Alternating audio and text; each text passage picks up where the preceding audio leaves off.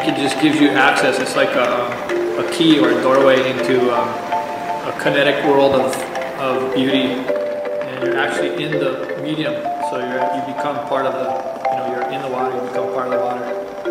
And bodyboards just give you that access to experience all those little facets and all that beauty that's out there.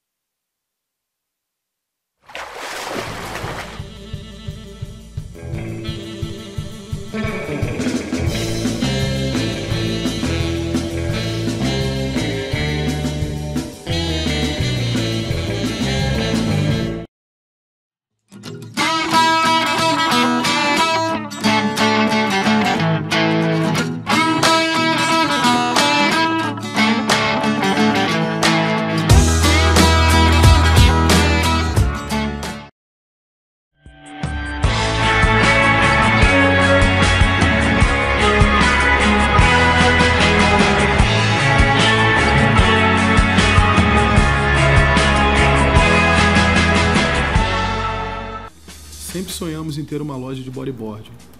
Depois começamos a sonhar em trabalhar com as melhores marcas. Também sonhamos em termos uma grande equipe.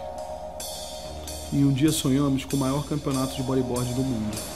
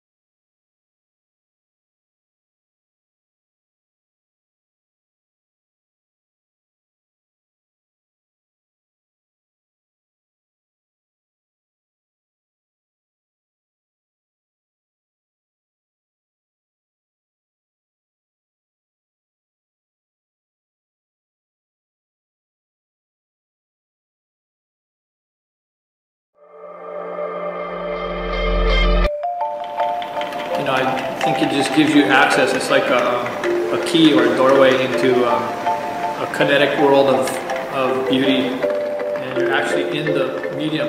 So you become part of the, you're in the water, you become part of the water. And bodyboards just give you that access to experience all those little facets and all that beauty that's out there.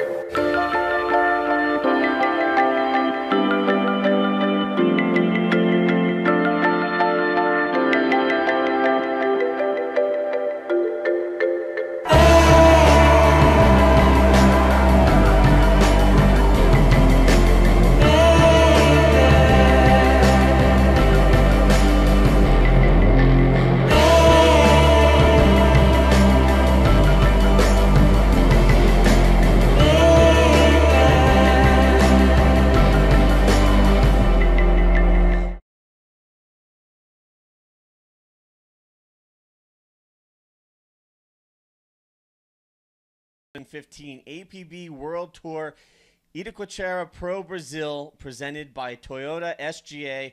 I'm Steve Jackson. Joining me here in the booth, my co-host for the morning show, Paula Simão, the Brazilian bodyboarding phenom. Welcome, Paula. Bom dia. Thanks, Steve. Bom dia. Welcome, everybody. It's good to see the bodyboard contest World Tour here in Itacoatiara. That's the really good beach in Brazil.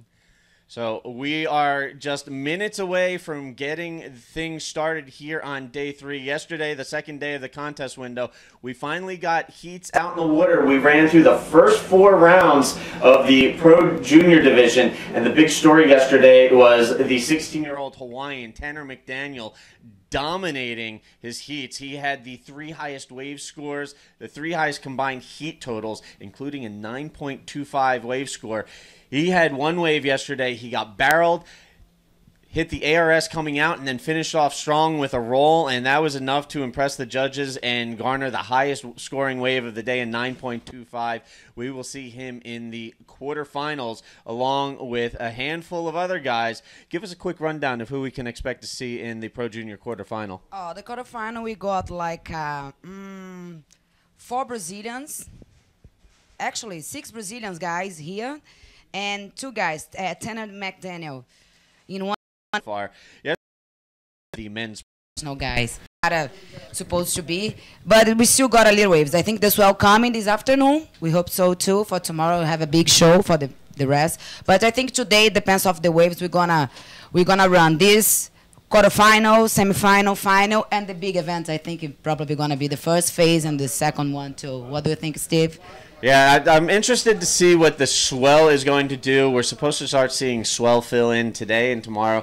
And Monday seems to be what everybody's calling the day. Yeah. So Monday, Tuesday, we may very well just run straight through all of the competition today, tomorrow, Monday, and Tuesday, and wrap things up right in the beginning part of the window, because the swell forecast is calling for it to get pretty small and almost flat by the end of the contest window. So we're going to try and power through these next 3 days, 3 or 4 days, and get the competition run. And then everybody will have some spare time to cruise around Rio, do some sightseeing, and just soak in their surroundings a little bit. Actually, that's good. Actually, today gonna happen the competition start at the Pampo, that we call the right side of the beach, because they got best conditions for today. So probably in a few minutes we're gonna start the heats. There you can see on your screen. We're trying to clear the water right now. We'll be getting started as soon as we get the guys out of the water. I actually believe that's Almarie Laverne streaking across on the left there. He's been having some stellar free surfs in here. And he's actually been cruising around with his family and his young son, Oliver. The other day, I was actually walking back to the place I'm staying at, and I saw Almarie sitting in front of one of our sponsors, Pirosuku, checking his cell phone. He had the baby stroller, and Oliver was out cold. He's like, yeah, I finally have a few minutes to myself. Yeah, that's good. That's really cool. It's good to come. He's come with the family, too. And look now, it's 7 o'clock in the morning. It's already really crowded in the right side that we call Pampo. That's Itacoatiara. Ours is like that. When get a little bit waves, ours is crowded, too. Now, something important to keep in mind for this year, the first time this year for the Itacoatiara Pro, we have a secondary tower set up so that we can utilize the wave down here at Pampo, utilize the right down in the corner. Sand is so big and a lot of things happen. So if 1 week you don't have swell, the bank finish. So usually the Pampo get more banks to break really perfect waves. Because we got this opportunity to put the competition over there as well. That's really good. I think was the best way to do a really good contest. Now, Paula, you are a local here at Itacoatiara. How different are the different sections of the beach here? You've got Pampo, you've got Mayo, you've got Costão. How swell sensitive are they? Obviously, Itacoatiara picks up a lot of swell. Yes. But it seems like each section of the beach breaks a little different with different types of swell. Yeah, sure. Like, in my opinion, this is not like for the guys, but like for the right side, that's the Pampo. That's really good swell from the south and southeast, like all the beach too. But the Pampo is really heavy, don't have channel. So like when coming the southwest, sudoeste that we call, the swell coming, they come that right really big and like a big ramps and really strong. I think that's the most strong area on the beach. That's just barrels. We don't have full waves here. In the middle, when it's really good bank too, is pumping for the both side. I love in the middle too. And the Costão that we call, that's the left side, is really classic too. The surfers guys prefer over there. It's not a prefer, but because got a channel beside and the waves come really perfect when they touch on the rock and come like a big ramp, so like a triangle. All the places is special place and really good. I love the 3 places there, the 3 peaks. I love Itacoatiara. It's really good waves to bodyboard. If I can throw in my 2 cents, my preference tends to be towards Pampo. I prefer Pampo. I prefer the rights It at looks Pampo. like Copacabana too, the waves here, and it's from Copacabana now, the local guy from there. I'm almost a sit-down brasileiro, as they say. That's good. The final stages of my permanent visa, so I've not only been cruising down here sampling the waves, but I've been able to get up here to Itacoatiara for a couple of sessions, and I've ridden the middle, I've ridden Costão, I prefer Pampo, and fortunately we're able to utilize Pampo. As we've seen in years past, most of the pro riders love it down there. Yeah. Some big rampy sections, I mean, last year we saw Ian Campbell from South Africa just pulling massive airs during his free surfs. Jared Houston loves it over there, and we're making full use of it this year with the secondary judges tower. That's good. I love Pampa as well. Everybody loves. All the bodyboards prefer Pampa as well, and this is really good waves to our sport as well. So real quick again, while we try and clear the water and get the first heat out in the water for the day, we're going to be starting with the Pro Junior quarterfinals. A quick look ahead to round 1 of the men's. We're going to see a whole lot of people in there, especially the Brazilians. Round 1, heavy on the local contingent, I guess you could say. We're going to see a lot of guys jumping in. Some interesting names I also saw. We've got a couple of South Africans that made the journey here. We're going to see the likes of Luke Kitchen, his buddy Bodie is going to be out in the water. We've also got international riders from Uruguay like Diego Furiati. We've got Manea Fabish from Tahiti in attendance here. And, you know, these guys are going to try and work their way through the early rounds. As second round, we're going to see guys like, you know, some pretty big names like Gugu Barcelos coming out. He's in round 2. Gugu Barcelos, you know, he's legitimate Brazilian talent. Yeah, I met him yesterday and I asked Gugu, you're gonna go to the contest? And he said, of course. He said, I don't care if like I am in my place. So Gugu is really good bodyboard a long time. Everybody loves him. He's really typical Niterói that we call Niterói boy. So, and I had mentioned Diego Furiati from Uruguay. He's actually in a round 2 heat with Socrates Santana, who's actually going to be in the first quarterfinal of the Pro Junior. So Socrates among a handful of guys that'll be doing double duty here, competing in both the Pro Junior and the men's division. Also taking a quick look, we'll have riders from Peru like Miguel Rodriguez, Sasha Demjanic from Chile. You know, we've got a really solid international field. Joshua Toledo, he was in the Pro Junior yesterday. Unfortunately, he came up a little short in round 4, but he will be coming up in the men's pro later today. So, you know, nice, solid international field between the Pro Junior and the men's division. We've got roughly 100 competitors from around the world here. I do have to say I'm a little disappointed there's not a single mainland American rider here in attendance. Where's the American guys here for the tour? My question exactly. The only mainland American gringo floating around Itacoatiara is me here in the commentary booth. That's it. What's up with that, guys? Steve come to Brazil and never come back to America anymore. On a more polite note, I'd like to send a quick shout out to all my friends and family back home in the United States. Happy 4th of July. Happy Independence Day. I wish I could be there to celebrate with you, but I got work to do here. And for everybody who knows me, bodyboarding takes the top of the priority chart. That's cool. Today is the American Day? Yes, today is one of July. the biggest American holidays. Today is Independence Day, the day that the United States declared its independence from England. Yeah, but are you missing a place? No, he he stay here with the bodyboard and his family as well now that he got here, and that's it. The life change. New Jersey and the United States will always be home, but Copacabana, Rio, Brazil, this is my home now. As I said to my wife, where she goes, I go, and she needs to be here in Brazil for her family, so I need to be here for her. That's good. I think it's the best way. So Follow anyway, your wife. back to the business at hand. Again, we are just minutes away from the start of the Pro Junior quarterfinals here on day 3 of the 2015 Itacoatiara Pro, presented by Toyota SGA. I'd also like to thank our other sponsors. Actually, I'll let Paula do the honors of thanking our sponsors. And we've got a pretty good list of people supporting this event this year. We'd like to say thank you to all of them. Okay, I want to say thank you as well for the SGA, like for the big sponsor.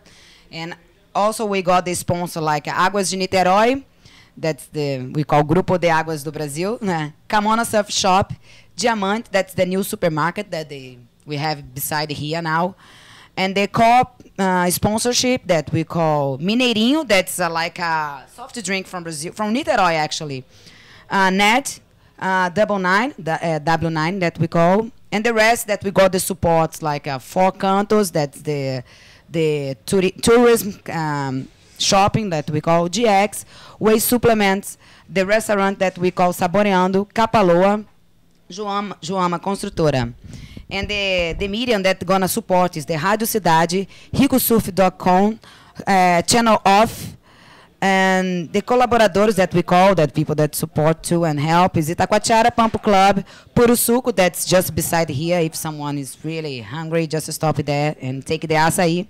André Eventos, Itaquá, Pousada Pedras Brancas, IED, Oceânica Rent-A-Car, Albin Imóveis, and Edifício Trópicos, Ride It, the magazine, Pousada Praia de Itacoatiara. And this is like a Prefeitura de Niterói. We need to say thank yous as well. And that's it. I think we got a lot of support this year. Steve, what do you think? We need more for the women too. For the next year, I promise we will try. Actually, we were discussing this a little earlier this morning. Some pretty impressive events lined up this year, not just for the men's, but putting together some events for the women's, the Pro Junior, and the Drop Knee as well. Total, looking at the men's tour, we've got the opening leg in South America here with Itacoatiara. Then we go to Arica for the Arica Chilean Challenge, July 17th through July 26th. And right on the heels of that one, back-to-back events, we go to the Antofagasta Bodyboard Festival, July 28th through August 2nd. Then it's been confirmed the Shark Island Invitational will run once again this year, one of the most legendary events in bodyboarding. And that event will run August 10th through September 18th. It's got a pretty lengthy window. Hopefully it gets run somewhere in there. And then September, we are off to Portugal for 2 events. Tell us a little about the 2 events and when those will be running. Like I think the tour for us gonna start in Arica, that is the Chile, and that didn't happen last year. I think just 2 years ago, and after Antofagasta, that's really traditional too. And after go straight to Sintra. Sintra, I think, is the most. I never been there. I would like to go to. And Sintra, I think, is the most traditional event. I know how many years. God, This will Sintra, be the 20th anniversary event of the Sintra Portugal Pro. It is the longest running event on the World Tour. It is a staple, a pillar of competitive bodyboarding. It's not always the biggest waves there, but it's great media exposure. It's a great event for the men's and the women's.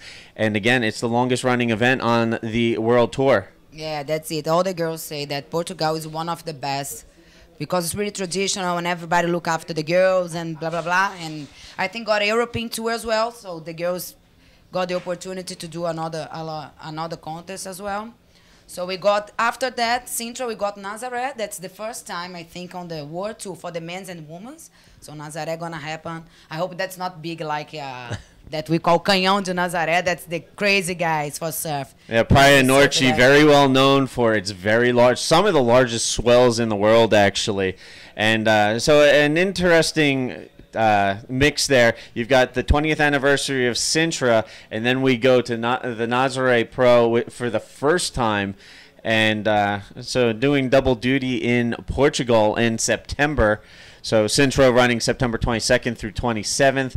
Nazaré running the 29th through October 4th. And then we are looking at confirming the Encanto Pro in Puerto Rico. We'll be returning to Puerto Rico in November for the season finale. And we actually have a couple other events that are in the works being confirmed. So stay tuned for that. But yeah, we've got a nice mix of events for men's, women's, drop knee, and the Pro Junior. And we'll be crowning our champions at the end of the year. But right now, we're just getting things underway with the first event of the year here at the Itacoatiara Pro. That's good. I think one thing that maybe, in my opinion, to like for getting really strong, because all the events gonna happen now from July to the end of the year. So I think the rest of the year for all the guys that compete and the women's gonna be like really rush time. Just try to take a sponsor to support everything and try to see what's the best girl and the best man in the end of the year and gonna win the title. All right, and I have just received word from Alex Leon, who is actually down at the secondary judges tower at Pompo. We are just a minute away from starting the first heat of the day. Pro Junior quarterfinal number 1. We're going to see Nelson Flores from Chile go up against, I guess you could say, local, Socrates Santana. He's from the other side of the bridge down in Copacabana at Posto Cinco. So we'll see the Chilean and the Brazilian kicking things off here in the water today. Day 3 of action at the Itacoatiara Pro, presented by Toyota SGA. That's good. A lot of guys from Chile as well. I saw I be around here that few days, and I saw a lot of guys from Chile. That's really good because I think Chile is really strong on the bodyboard as well. Everybody loves to go there.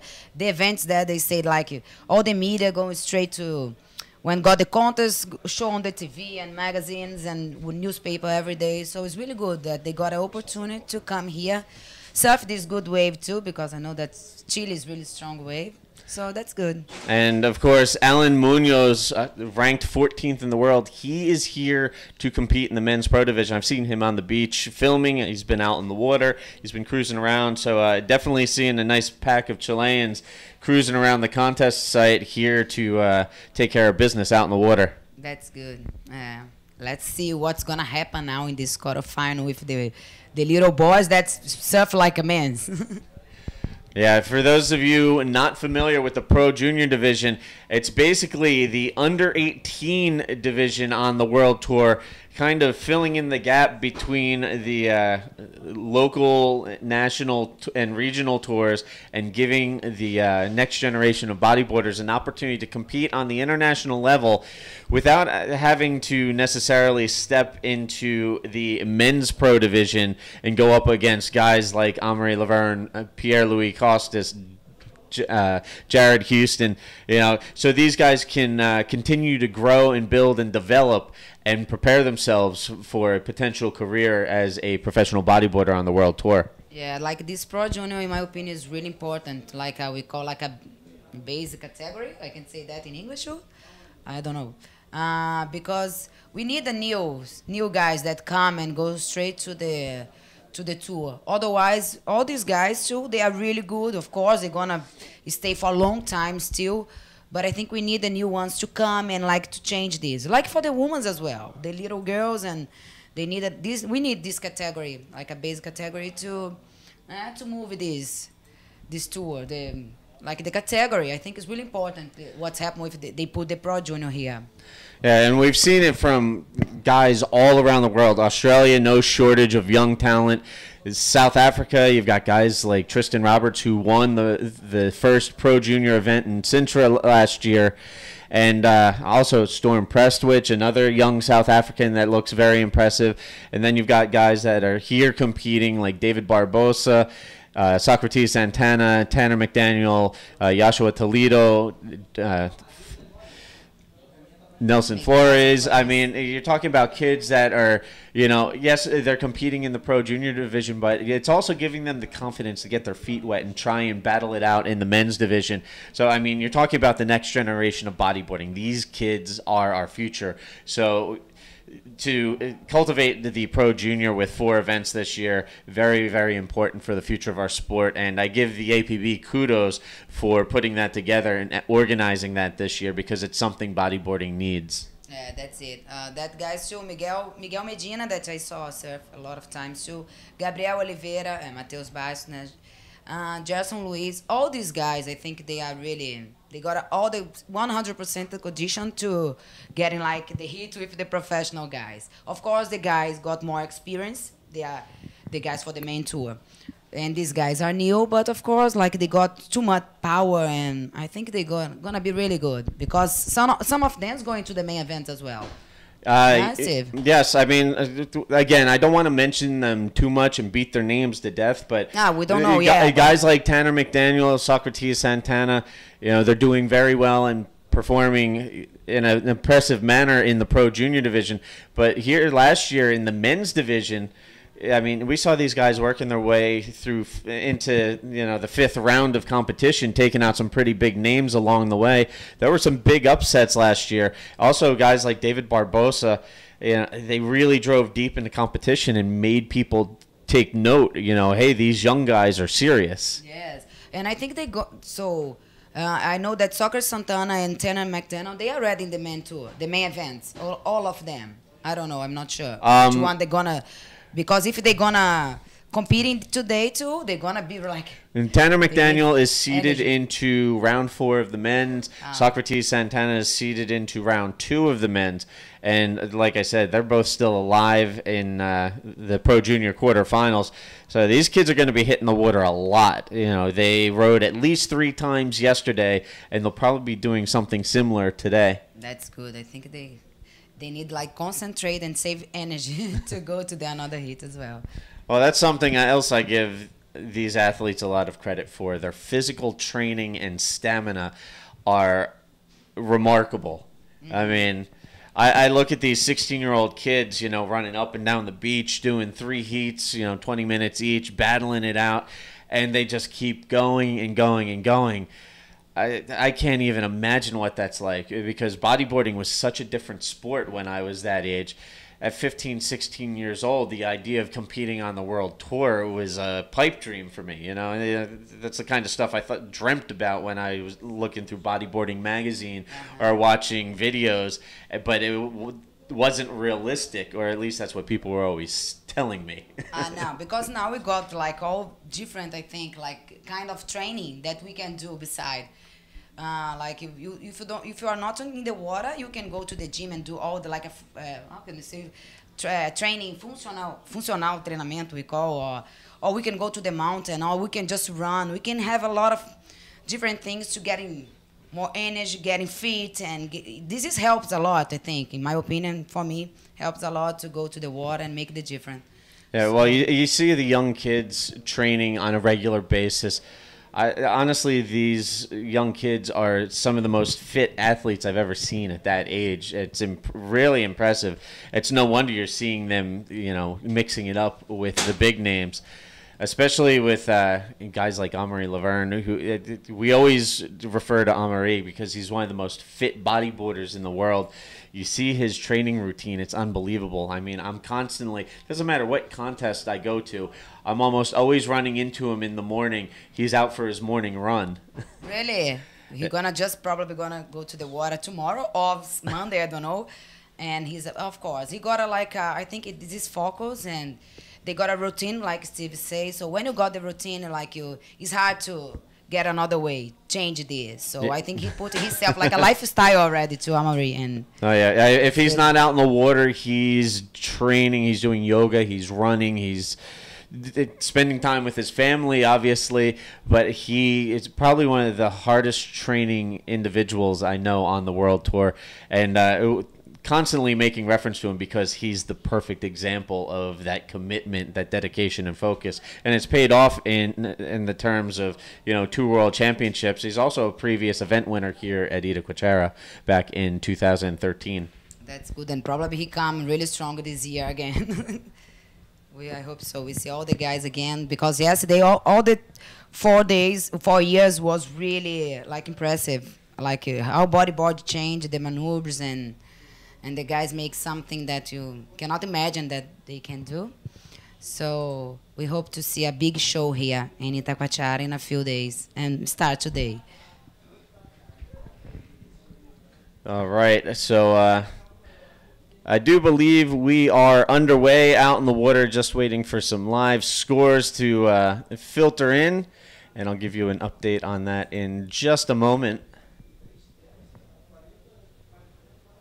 Meanwhile, I do believe Paula is going to be stepping out of the booth. She'll be doing our beach interviews today, so she'll be making her way out of the booth and onto the beach and catching up with our heat winners for the day. Thank you for joining me here in the booth for the morning show, Paula. I'll see you in here again tomorrow. Thank you, Steve. You're more than welcome to come here and stay in my place and try help something. My English is not really good. I say to Steve, you need to help me, but I will try translate a little bit for the guys from Brazil and for the rest of the world. So we are here, whatever you need. Just ask Steve and he tell me what we can say and help. Everything is help to sport. All right, so I will be back with all of you in just a moment, and we'll be right back. Okay, see you soon.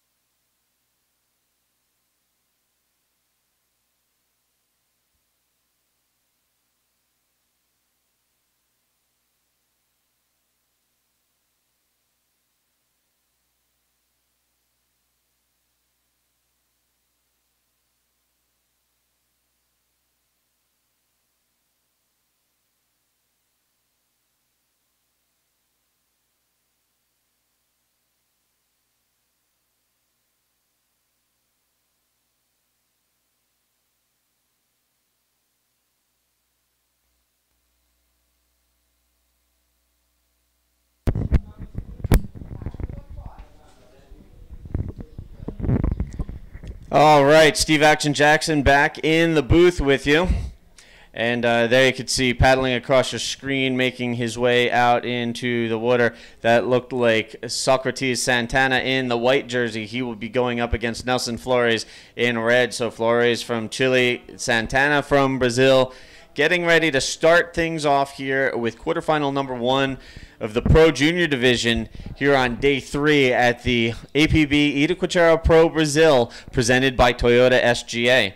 Once again, I'd like to thank Paola Simone for joining me here in the booth this morning for the morning show. She will be here with us each day, starting off each day's competition with a quick little rundown of the day before, give you some information leading into the day's competition, and then we will go into live action from there.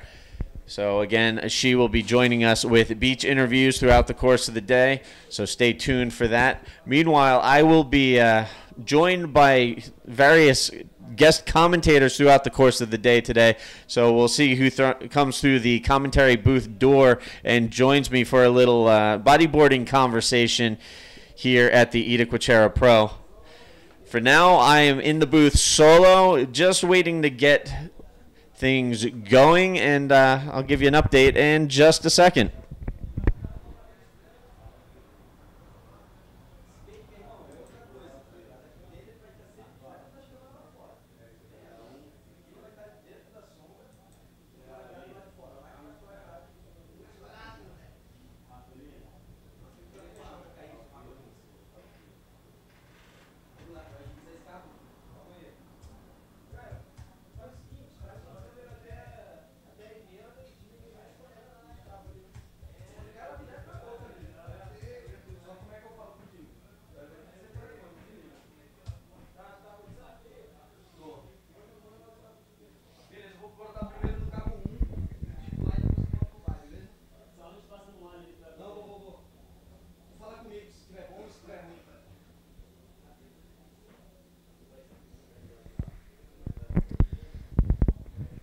All right, there you can see out in the water our first 2 competitors. Socrates Santana from Brazil in white, Nelson Flores in red. So they are out in the water and ready to go, and it looks like red. Nelson Flores taking a look at this one, drops in, eyes up the section, throws the air roll spin, gets a little bounce, and got caught up there. So there you can see he comes up but fell a little bit behind, washes up on the beach. So Nelson getting things started out in the water. So again, we are underway. Quarterfinal number 1, Pro Junior Division. Nelson Flores from Chile, and there the rider in white, Socrates Santana, also known as Dr. Zinho, the little doctor, out in the water representing Brazil. Socrates Santana had a solid showing yesterday. He registered some of the highest scores of the day, several of those in the top 10 for the day. But when he came up against Tanner McDaniel in round 4, the situation kind of changed for him a little bit. We'll see if he can put that in the back of his head, focus, and make it through the quarters to the semifinals. Like I had mentioned earlier in the morning show, yesterday in round 4, Tanner McDaniel on fire, just dominating the field. He comboed the competition, dropped a 9.25, backed it up with a solid wave, and just really drove home the point that he means business. But this kid right here, up and riding, airs it out on that section, and he will ride out in front of it. So waves on the board for both of our riders, just waiting for scores to filter in. I'll give you an update on scores in just a moment. But we are underway. Socrates Santana and Nelson Flores both with their first waves under their belt. And there you can see Flores taking a look at that one. He'll let that roll on through. So not the biggest of days here at Itacoatiara, but still some pumping waves down at Pompo, the right in the corner there, coming off of the rocks, and definitely some waves to work with even when the waves are smaller in the 1 meter, the 3-foot range like it is today, it can really put a hurt on you if you're not careful. It's just a lot of power, a lot of water moving out there. And as Paula mentioned earlier, there's not really a channel out there. So if you get caught on the inside, even if it's 1 meter surf, you know, it'll dump on you a little bit. So you got to be careful out there.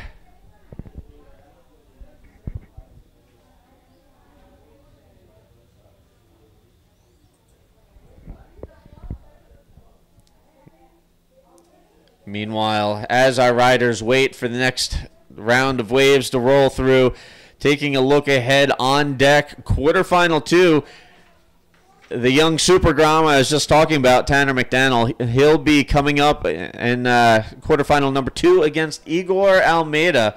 So stay tuned for that. Also, we're going to see later on Mateus Bastos, Gerson Luiz, Miguel Medina, and Gabriel Oliveira coming up. But again, right now, the heat in the water, business at hand. Nelson Flores, the Chilean, going up against Socrates Santana from Brazil. Just waiting for those first couple of scores to register each rider with 1 wave on the board.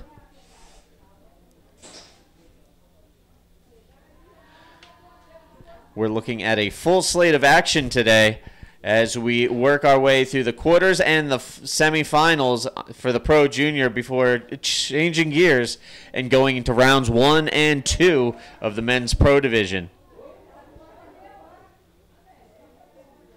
Tour Director Alex Leon discussing with us this morning that we would run the quarters and the semis for Pro Junior, and then we will save the final for the last day of competition. So the Pro Junior final and the men's Pro final will wrap on the same day. And hopefully the swell forecast holds true. Surf should pick up tomorrow. We're expecting a bit of a storm to roll through, and Monday the forecast is calling for some pretty good surf conditions here at Itacoatiara. Everybody keep your fingers crossed for some solid surf, some clean conditions, and some really high-performance bodyboarding from both the junior division and the men's pro.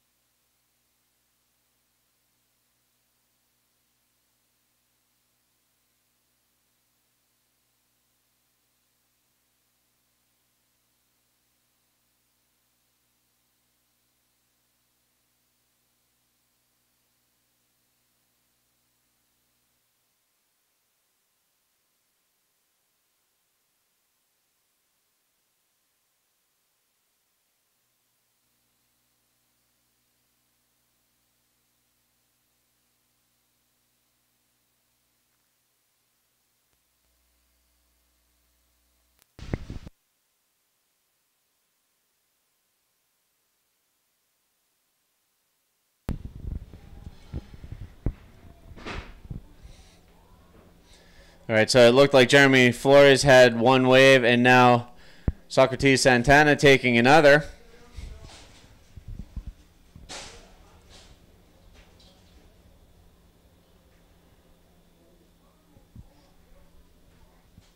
Conditions today a little slow going compared to what we saw yesterday. Yesterday there was no live broadcast for the event, but the surf was a little more consistent yesterday. Again, we have a swell expected to start coming in tomorrow, but the swell direction changed. So what we were getting yesterday was a little different from what's going to be coming in tomorrow, and today is kind of that in-between area on the 2 separate swells.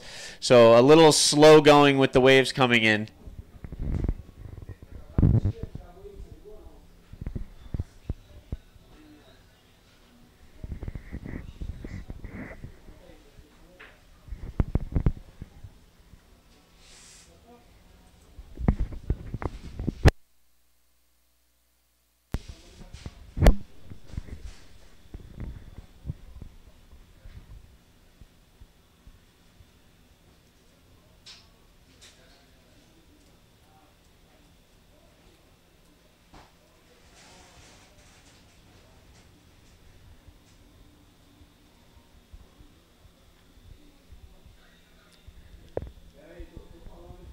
Meanwhile, there you can see out in the water in the red jersey getting ready for his turn out in the water. Tanner McDaniel in red. He is joined by Igor Almeida, so Hawaiian and Brazilian. Like we said, the quarterfinals pretty much all Brazilians except for Nelson Flores from Chile and Tanner McDaniel from Hawaii. So the Brazilians trying to lay claim to the Pro Junior here in their home country. We'll see how it all plays out when all is said and done. But right now, still some international talent keeping in the mix. And Tanner McDaniel taking a look at this wave. He'll let that roll through and wait for something else to come his way. Keep in mind, these Pro Junior heats are man-on-man heats. Priority system in effect, so man-on-man priority heats for quarters, semis, and finals for the Pro Junior, going with a progressive format for the Pro Junior division, mirroring that of the men's and women's divisions. So yesterday we saw, round 2 was non-elimination, round 3 was repecharge, and round 4 back to elimination 3-man heats. And now we are down to quarters, semis, and finals, man-on-man priority heats in effect. And here we have Almeida taking a look at this right-hander. Drops in, comes off the bottom, tries to punch the roll through the lip as the wave closed out and got a little caught up in there. That will be an incomplete maneuver. He'll paddle back out and look for something a little more substantial on his next go-around. Meanwhile, Tanner McDaniel, there you can see in the red jersey, patiently waiting. Coming off an amazing performance yesterday, really, really solid. The standout of the field yesterday in the Pro Junior division. We'll see if he can pick up where he left off yesterday. He'd like to take the win and leave Brazil with the early rankings lead in the Pro Junior division. Get a head start on the year and the rest of the field, trying to claim the 2015 APB Pro Junior World title.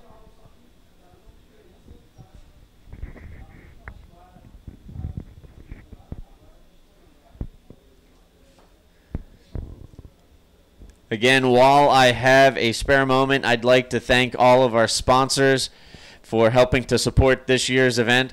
I'd like to thank our presenting sponsor, Toyota SGA, as well as the Prefeitura Niterói, Feita por Você. Also, the Governo de Rio de Janeiro, Secretaria de Esporte, Lazer e Juventude, Águas de Niterói, Kimona Surf Shop, Diamante Mercado, Minarinho, Neti, W9, Quatro Cantos, DX, Whey Suplementos, Saboreando, Capaloa, Joama, Radio Cidade, RicoSurf.com, Canal Off, Itacoatiara Pampo Clube, Pirosuco, Andre Eventos, Itacoa, Posada Pedro Bancas, Posada Praia de Itacoatiara, Revista Hydit, and Oceanica Rent-A-Car.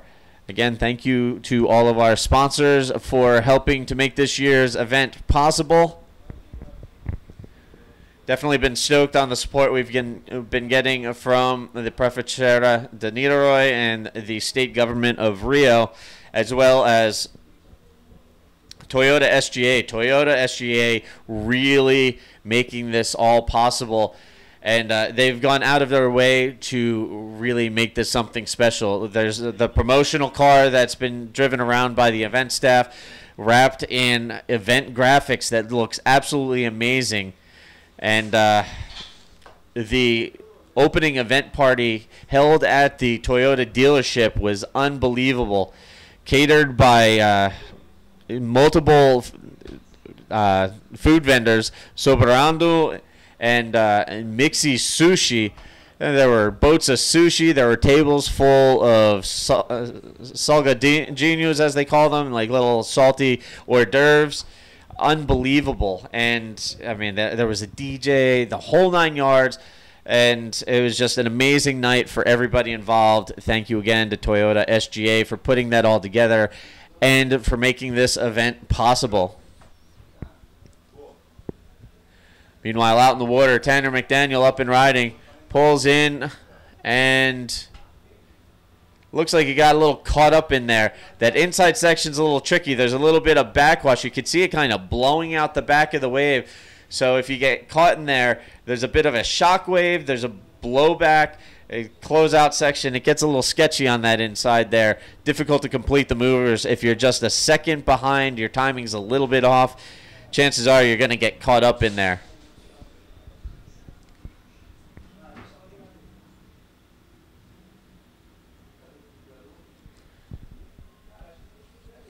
And here we have a wave rolling in. Almeida taking a look. He's going to kick into this one. Little bit of a foamy face there. Tries to roll off that section, and there you can see him pop up. Lost his board. So some challenging conditions for our riders here in the Pro Junior quarterfinal, starting things off this morning. We are already into quarterfinal number 2. I will give you a situation update in just a moment. Waiting for our live scoring to come up for the day, and we'll give you the feed.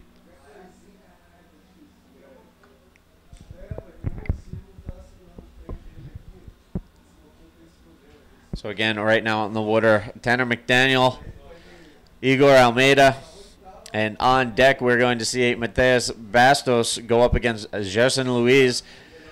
These next 2 quarterfinals are going to be the Battle of the Brazilians.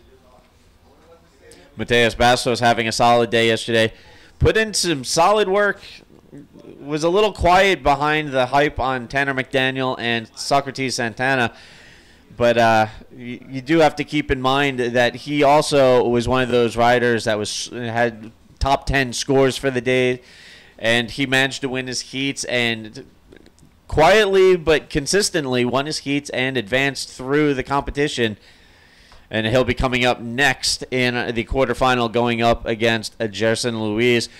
Gerson having a solid outing yesterday as well. Some interesting back and forth battles in some of his heats. But he did manage to come out on top and advance on to the next round. Obviously, the quarterfinals, trying to stay alive in competition. We'll see how that all pans out shortly.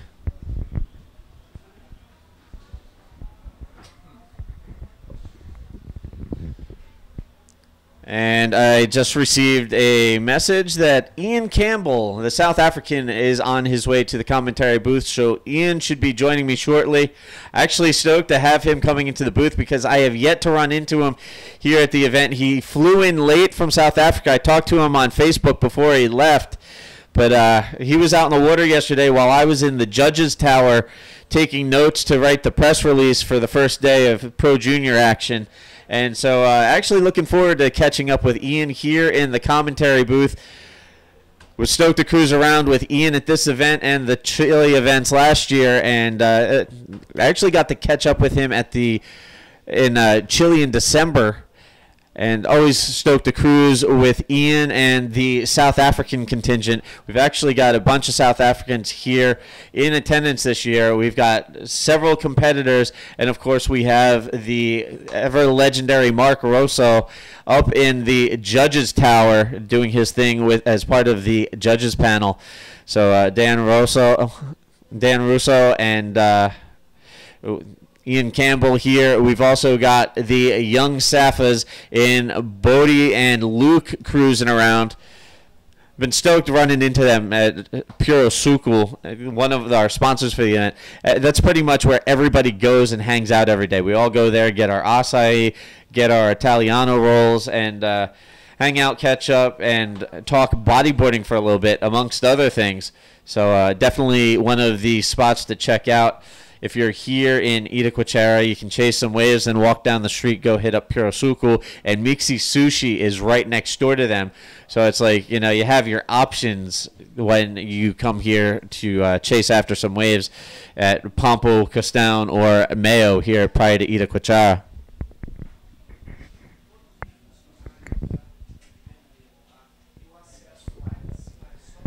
Meanwhile, out in the water there, you can see Tanner and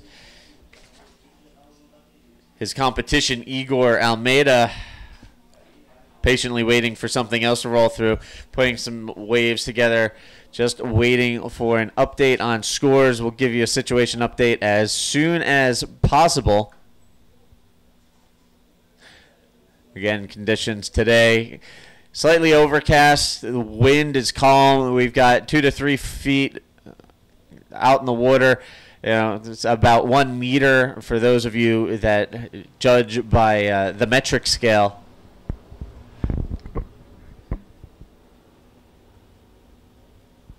Getting an early start here today. For those of you just tuning in, again, we are starting off with the Pro Junior division where we left off yesterday out in the water. Right now we've got Pro Junior quarterfinals. We'll go into semifinals before switching gears and going into the Men's Pro with round 1 and round 2.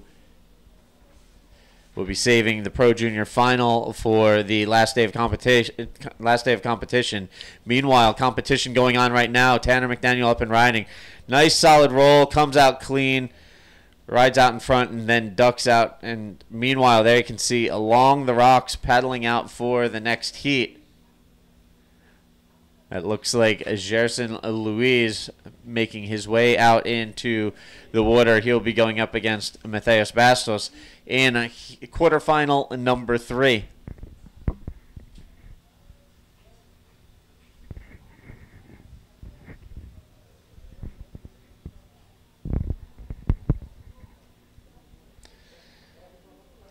So again, while we wait for scores to filter in and we wait for the riders out in the water to catch the next round of waves rolling through, there's been a lot going on in the world of bodyboarding, and right now we've got a little downtime. Seems like a perfect time to jump into some of it. Lots going on in recent months leading into this first event of the 2015 APB World Tour season. Some of the bigger, more personal news. A couple weeks ago, 2011 world champion Pierre-Louis Costas was married in Portugal to his longtime girlfriend Ruth Pinedo. They were on holiday afterwards, taking their honeymoon in Greece. Pierre is actually here in attendance and will be competing at the Itacoatiara Pro. And just a quick update, that last wave of Tanner McDaniel, a 6.5. Tanner currently leading his quarterfinal heat, looking to move on to the semifinals. So again, 6.5 on that last wave for Tanner. Tanner in the lead currently out in the water here in quarterfinal number 2. Also, to jump back into some bodyboarding news, for those of you who did not hear, a couple months back, Ben Player suffered a ruptured spleen while bodyboarding in Ireland. So he has been laid up. He is finally getting back into the water and working his way back to top form. So we wish the best to BP with his continuing recovery. Meanwhile, trying to recover the lead out in the water, Igor Almeida bumping down the line on that one, a little texture there. Some foam coming up the face along with some sand dredging off the bottom. He gets the roll off of that wave. Nice clean maneuvering for Almeida. Meanwhile, right behind him, Tanner McDaniel throwing the flip, but unable to complete the maneuver. He came down underneath the lip there. Again, Tanner currently leading the heat. 5 minutes left.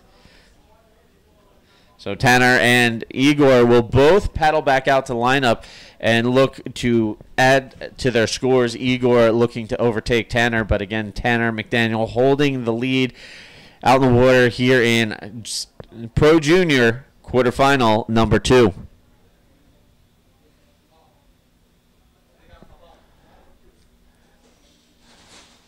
Now continuing on with the bodyboarding news, some more injury update.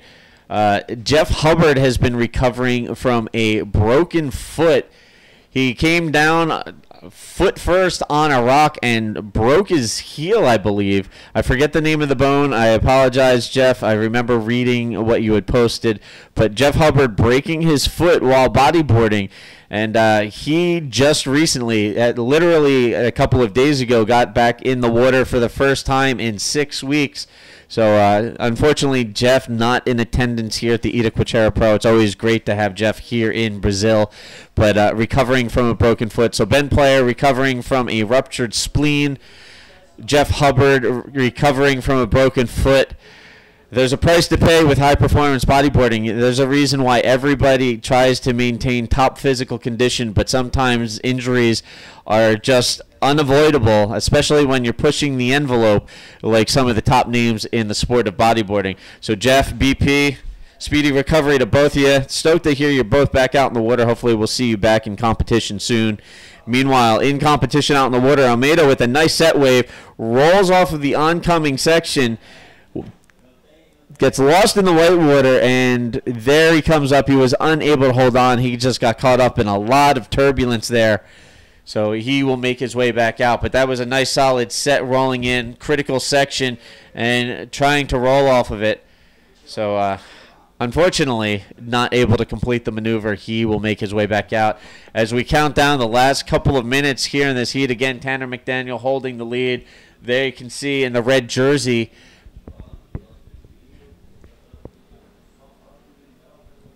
We saw this from Tanner in his heats yesterday. He would get the scores he needed, and then he would wait outside patiently, seeing if anything set-wise would roll his way. So Tanner out there biding his time, waiting for his next opportunity to strike as time counts down. Tanner currently in the lead, looking to move on to semifinal number 1.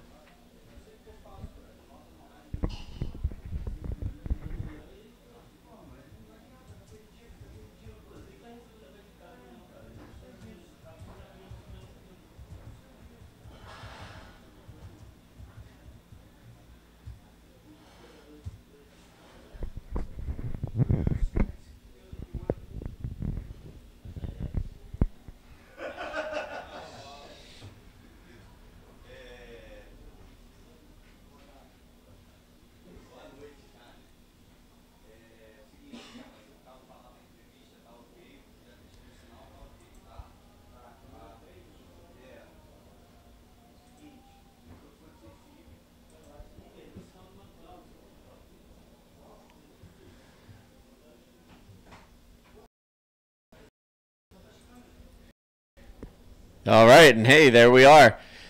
Good morning to everybody just joining us. I'm Steve Jackson here in the booth at the 2015 APB Itacoatiara Pro Brazil presented by Toyota SGA. This is day 3 here at the Itacoatiara Pro. Second day of competition. We've got Pro Junior heats out in the water, quarterfinals right now. Then we'll be going into the semifinals.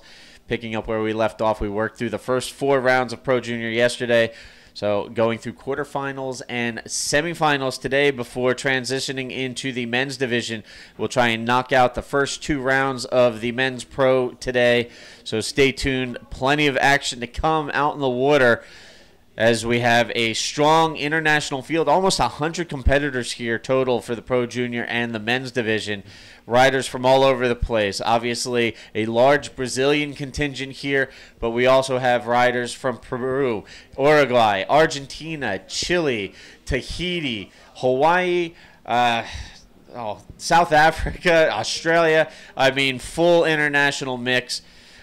So plenty of action still to come. We've got another 3 or 4 days of competition ahead of us, including today. So we will be working our way through all of that. Again, so far we have gotten into quarterfinal heat number 2 for the Pro Junior division out in the water right now. Tanner McDaniel up and riding. Tanner reversing off the smaller right-hander. Gets it around clean, rides out. And again, Tanner currently leading the heat. But here, Almeida trying to answer back, but this one's just going to shut down. He's going to come in.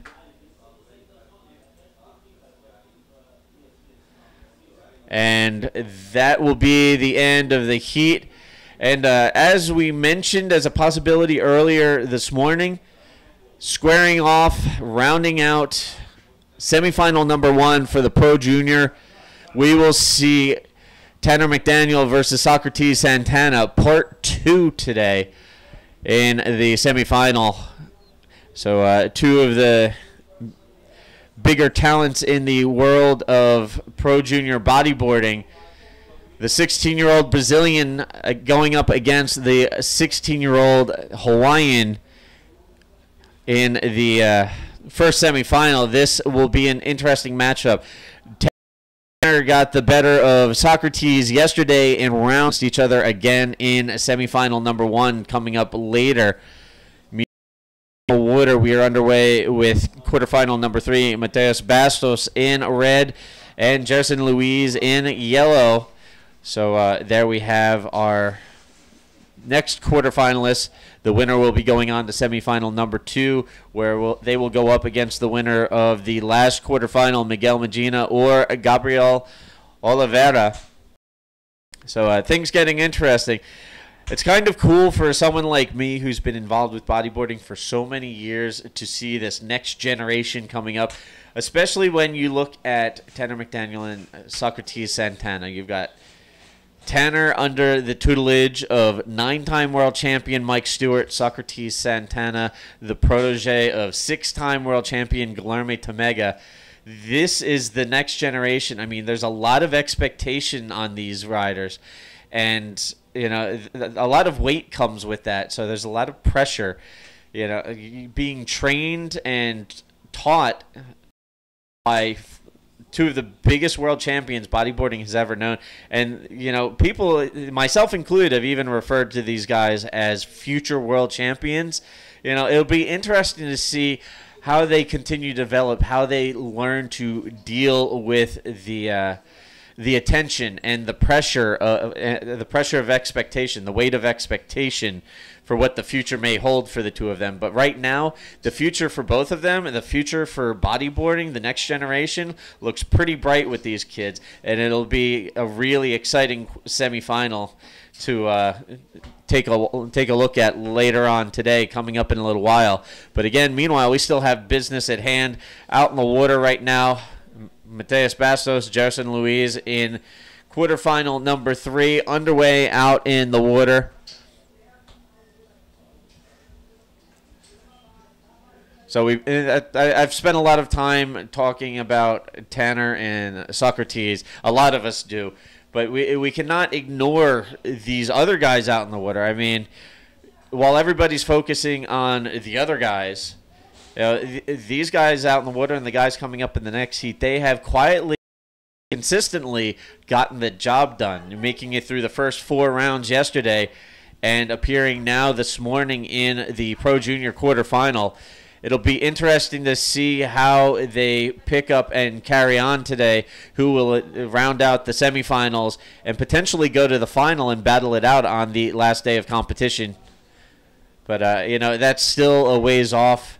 Work to be done out in the water right now. We'll see who's up to the task out in the water. Will it be Bastos? Will it be Luis? We will get scores in just a moment. And we'll see how everything plays out with these young riders out here in the Pro Junior quarterfinals.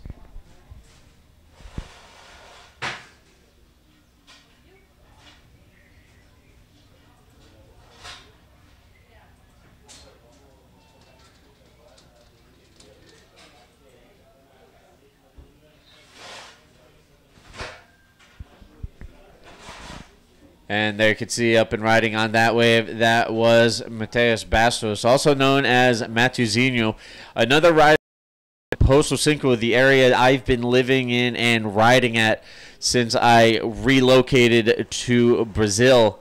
A very talented group of riders in that area, very strong bodyboarding community. It's fun to see the rivalry between the Brazilian breaks here in Brazil. You've got the riders from São Conrado, you've got the guys from Posto Cinco, you've got the crew here in Itacoatiara, and it's pretty epic.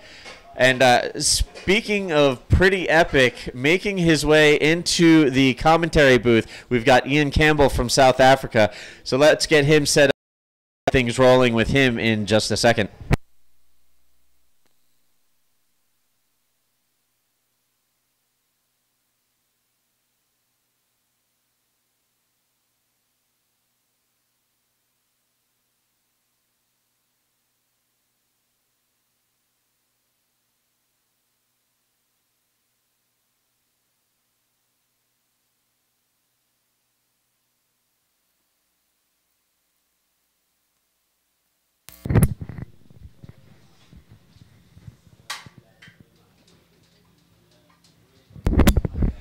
All right, so I've got my buddy Ian Campbell in the booth here, and he was just about to tell me about his travels here from South Africa.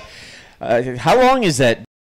How long is the travel time from Durban to Rio? Well, I did it a little bit differently. So I went up to Dubai this time. Supposed to be meeting Louis Finnegan in Dubai. Got a little bit held up in Durban and ended up leaving about 2 hours later. Missed my connecting flight, which was supposed to be getting on the plane with Louis and then flying down to Rio and meeting the family here. And yeah, got a little bit caught up and ended up staying a full day in Dubai and only flying out about 23 hours later. So pretty hard travels, but I mean, it's all good. So I would imagine being stuck in Dubai for 24 hours wouldn't be the worst thing in the world. No, got pretty lucky. Got a hotel with 3 meals, so you can't really be too bummed with that. So it's been a while since I've seen you last. What have you been up to? What have you been working on? Well, I decided that I'd go to Hawaii this year, or the end of last year and the beginning of this year. So straight after the World Games, I went to Hawaii and spent 2.5 months there, which was really cool. Wow, that was heavy. That was Gerson Louise up and riding on that one, the rider in the yellow jersey up on that one. So some heavy little waves coming through here. It's not the biggest we've seen at Itacoatiara, but Pampu, this place always pumps, even when it's small. Yeah, it just seems to pick up quite a lot of swell. I mean, I went out there this morning with Jerry and we were surfing quite a bit, but I just couldn't find any waves. I mean, I must have surfed for about 4 hours to just get really frustrated. I mean, it's super heavy on the banks there, and just trying to get some waves out there was really tough. Yo, as you see this one coming through. So some nice little sets coming through today. I think because this morning was quite high, so it's kind of heavy on that bank. There's quite a lot of water on there, so it kind of just drains right close to the beach and very heavy, so it's kind of hard to land the moves. But I think during the day, as the low tide kind of drains all that water out, it'll be a lot better on the bank. Yeah, if I recall correctly, the tide is still dropping out, so better conditions are still yet to come. Anyway, back to the point. You were talking about what you've been working on, what you've been up to, and there we are. Steve Jackson, Ian Campbell, Ian cruising in. And so pick up where you left off, telling us about what you've been up to. Yeah, so I spent a few months in Hawaii and just kind of worked really hard with my sponsor, Billy Thiel. And we did quite a lot of work there. I mean, we traveled around the whole island, went the South Shore, West Side, did quite a bit on the North Shore, and good times and a lot of time in the water, getting really fit, eating healthy, kind of doing exactly what you're supposed to be doing as an athlete. And yeah, it really paid off, and I felt that the season went really well. Getting some feedback from a lot of people, and they were really stoked with what Billy and I were doing there, and it's really paid off for me. I mean, I could feel that my surfing really kind of got a lot better in that time that I was there. So, I mean, me going to Hawaii this year was definitely beneficial, I'd say. I know that while you guys were in Hawaii, I had a couple of conversations online with Billy. He's been cruising around with you and shaping your boards. How are the boards working out? What kind of difference is it making having boards shaped for you by him?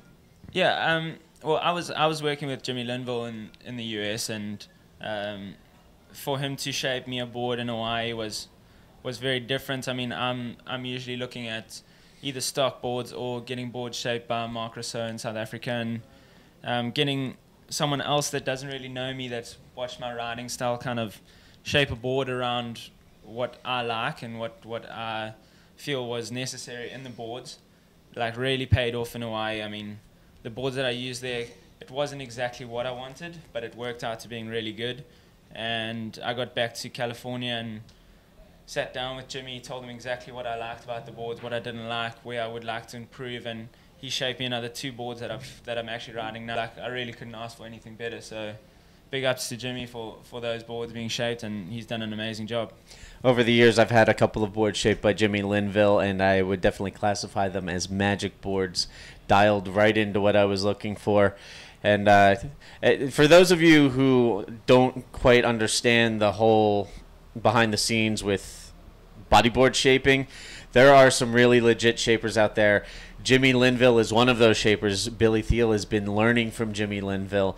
And I mentioned Mark Russo, who's here as one of the judges. He's also a well-renowned shaper back in South Africa. So if you're looking for custom boards to take your riding to the next level, to really fine-tune the dimensions on your board and really get the best response possible, custom these shapers is something you really might want to look into.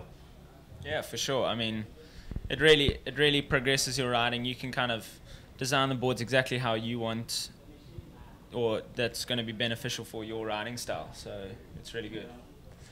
Yep. Meanwhile, trying to put together some solid waves out in the water and advance on. Again, right now out in the water, we have quarterfinal number 3, Mateus Bastos against Gerson Luiz, an all-Brazilian affair out in the water. And it will be in the final quarterfinal. Quarterfinal number 4, we will see Miguel Medina go up against Gabriel Oliveira. We already have the first semifinal determined. We're going to see round 2, well, matchup number 2, I should say, not to confuse people, but the second matchup in this event between 2 of the bigger names in the world of Supergroms, Hawaiian Tanner McDaniel and Socrates Santana from Brazil.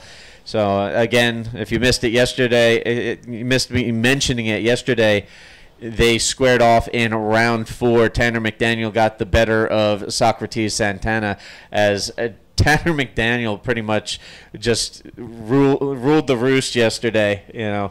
Dominating performance in all of his heats. He actually finished with the top 3 highest wave scores and the top 3 combined heat scores for the day, including the highest scoring wave of the day at 9.25.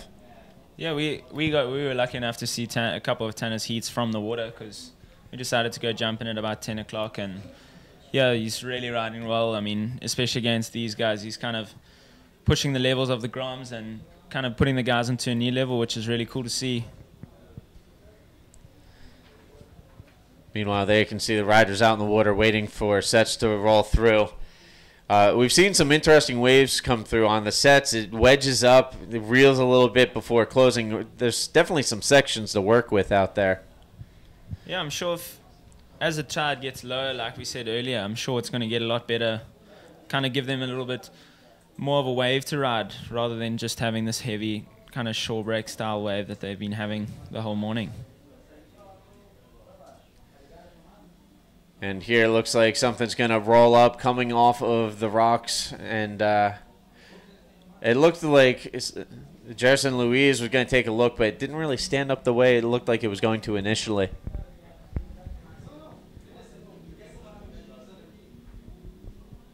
So again, time counting down here in quarterfinal number 3 on deck. Quarterfinal 4, we're going to see Miguel Medina, Gabriel Oliveira again. These guys trying to round out the semifinals.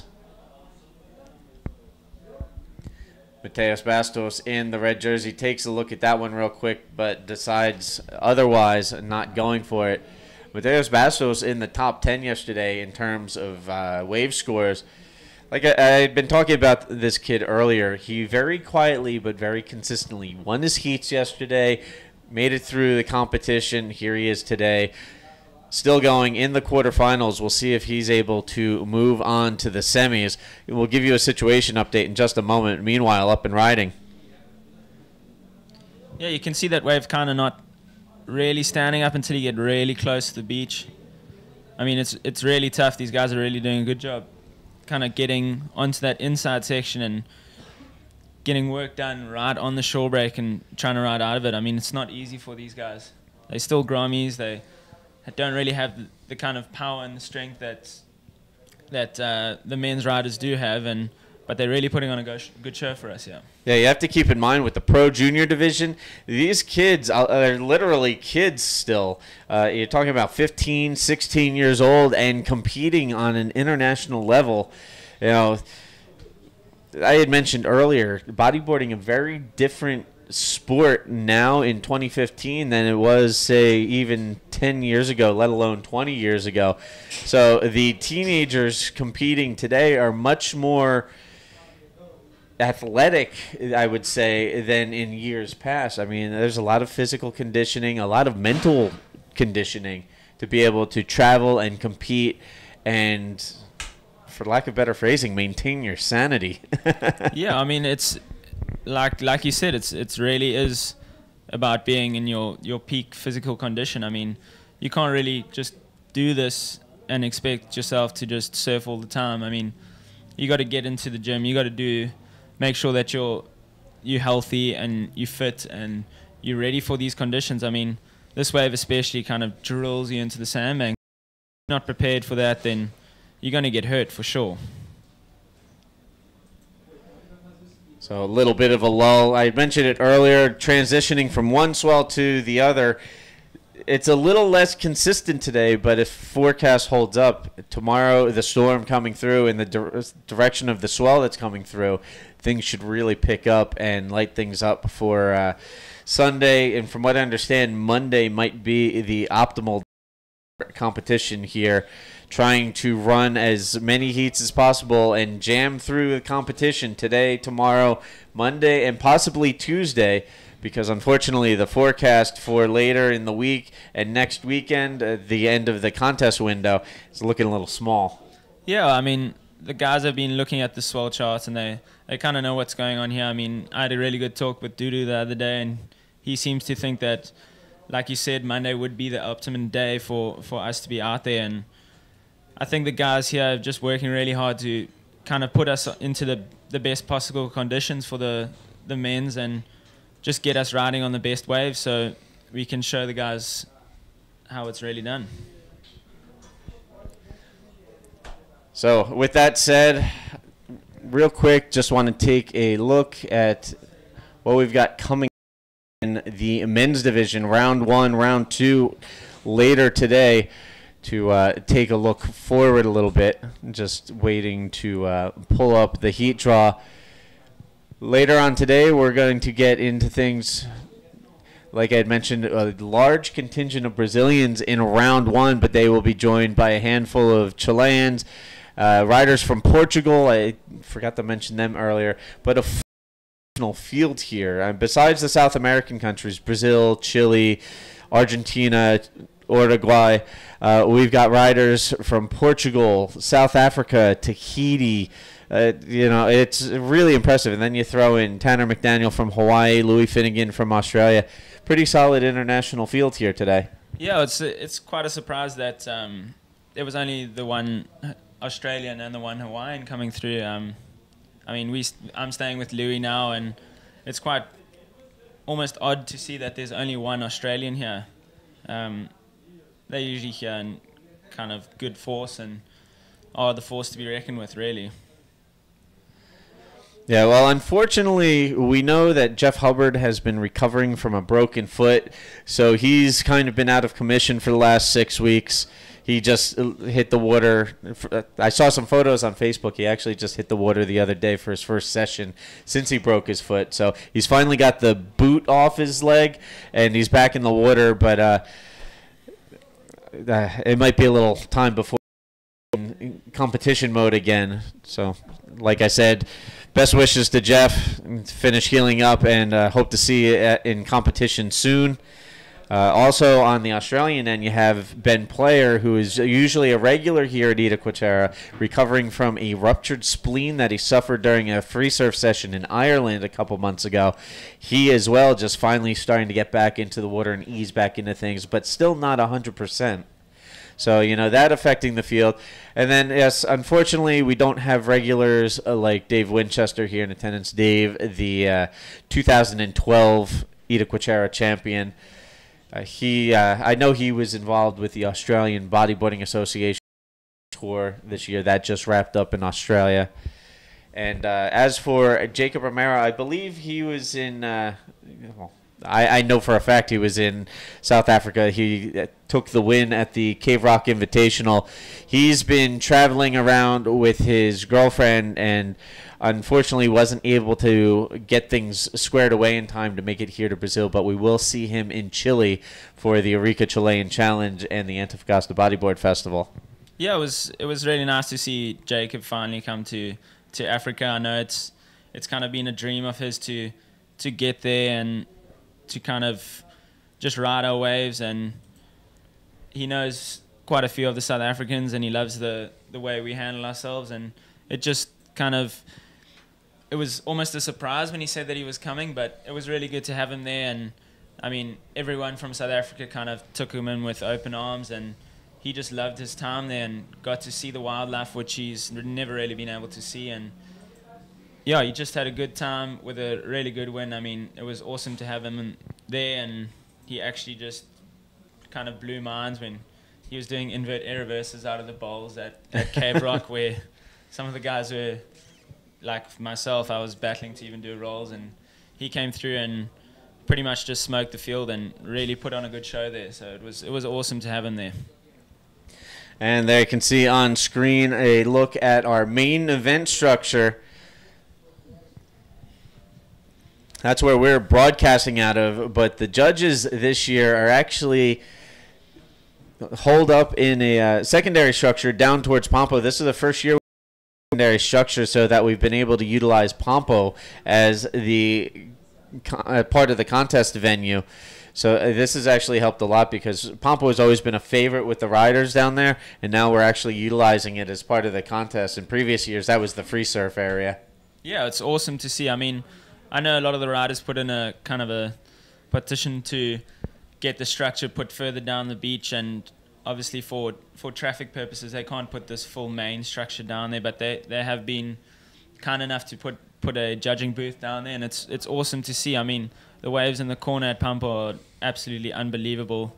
Not that the rest of the beach is any worse, but I mean, it's just that much better down there. It's like, it's a solid right-hand wedge that really delivers. So it's good to have another structure down there, and just to kind of progress this spot to really what it should be, rather than surfing this little beachy in the front. And an interesting note about the secondary structure that the judging tower is in that's being utilized today, they're actually made from recycled shipping containers. That's really cool if you look at them, because from obviously right now we have them wrapped in banners, but when you look at them, from the outside they look like shipping containers that have windows installed in them. But when you get inside, they've got panel walls, you know, it's all electrical outlets. Yeah, I mean, you could actually live in one of these things. Yeah, I mean, I don't know if you've seen, but on the beach here, there's that one house that's kind of made out of shipping containers, and it actually looks really good. So the guys are at least being a little bit environmentally aware and just kind of using the resources that they have to kind of build the structures. And just, I mean, it's awesome to just see that kind of bodyboarding is putting that environmental aspect back into it. And I mean, rather than just taking those away and just demolishing them, they're actually using them for something good. Well, across the board, seeing those used for cost-efficient, you know, smaller houses and, you know, around the world. I mean, the United States and other countries around the world starting to use shipping containers, modeling them as homes. It's amazing what you can do just stacking 2 or 3 together and, you know, adding a porch to it and, you know, some doors and windows. It's pretty wild what you can do with a shipping container these days. You know, 10 years ago, I don't think too many people were like, oh, you can make a house out of it. Yeah, you would never have. Alone, you know, hey, we can stack these and use them for an event tower at a major international bodyboarding event. Yeah, as you see this one, it kind of looks like it's not really giving him much of a shoulder, but he's just going to stick with it, do a little spin and look for a roll, little combination move there. So a little bit forced there on the roll at the end, but still putting together a little spin roll combo. And I do believe we are now underway. While we were having our little conversation, we are now underway with the final quarterfinal heat out in the water right now. Miguel Medina and Gabriel Oliveira both coming to us from here in Brazil. Miguel in red, Gabriel in yellow. And both of these guys looked very strong yesterday, doing the work necessary to make it here to the quarterfinals.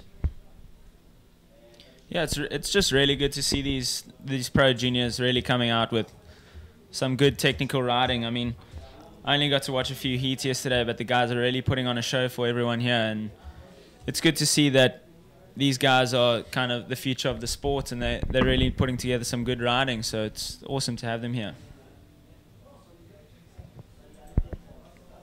All right, so again, just underway with quarterfinal number 4 out in the water. While we wait for the next waves to be ridden, again, quick shout out to our sponsors. Big thank you to the Prefeitura de Niterói and the state government of Rio de Janeiro, as well as our presenting sponsor, Toyota SGA. Also, we'd like to thank Kimona Surf Shop, Diamante, Minorinho, Nechi, W9 Board Shop, Quatro Cantos, DX, Way Suplementos, Saboreando, Capaloa, Joama, Radio Cidade, RicoSurf.com, Canal Off, also Posada Pedro Bancas, Posada Praia de Itacoatiara, Ride It Bodyboard Magazine, Itacoa, Andre Eventos, Puro Suco, Albin Imóveis, and Oceanica Rent-A-Car. So there you have it, a nice list of sponsor support for this year's event. Thank you to all of them for making this all happen. Yeah, it's really good to see. I mean, I think this is a new sponsor, this Toyota, that's come on board, and it's awesome to see these guys kind of come and sponsor the bodyboarding and give us a little bit extra. I mean, I've seen the cars branded outside, and they really look good, and I think it's nice to have these guys just come on board and give some support to the bodyboarding scene. It's a shame you weren't able to make it in time for the opening event party at the Toyota dealership. That was a pretty fun night. They had 3 large boats about the size of this table that we have here in the studio, filled with sushi from Mixi Sushi. Also, Saboreando had all kinds of cool things. They had bolinha de feijoada. They were like little salty, deep-fried black bean balls stuffed with rice and kale. And, sounds good. And they also had what they call batata puree con camarão. It was mashed potato with shrimp and cheese in these little dishes. It's smoking hot. I mean, almost too hot to hold while you were eating it, but so good. I mean, and they took care of us, and they had beer on tap. They had Minorinho there. It was a good time, you know. And also, you know, all the top executives from Toyota were there to greet the riders for the event. So it was a fun night for everybody involved. And, of course, on display was the event car that we have wrapped in the Itacoatiara Pro graphics. So, again, big thanks to Toyota for making this all possible this year. If it were not for the local government of Niterói, the state government of Rio, and Toyota SGA, this event would not be happening. Yeah, well, big ups to them. I'm pretty sorry I missed that event. It sounds like it was really good, and yeah, it's just really nice to see. I mean, there's a little bit of progression, and we can see these sponsors have come on board after, I think this is the 4th year here. Am I right? Yes, this is the 4th year. Yeah, First year this event ran was 2012, and as I mentioned earlier, Dave Winchester came away the winner of that event. Yeah, so I think it's just really nice after the kind of the 4 years you can really see this event is kind of progressing. And I mean, the riding last year and the riding the year before, and I mean, even in the first year you can just see everything's just going up and up, and this event's just becoming bigger and bigger, and the sponsors that we got on board for this year really kind of put in a lot of effort to promote and to just show the rest of the world exactly what they can do here in Brazil. Also, real quick, while we were talking about the sponsors supporting this event, we saw the Red Bull tent down on the beach here at the contest site. I have to say thank you to Red Bull as well for their involvement with this event. They've been involved every year with this event, and there's no shortage of Red Bull or Minorinho this year here at this event. keeping all the competitors and event staff well caffeinated. Yeah, that's, I mean, support from Red Bull back home, so big ups to them. I mean, these guys really, they do put in a lot of effort to kind of keep the guys caffeinated, as you said, and it's just awesome to have them on board again. And I mean, I think they've been here for the past couple of years, so it's just good to see them staying here and helping wake. Now, I keep mentioning our sponsor, Minarino. Minarino is a soda company that is based here in Niteroi. It's specific to this area, and some very delicious sodas. The Brazilians around, the local Brazilians, the residents of Niteroi and around here in Itacoatiara love Minarino. I've seen people with this stuff first thing in the morning. Even APB director Alex Leon this morning, he walked in, we were getting the commentary booth set up, and he had a sandwich in one hand and a Minarino in the other, getting the caffeine flowing early. Meanwhile, trying to get things flowing out in the water right now in the yellow jersey, Gabriel Oliveira on this one. Little bump on the face of the wave, going for the roll there at the end, and it seems like that texture, that backwash, is kind of throwing off his line a little bit. Yeah, I mean, it's really not easy to kind of do that maneuver when the backwash hits you, and I think he did pretty well. It's just unfortunate that he got a little bit caught up in the lip, I think, and not kind of making it out, and it's difficult for these guys especially. I mean, they haven't really ridden too many places where the conditions are like this. So they're doing really well here. So, and there you can see in red, Miguel Medina taking a look. One of these guys is going to round out the field of the Pro Junior semifinals. We've already got our first 3 participants. In semifinal number 1, we are going to see Socrates Santana go up against Tanner McDaniel again. Battle of the Super Groms Part 2 here at the Itacoatiara Pro. And then in that last heat, we saw Mateus Bastos advance on to fill the first spot in semifinal number 2. We'll round out the semis with the winner of this heat. Will it be Miguel Medina or Gabriel Oliveira? You know, as time ticks down, we'll get a better idea. But meanwhile, these guys both have some work to do if they want to continue on in competition. Yeah, I think it's been tough for both of these competitors in this last heat. We haven't really seen many waves come through, but it's just really good to see guys are just going to kind of sit there and wait for the bigger sets and maybe show the guys on the beach what they've come here for, and hopefully it's something big. But definitely the next heat, I think watching Socrates and Tanner go at it again will be another good one to watch for sure. Steve? And the best part is today we've got the live webcast going for the Pro Junior and the men's. So the world will actually get to see for the first time via live webcast the protege of Guilherme Tomega go up against the student of Mike Stewart. So, you know, past generations influencing future generations, and we're going to see it throw down out in the water in semifinal number 1.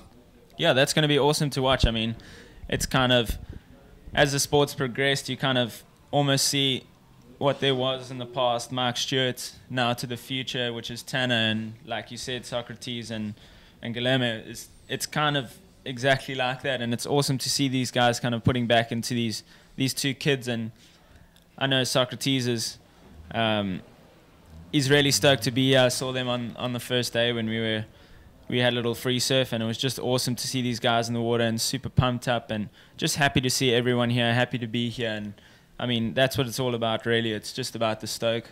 There's 2 things I really love seeing about this. Not only are we watching the future of bodyboarding today, but we're also seeing a passing of the torch. You know, it's good to see guys like Mike Stewart and Guilherme Tomega, very well respected and definitely well accomplished world champions, passing on what they know. Yeah, for sure. I mean, I know Mark puts a lot into Tanner, and you can kind of see it coming out. I mean, Tanner's he's a really cool kid, and a little bit cheeky sometimes, but I mean, that's kind of what you expect from Tanner, and he's just a really good kid, really focused. His mindset's really good, and Socrates, for the amount of time that I spent with him, he just seems like a solid kid, and he's got his head in the right place, and he's going to go far for sure.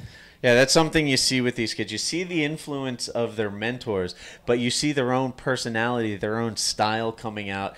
And the combination of the influence and the personal character, makes for some interesting young individuals. And the fact that these kids are only 16 years old, I mean, we're just scratching the surface with these kids. This is just the glimpse of what's to come. I mean, as long as these kids keep their heads on straight and continue to make intelligent decisions like they've been doing so far, we could be seeing these guys go up against each other for years to come. Yeah, I'm really excited to see what they're going to produce in a few years. I mean, Tanner just goes from strength to strength, and watching Socrates come up, I mean, these two are probably the future of the sport. Definitely Socrates in Brazil. It's just so nice to see these guys keep coming up and keep progressing in the sport, and they're just going from strength to strength. I have to say, last night I was scrolling through some bodyboarding posts online, and I actually saw posted their odds for who will be world champion in 2015, and they actually had Tanner McDaniel mentioned in the odds. And we're not talking about the Pro Junior, we're talking about the men's pro. The only comment they really had against Tanner is his age. But when I read that, it made me immediately think of your fellow countryman, Andre Botha. Dre took the world title at 17 and then backed it up at age 18. So you really can't discount age these days. Last year we saw Alexandra Rinder at 16 years old win the women's world title. So, these kids are just as dangerous as the adults these days. Oh, 100%. I mean, talking about Dre, I mean, even now he just surfs every day. He just wants to be in the water. He's living his dream, and it's awesome to see that he's still out there. He did go through a little bit of a rough patch, but I mean, now he's just going from strength to strength. He's super fit. He's healthy, and I mean, at that age, he was just doing the same thing. He was surfing every day. He was pushing his riding, and you see that in all these kids. I mean, if it's Tanner, Socrates, even Tristan Roberts back home, I mean, all these kids are more than capable of coming out and winning world titles. And it's awesome to see, and it's actually a little bit scary too that these guys are coming through the ranks, and I mean, they're so young, yet they're just so skilled in the sport. Yeah, earlier this morning during the morning show with Paula Simão in the booth here, we were the wealth of next generation talent coming up from around the world between the Australians, South Africans like Tristan Roberts and Storm Prestwich, and then you throw in the Brazilians, the Hawaiians, I mean, even some of the Chileans, and it's just, there's these hotbeds of bodyboarding talent around the world, and the next generation riders coming from these regions. The amount of talent at such a young age is almost scary. Yeah, it's good to see that. I think it's what we need for the sport, and that's the only way the future of the sport's going to grow, is just to kind of push these riders and see them pushing themselves, and that at the end of the day it's going to effectively kind of push the level of bodyboarding and get us to that next kind of generation of riding. So it's awesome to see.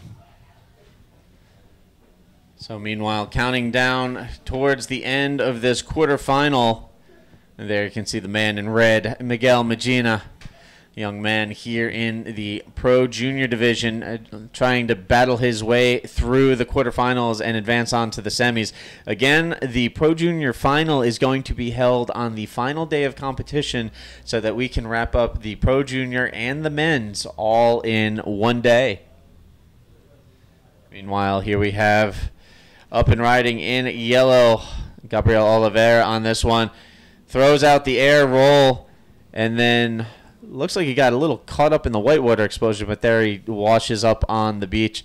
It's a little difficult in there because there's a lot of water moving, and when the wave detonates, it's just whitewater everywhere, a lot of turbulence. Yeah, and I mean, coming from the kind of deep water, it really does push a lot of water onto that bank, and that explosion is really tough. I mean, these guys you really do have to kind of hold on for dear life and just make sure you come out of these things, because it's not easy, and these guys are doing what they can to kind of make the moves. So it's good to see that. Now, on a personal note, I was curious, how is your leg healed up? Last year, for those of you who don't remember, Ian decided to bounce off the reef at La Cupola during the Antofagasta body. Ended up having to go to the hospital, get his leg stitched up, and withdraw from competition. That was a pretty gnarly gash you had last year. Yeah, I mean, this is what comes with the sport. I mean, you kind of, unfortunately, you got to take the injuries and the successes together, and unfortunately I got injured in that contest. I mean, it was, I'd say, about 24 stitches in my leg, and the recovery was about 6 weeks, and I was back in the water, so I was pretty stoked with that. 2 weeks having the stitches in, and I mean, now it's completely healed. It's fully back into working order, and I've been in the gym and been running and doing everything that I usually do, and I haven't really had many hiccups. I mean, my knee does get a little bit sore, but I think it's just from the nerve endings and everything else. But otherwise, physio is happy. All the scar tissue's gone down, so it's really been good. I had a lot of support from everyone back home, and I really did take a lot of time off, but it was really worth it, back in full working order. And back up and riding in yellow, Gabriel Oliveira putting in some work, trying to punch his ticket to the semifinals. Now, just to touch back on your injury last year, I said you bounced off the reef. You actually were in a heat when it happened, and you hit a roll off of a section, and it landed on really shallow reef. I mean, wasn't much water there. That's how you gashed your leg, correct? Yeah, that's, I mean, it was just unfortunate. The waves were kind of small, so there wasn't a lot of water on the reef, and as I did my final roll, I was trying to pull out and couldn't really get out of the way, and I just hit the rocks and didn't really expect anything from it. Kept surfing the end of the heat. I think I had about 8 minutes left, and ended up actually going through that heat, making the heat in second. But obviously I had to pull out due to the injury, as much as I wanted to surf the contest. So, yeah, for those of you who aren't really accustomed to surfing reef breaks, it's almost more dangerous to surf a reef break when it's small waves, because there's usually not as much water there, and it seems like it's easier to bounce off the reef in smaller waves than it is in bigger waves for sure. competitors. I mean, just not really having that much water on there was risky as it was, and unfortunately you kind of pay the consequences. Yeah, and if you're not familiar with the reef at La Cupola in Antofagasta, that's a pretty treacherous reef over there. So glad that you're all healed up and recovered from that last year. Obviously, from some of the video clips you've posted online, you know, back to ripping as usual. Yeah, well, trying at least, but yeah, it's going good. I mean, I had a good season in Hawaii, as I said before, and kind of went home and got some good waves in Cape Town and up the west coast, which was, I spent about a month down there, so that was really good for me, and did some work in the Transkei halfway down our east coast, and now I'm back here. Stoked to be back. All right, and taking a look out in the water, there we have it. We're ready to go. Semifinal number 1, Pro Junior Division. Battle of the Super Groms, as I've been calling it. We've got Dr. Zinho, Socrates Santana in the red jersey, going up against the Hawaiian Super Grom himself, Tanner McDaniel. Tanner, as we mentioned repeatedly, and in the press release for the APB yesterday, just absolutely dominated. We'll see if he can put in a repeat performance, or will Socrates be able to answer back. I mean, as I mentioned, Tanner comboed the field in his round 4 heat, including Socrates Santana. Socrates had some legitimate scores in that heat, where in other rounds may have won the heat for him. But with Tanner dropping a 9.25 in round 4, he put everybody out of reach. Yeah, I mean, I think Tanner's been here a couple days, and just him putting in the extra effort's really paying off for him. I mean, I think he was here for about 5 or 6 days, longer than everyone else, and it's showing now. You can see his wave knowledge, especially here, is really improved, and you can see his riding is showing that.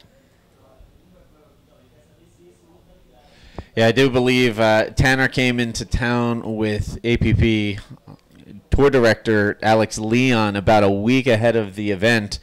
So he's had some time to cruise around. He's no stranger here. Last year he had some pretty epic free surfs.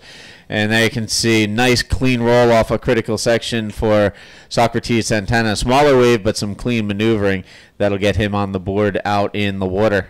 Yeah, you can see he's just trying to build that up. I mean, he wasn't going too crazy there. Just a nice clean roll to start his heat off, and that's probably what he's going to do, is just kind of work from there and keep that as his base and just progress in the rest of the heat.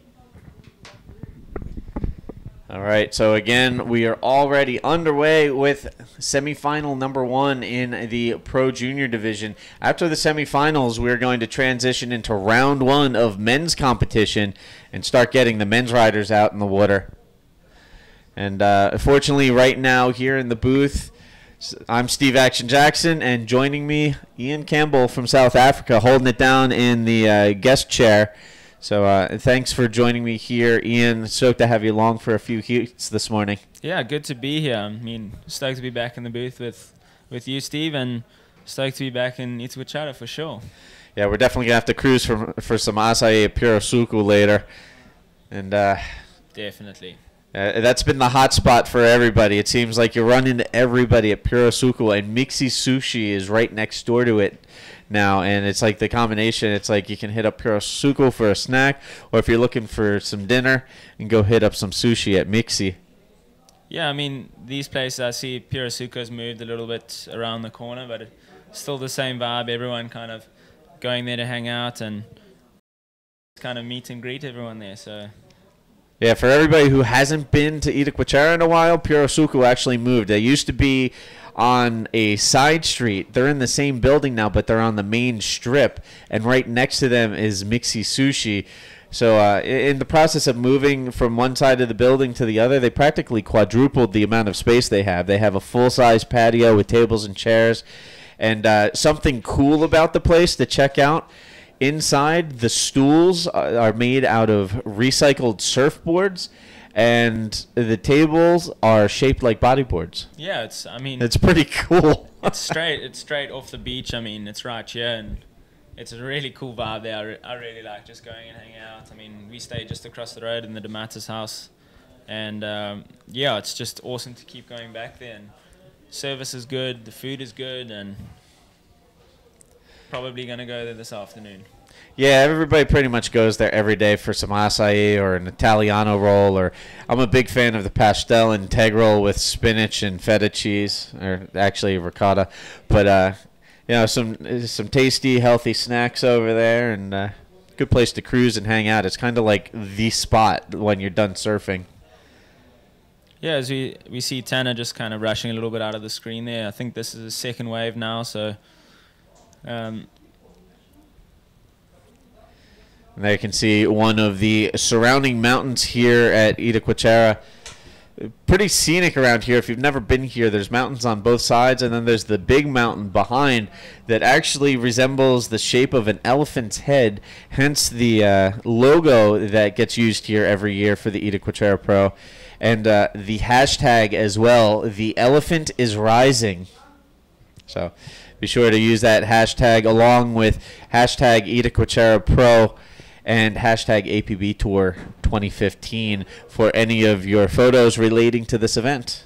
yeah, the guys on the social media side have really been putting a lot of effort, and just follow those links, and it's cool to see everyone kind of here and following and posting everything they do. So yeah, definitely be sure to follow APB Tour on Instagram, Twitter, Facebook, and now with Snapchat as well.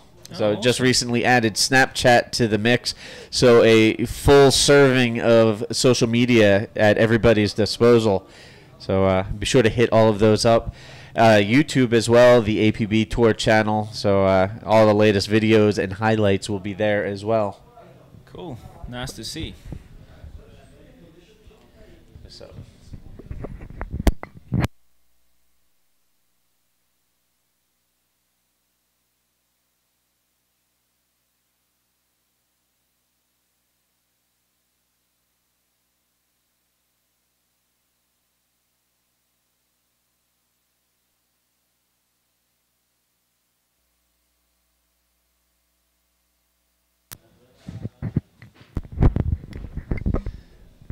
All right, there you can see out in the water right now, currently underway, semifinal number 1. Socrates Santana in red, Tanner McDaniel in the yellow jersey. And there you can see one of the locals cruising the beach.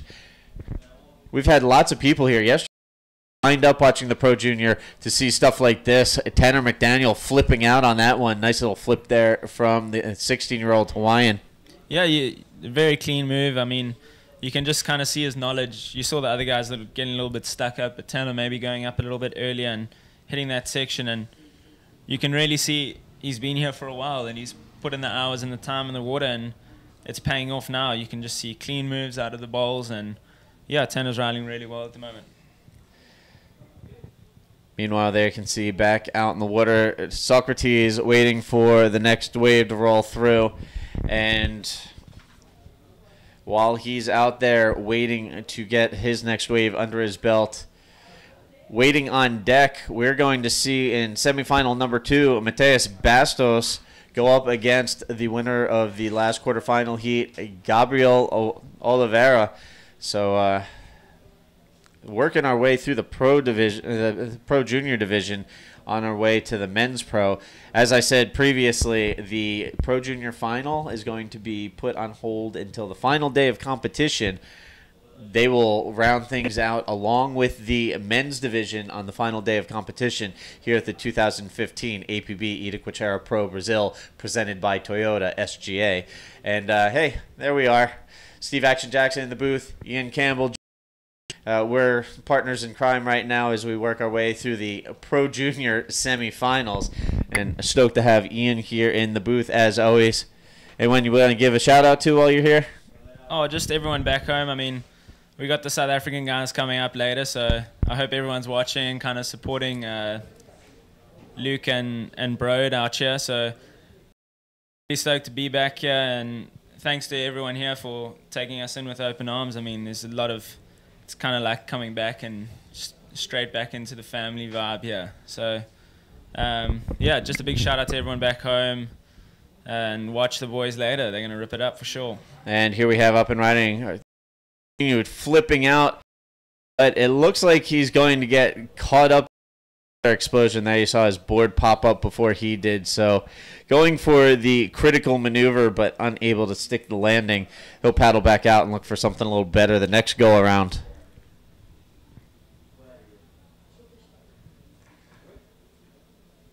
Meanwhile, there you can see, some people gathering on the beach, lifeguards cruising the length of the beach. I would imagine they have their hands full on a regular basis up here. You get a lot of swell here with a lot of current. We've heard stories about people having to be airlifted out of the water because the water was so turbulent and had so much current that it's virtually impossible to swim out to get them.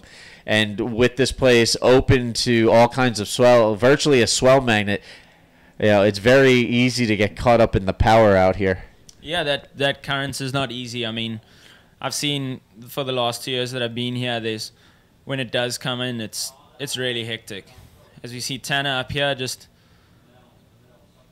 kind of looking for something at the beginning there, but racing towards this end bowl and giving us a little invert and looking like he might have just got caught up a little bit in that foam.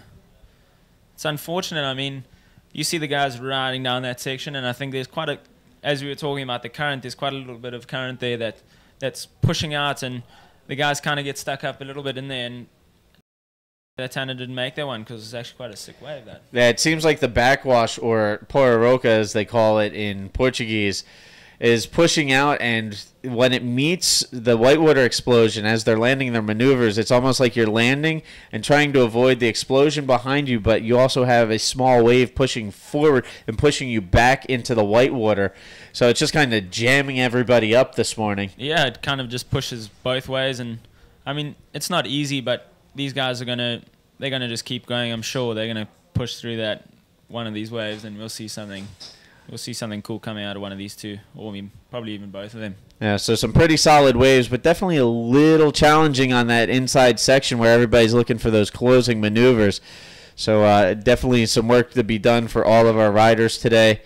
Again, waiting for the peak of the swell to come, the swell kind of changing direction and switching around. It's supposed to start building, and it'll be interesting to see how it fills in tomorrow, and if the forecast holds true for Monday and Tuesday, we could see some really epic conditions with some serious high-performance bodyboarding from some of the best bodyboarders in the world. Yeah, I mean, the conditions are saying that it's going to be good, so we can only really sit here and hope that we're going to see something something like the past couple of years. I mean, that's all we can really hope for at the moment, and just wait and see what this forecast brings us. Well, as we've seen in previous years, even when it's smaller, the ramps at this place and the amount of power coming through, you see some really big maneuvers. I mean, I can't help but make reference to the big air reverses from Dave Winchester. He really took it to Ben Player in one of the semifinals a couple of years ago. Actually, I believe it was 2012 when he won.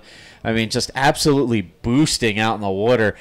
Textbook air reverses, so clean, good elevation, strong landings, and it was ridiculous to watch. And the waves weren't even really that big.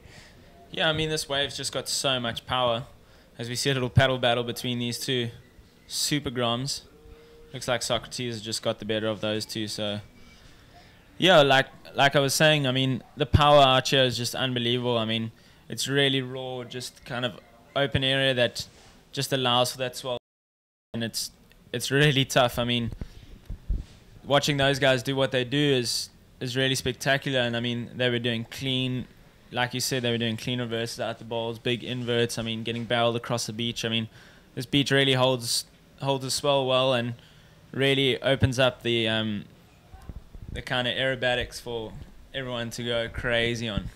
And then on the opposite end of things, when it's big here, it really pumps. If you want to see perfect video evidence, watch the video highlights for round 1 of the 2012 Itacoatiara Pro. It was huge. They ran the trials in pumping surf, and I am not exaggerating when I say I saw well-conditioned, seasoned athletes coming out of the water and throwing up just from exerting themselves so hard out in the water. And one of the competitors actually blew out his eardrum out in the water and literally stumbled up onto the beach and had to be helped off the beach by one of his friends. Yeah, I mean, I remember watching that from home. That was the first year that I wasn't really here, and yeah, it was just crazy to watch those guys just pushing the limits and kind of pushing themselves too. So it's awesome to see. And I mean, that first year, I just hope we kind of see something that's a little bit more tame than that. But it was just really good to watch those guys just pushing the limits. And as you said, I mean, if they're vomiting on the beach and throwing up, you've really got to push yourself to the next level to kind of get to that point. And all right, I have some updates filtering in right now. Tanner McDaniel leading the heat, has a combined heat score of 13.65. Socrates Santana needs a 7.90, less than 5 minutes remaining in this semifinal. So again, right now, Tanner McDaniel picking up where he left off. Combined heat score not as high as he was registering. 13.65 combined heat score has him in the lead and has Socrates Santana on the hunt for a 7.0. Yeah, I mean, these guys are both capable of taking this heat. I mean, Socrates can definitely get that 7.9 if he needs it. With less than 5 minutes to go down and just pick off the good one and do something really good to show the judges that probably 8 or whatever else high that he can produce. Yeah, we saw both of these guys dropping some big scores in the 8 range yesterday, and not out of their grasp to be able to do so today, although today's conditions seem a little bit more challenging right now. So definitely some work to do there if he's going to pull that rabbit out of the hat, so to speak. Yeah, for sure. I mean, yesterday Socrates did put an 8 on the board, so we know that he's capable of it, and it's really just picking off the right wave and not trying to just get frustrated out there. And here we see him taking off a little left towards the rock. And there we lose him behind the camera angle, and he will opt to duck out as that one wasn't really lining up for him. The lefts are really hit or miss. You'll either get a really good section or it'll just kind of go down the line and crumble in front like we saw there. Socrates Santana opting to duck out and not waste any more time on that wave, looking to get back out in the water and try and get one more shot at Tanner McDaniel. Yeah, it seems kind of like the lefts almost bend out a little bit, and they bend more out to sea than they do kind of into the beach, and the rights kind of almost come towards you. So there is that difference in the two. And yeah, it's just something that you got to pick off the right ones and just know the waves. As we see some of the local guys there in the front looking to go paddle, get a couple waves on the beachy. Yeah, we've seen some pretty solid and intense free surf sessions down the beach. Because down mainly in Mayo, the midsection with the lefts and the rights, you were getting some fun waves out there yesterday. I saw some photos online of you drop knee in the lefts over there. Yeah, well, they were just a couple closeouts and kind of just getting up on the knee and sliding into a couple pits. Just something that I like to do. So. And it seemed like Maz was having some pretty fun waves over there. I saw a few photos as well. The two-time world champion and 2013 Itacoatiara Pro champion, Amari Laverne, not only cruising Brazil with his family this time around, but also, as usual, getting some pretty solid free surfs in before his heats. Yeah, I mean, Maz definitely puts a time in the water. Like I said earlier, we both went, myself and Jerry both went for a surf this morning, and who comes running along the beach but Maz? Paddles out there, and I mean, we were sitting eating breakfast this morning, and he was only coming in, so he definitely puts a time in the water, and yeah, he puts the effort in, and you can see it's paid off. This last two world title wins. Yeah, he really puts the time and the effort into being there, and you can see it's paying off for him. So yeah, we see that with a lot of athletes, putting the time in, getting the early morning free surf sessions in, warmed up for the day. How important do you think that is? Yeah, I personally love it because it kind of gets your mind off the competition completely, and you can just go relax a little. You don't have to look at the social media and everything else that's kind of fully focused on the competition, and you can just free surf and relax a bit, and it actually really puts your mind at ease and gets your mental game going, and you get out the water feeling fresh, and you can then go sit down, have a breakfast, and then look for the contest for the rest of the day. There you go. So some benefits to free surfing, and honestly, it applies to everyday free sessions as well. It doesn't just necessarily apply to being a competitor. God knows there's been more than a few times where myself and plenty of people I know, that morning free surf session and you kind of refreshed, clear-minded, and just ready to attack whatever the day throws at you.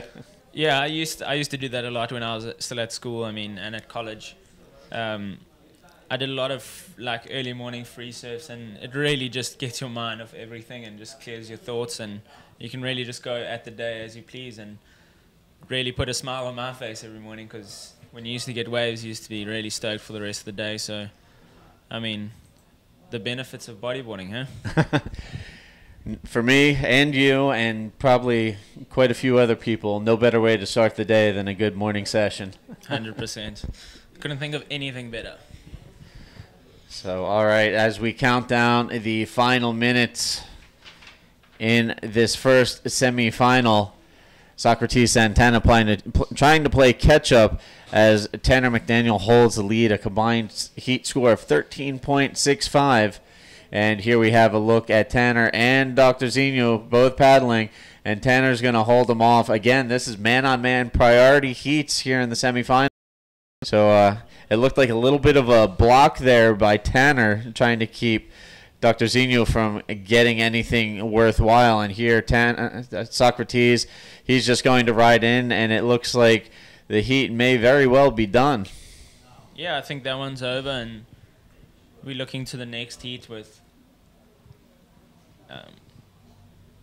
So, yeah, riders for the next heat are out in the water.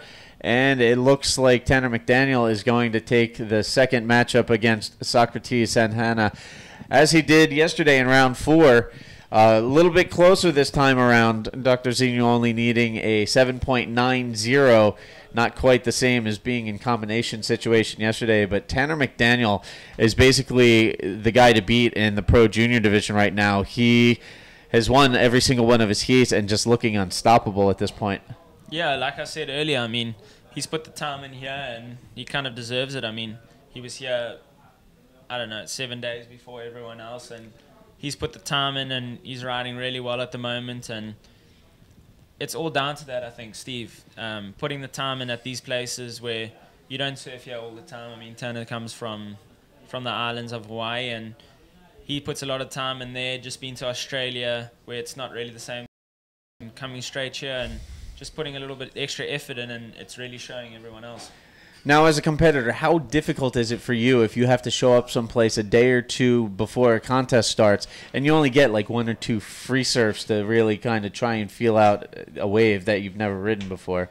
Yeah, I found it pretty difficult. I come from a beach which is North Beach, and it's very similar to this. It's very heavy on it, like quite a steep bank. And I mean, coming here for the last 3 years, it's really taught me that you need to give yourself a little bit extra time. I mean, even though I surf these waves a lot of the time, I still like to come here a few days earlier and get into the swing of things. And all these be different, so you really got to put your skills on tap and just kind of get your how I like to say it is, you need to get your consistency up before you go into these contests, and it just means coming in here early and getting some time in the water. Well, looking to maintain some consistency out in the water right now, we have the second Pro Junior semifinal out in the water in red. Mateus is going up against Gabriel Oliveira in the yellow jersey. So a pair of Brazilians out in the water. One is going to go on to face off against Tanner McDaniel in the Pro Junior final later on this week. Yeah, I think this is another heat to definitely watch out for. These guys have proved themselves through the rounds and through the quarterfinals, and now they're here in the semis, and it'll definitely be another good one to watch. I mean, you can't really count anyone out of these heats, so we've seen Mateus do a couple crazy things, and I'm sure he's been on the board for some of the heats. And yeah, he was dropping 7s and 7.5s yesterday in his heat wins, and like I said, he very quietly made his way through, winning all his heats, but he didn't quite have the hype that other riders like Tanner and Socrates have. But this is another one of those kids from Poço Cinco. He's the same place as Socrates comes from, and I've been watching this kid ride since he was 8 years old. And with the time I've spent traveling to and from Brazil and now living here full time.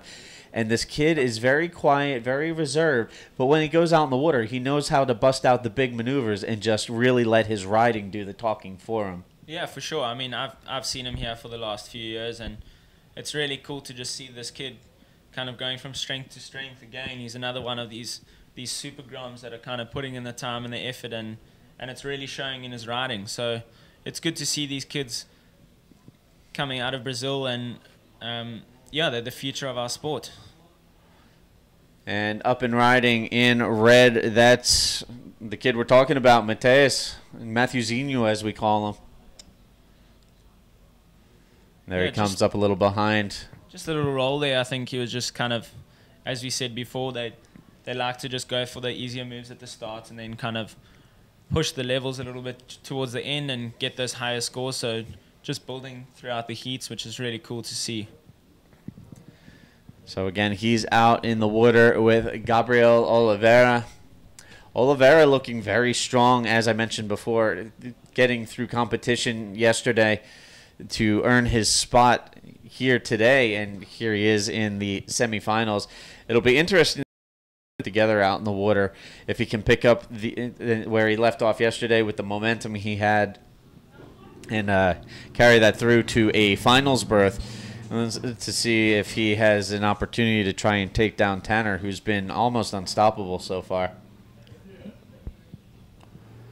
There you can see, it looks like a wave rolling in. It's going to carry to the beach, so no takers on that one. Yeah, the conditions looking to just clean up a little bit. I mean, we saw this morning it was very heavy, and now it looks like the waves are breaking a little bit further out. So as the tide drops, you're just going to see it really get better and better, and maybe have to go for a free surf just now just to...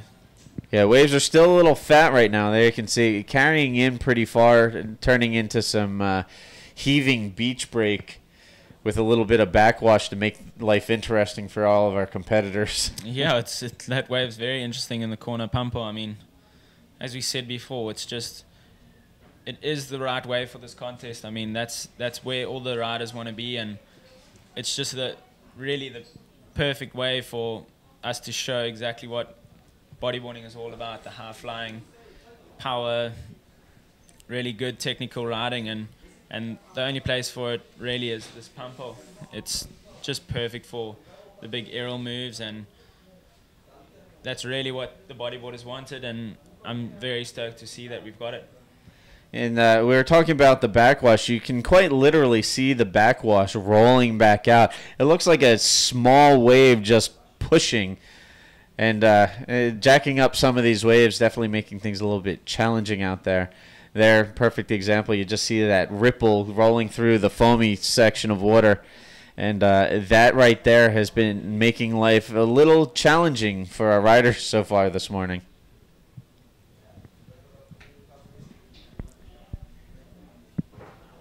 Meanwhile, again, for those just joining us today, this is day 3 of the 2015 APB Itacoatiara Pro Brazil, presented by Toyota SGA. Out in the water, starting things off today, the Pro Junior Division, picking up where we left off yesterday, hitting the water with the quarterfinals, now into the second semifinal. The final will be held off until the final day of competition.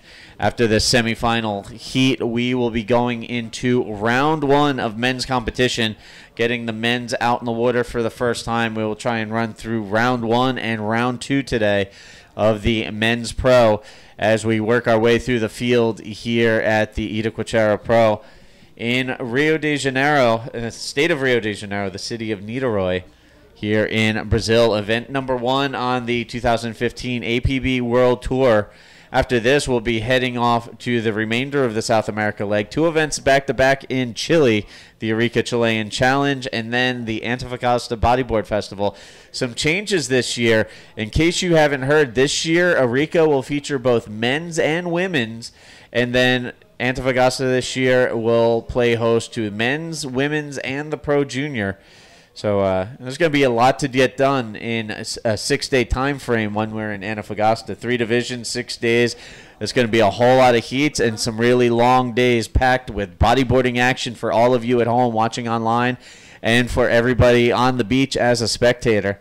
Yeah, I think these next 2 events are going to be jam-packed. I mean, having the women's at Arica is really going to kind of push their level of riding and really push that contest to a new level. So it's going to be good to see, and I think just putting in the extra few heats in the ladies is really going to kind of progress that event to being something that we'll see bigger and better in the future for sure. I'm actually stoked to see the women's hitting the water at Arica. I know there have been some Latin American events there for the women's. If I recall correctly, a few years ago, Luz Marie Grande from Puerto Rico won at Arica. So there's definitely some women out there that know how to handle that wave, and it'll be great to see them all throw down in an actual World Tour sanctioned event. Yeah, it's going to be awesome. I mean, that wave just is really unbelievable. So for us to have the ladies division there, it's just going to be awesome. Push their level of riding for sure.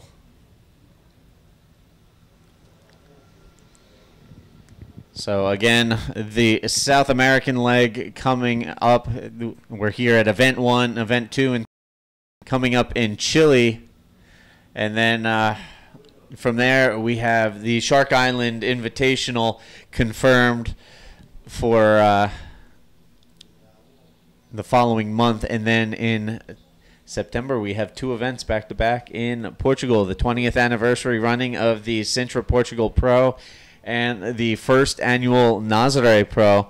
So we go from a staple tour event in competitive waves We get anything from small and challenging to some good-sized waves there.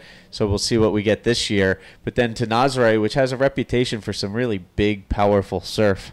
Yeah, I think Nazare is going to be a really good contest to kind of follow online for sure. I mean, all these contests are really pushing the boundaries of bodyboarding, and I think Nazare on the event calendar for this year is really a good one to kind of watch out for. I mean, I remember last year the video from Nazare was absolutely unbelievable.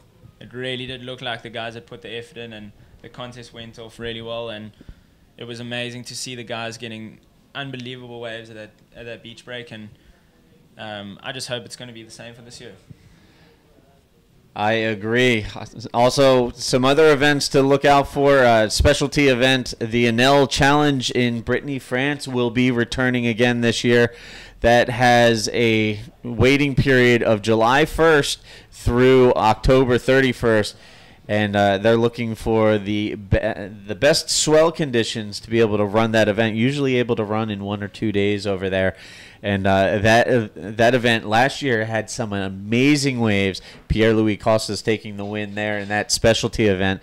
That coming up later this year again. And then just taking a look ahead, we mentioned Sintra and Nazare. Also, the season finale will be in Puerto Rico, the Itacoatiara Pro.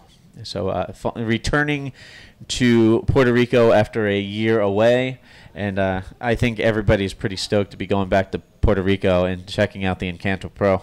Yeah, it's gonna be personally my first time there. So from what I heard, the guys are really putting in the effort. I mean, to get the contest up and running, and it's awesome to see. I mean, that contest I remember from the past years has been unbelievable. So I'm sure they can put it back on and get it going again.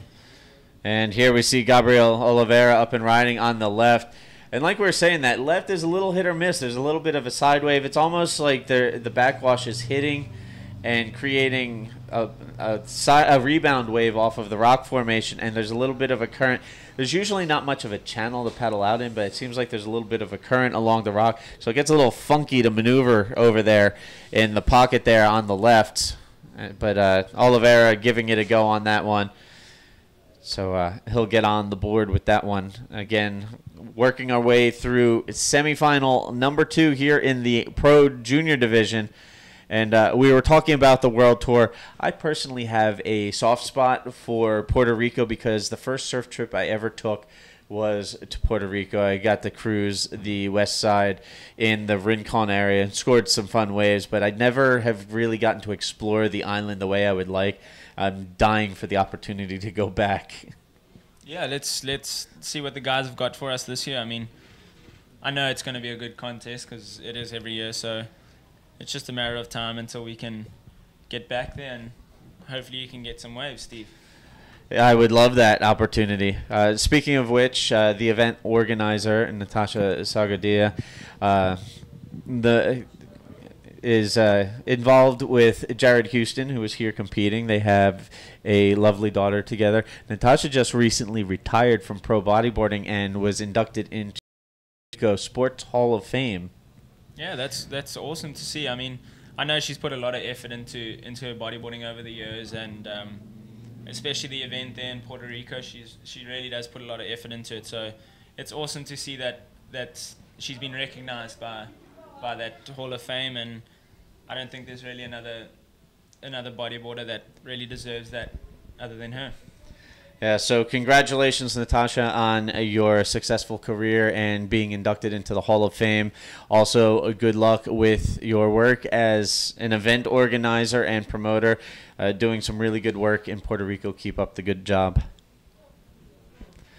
And with that said, there you can see a nice panoramic shot. The other mountain, like I said, this place is kind of like a crescent moon shape. There's mountains on each end, and then there's the big elephant-shaped mountain behind us. So never any shortage of scenic views around here. Very panoramic. You know, it's just gorgeous. If you ever come up here in the morning early, you can catch the moon over the mountain. It's like something out of a movie. It's very picturesque. Yeah, I mean, I tell a lot of people back home that it's it definitely is one of my favorite stops on the tour. I mean, it's just so beautiful here, whether you're walking up that mountain first thing in the morning, kind of seeing the early morning sunshine just kind of coming over the hill, or if you're going up the mountain in the evening just to watch the sunset over Rio, and you can just see all the way to Cristo. And I mean, it's just the most unbelievably beautiful place, and I just love coming back here every year. It just really is peaceful, and it's really nice to just get good waves with good people here in Brazil. A lot of the locals refer to Itacoatiara as Itacoatiaradise, a combination of Itacoatiara with its waves and paradise with its surrounding view. I couldn't agree with him more. It's absolutely unbelievable. So, all right, there you can see our riders out in the water waiting for some waves to roll through. I've mentioned it a few times so far this morning, but a little slow going here and there with the waves as we transition from one swell to the next. The next swell is supposed to start filling in, a storm rolling in our way for tomorrow. So we could have some interesting conditions tomorrow. It could very well be big, windy, rainy, kind of heavy, but still very much contestable. And then the forecast saying Monday and Tuesday could be very good. So we could very well complete our event on one of those 2 days and just knock everything out at the beginning of the contest window.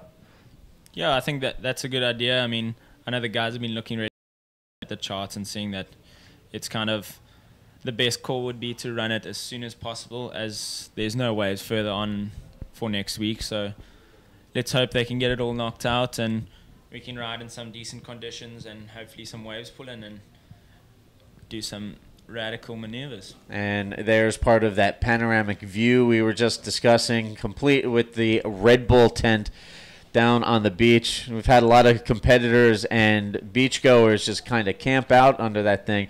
Nice spot to provide some shade. It may be winter here in Rio, but it's definitely not cold. No, it's really far from cold. I mean, we woke up this morning and it was so warm outside the room, and luckily enough we got fans in the house, so it makes it a little bit easier, but walking outside is just really warm, and it definitely doesn't show any signs that we are in winter here, so it's really nice to have. I mean, as you can kind of see Moz in the corner of the screen, they're getting ready to paddle out. Not really looking like he's wearing a full suit. That's definitely not. Yeah, this morning the wind was howling, and you would think that it was going to be a little cold outside, but it was hot wind. It was like somebody breathing on the back of your neck hot. Yeah, it was pretty crazy for sure.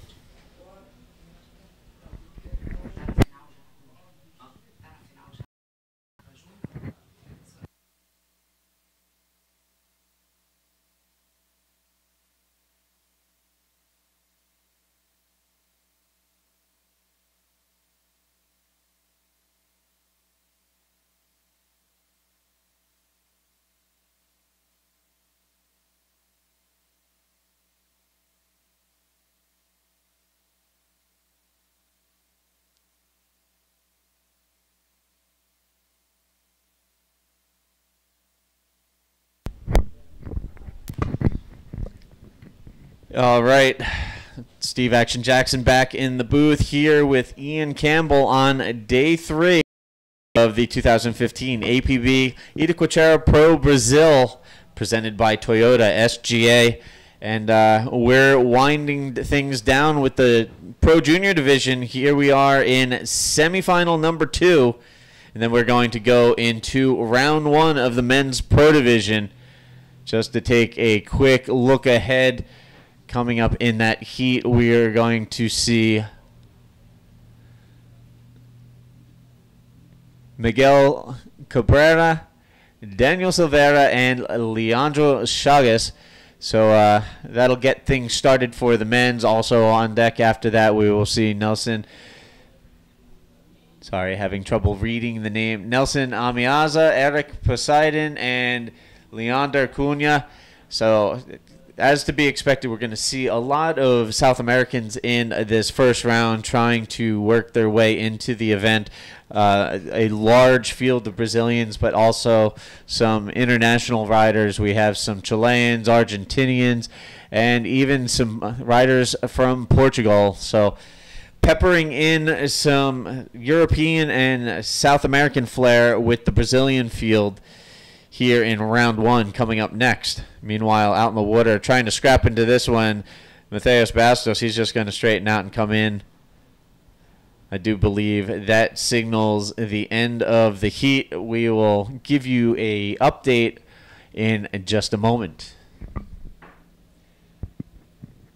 So, meanwhile, Ian, you've been in here with me for a few heats now, and what are your thoughts on the waves we have so far today? Yeah, I think it's a little bit tough at the moment. I mean, we were looking that the low tide would kind of supply a little bit better waves, but it looks like the Pro Juniors really did struggle a little bit in those last couple heats. I mean, you can see it's still quite heavy on the bank there, but let's hope that the next couple heats are going to clean up a bit and we can see some explosive riding from the guys. As we see the men's round 1 going into the water next, so I think we might just have a little break and see exactly what's going to happen after that.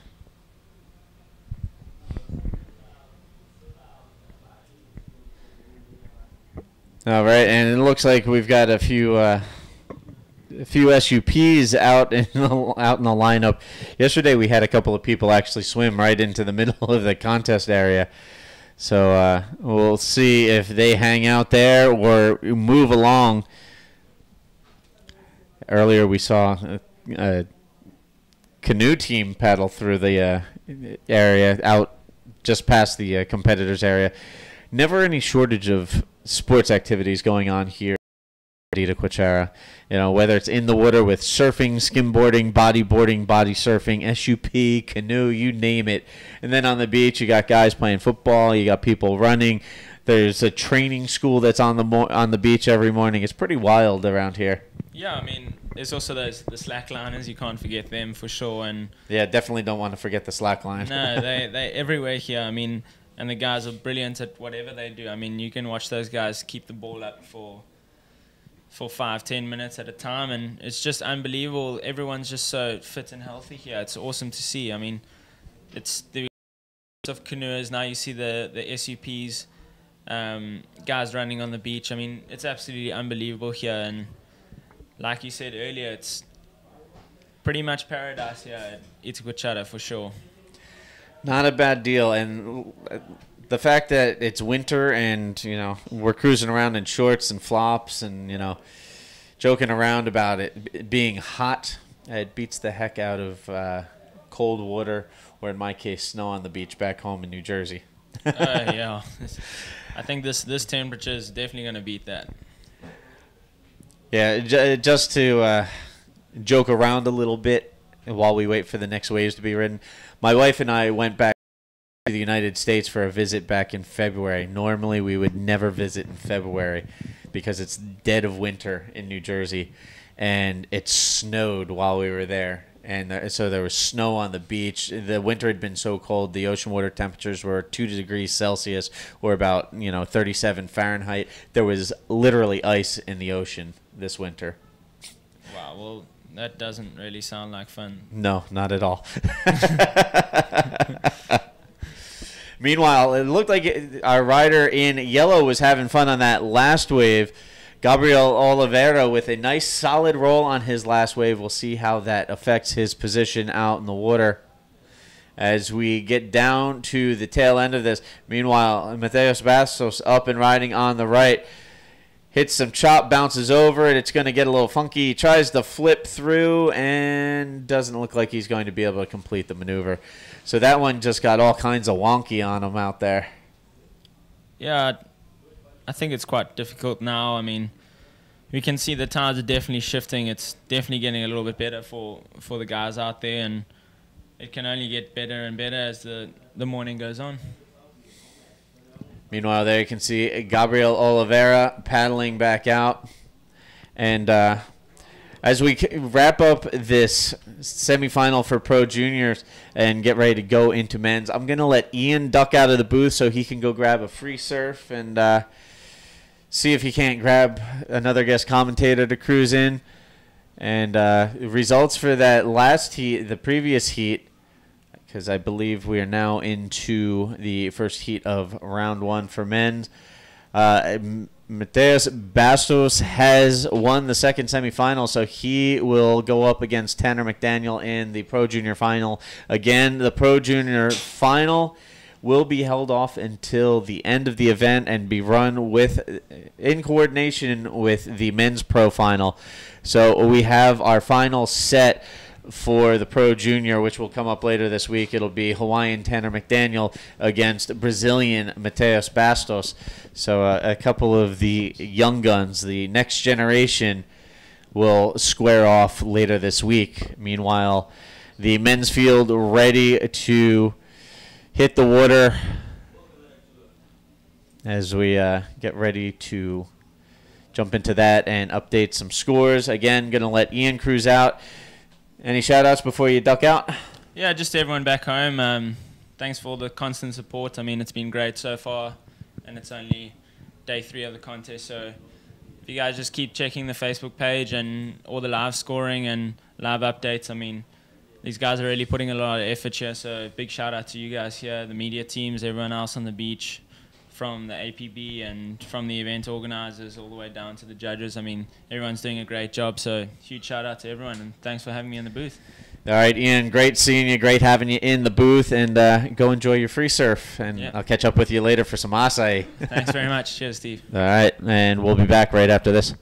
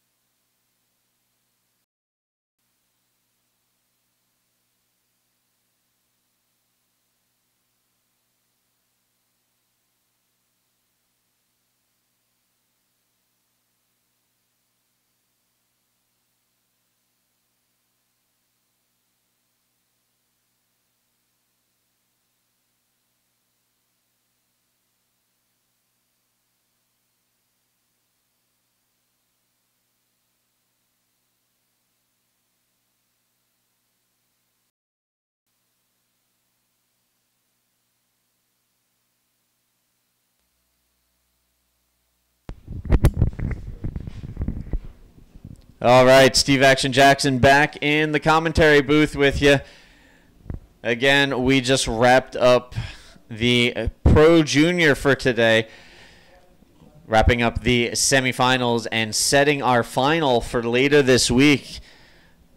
Again, for those of you just tuning in, we ran yesterday with no live webcast coverage the first 4 rounds of the Pro Junior here at the Itacoatiara Pro, and today we picked up where we left off. We ran through quarterfinals and just wrapped up semifinals. Our final is set. It will be Hawaiian Tanner McDaniel against Brazilian Mateus Bastos later this week, as we now transition into the men's pro end of business, getting into rounds 1 and 2 today for the men's division. And out in the water,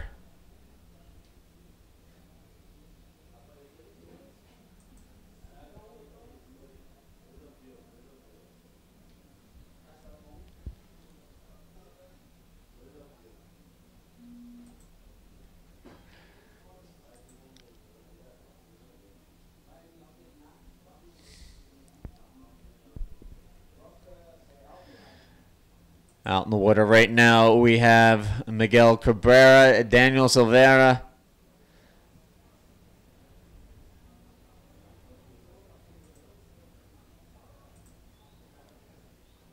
and Leandro Chagas.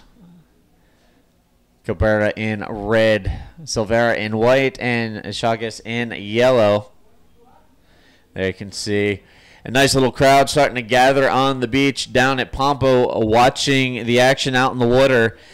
Meanwhile, watching the action from our secondary judges tower that we have added new for this year. we have a secondary tower at Pompo so that we can actually use the beach. Usually things are more centered in the middle at Mayu, but this year, at the request of the riders, everybody agreed it would be best to have a separate secondary tower so that we could utilize this end of the beach. The nice wedgy little rights rolling into the corner down here at Pompo, and it has paid off so far this event as the waves have been much better down here than at the other end of the beach at Costown or at Mayo. So again, getting into a round 1 action here in the men's pro division, day 3 of the 2015 APB Itacoatiara Pro Brazil, presented by Toyota SGA.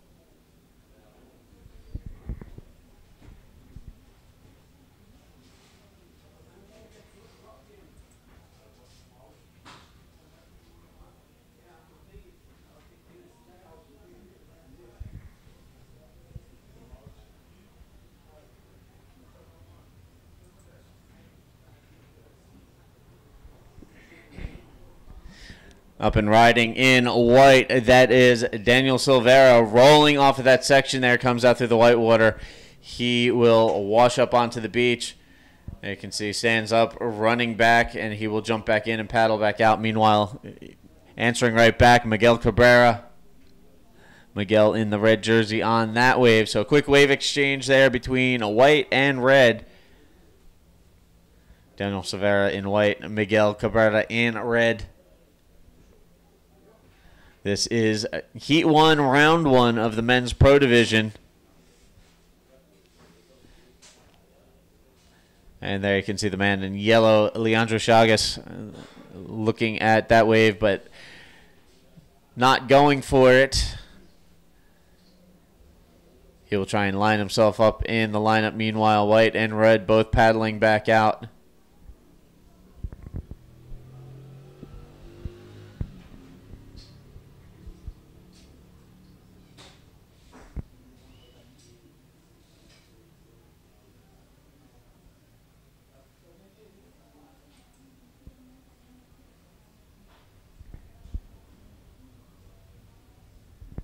And here we go. Yellow. Chagas taking a look at this one. Leandro kicking into the right-hander.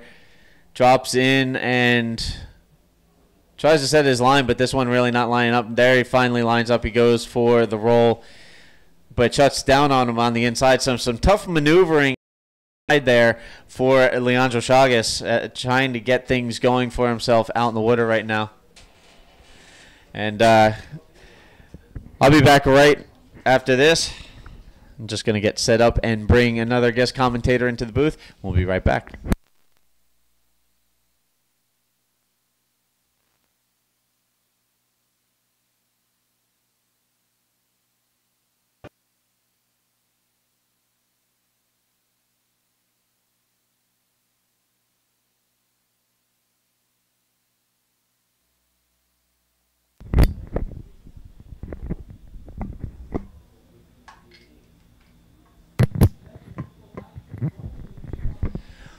All right, and back in the booth, Steve Action Jackson with you, and joining me here in the guest chair, we have Tanner McDaniel, the 16-year-old Hawaiian who just punched his ticket to the Pro Junior Final. Yeah, how's it going?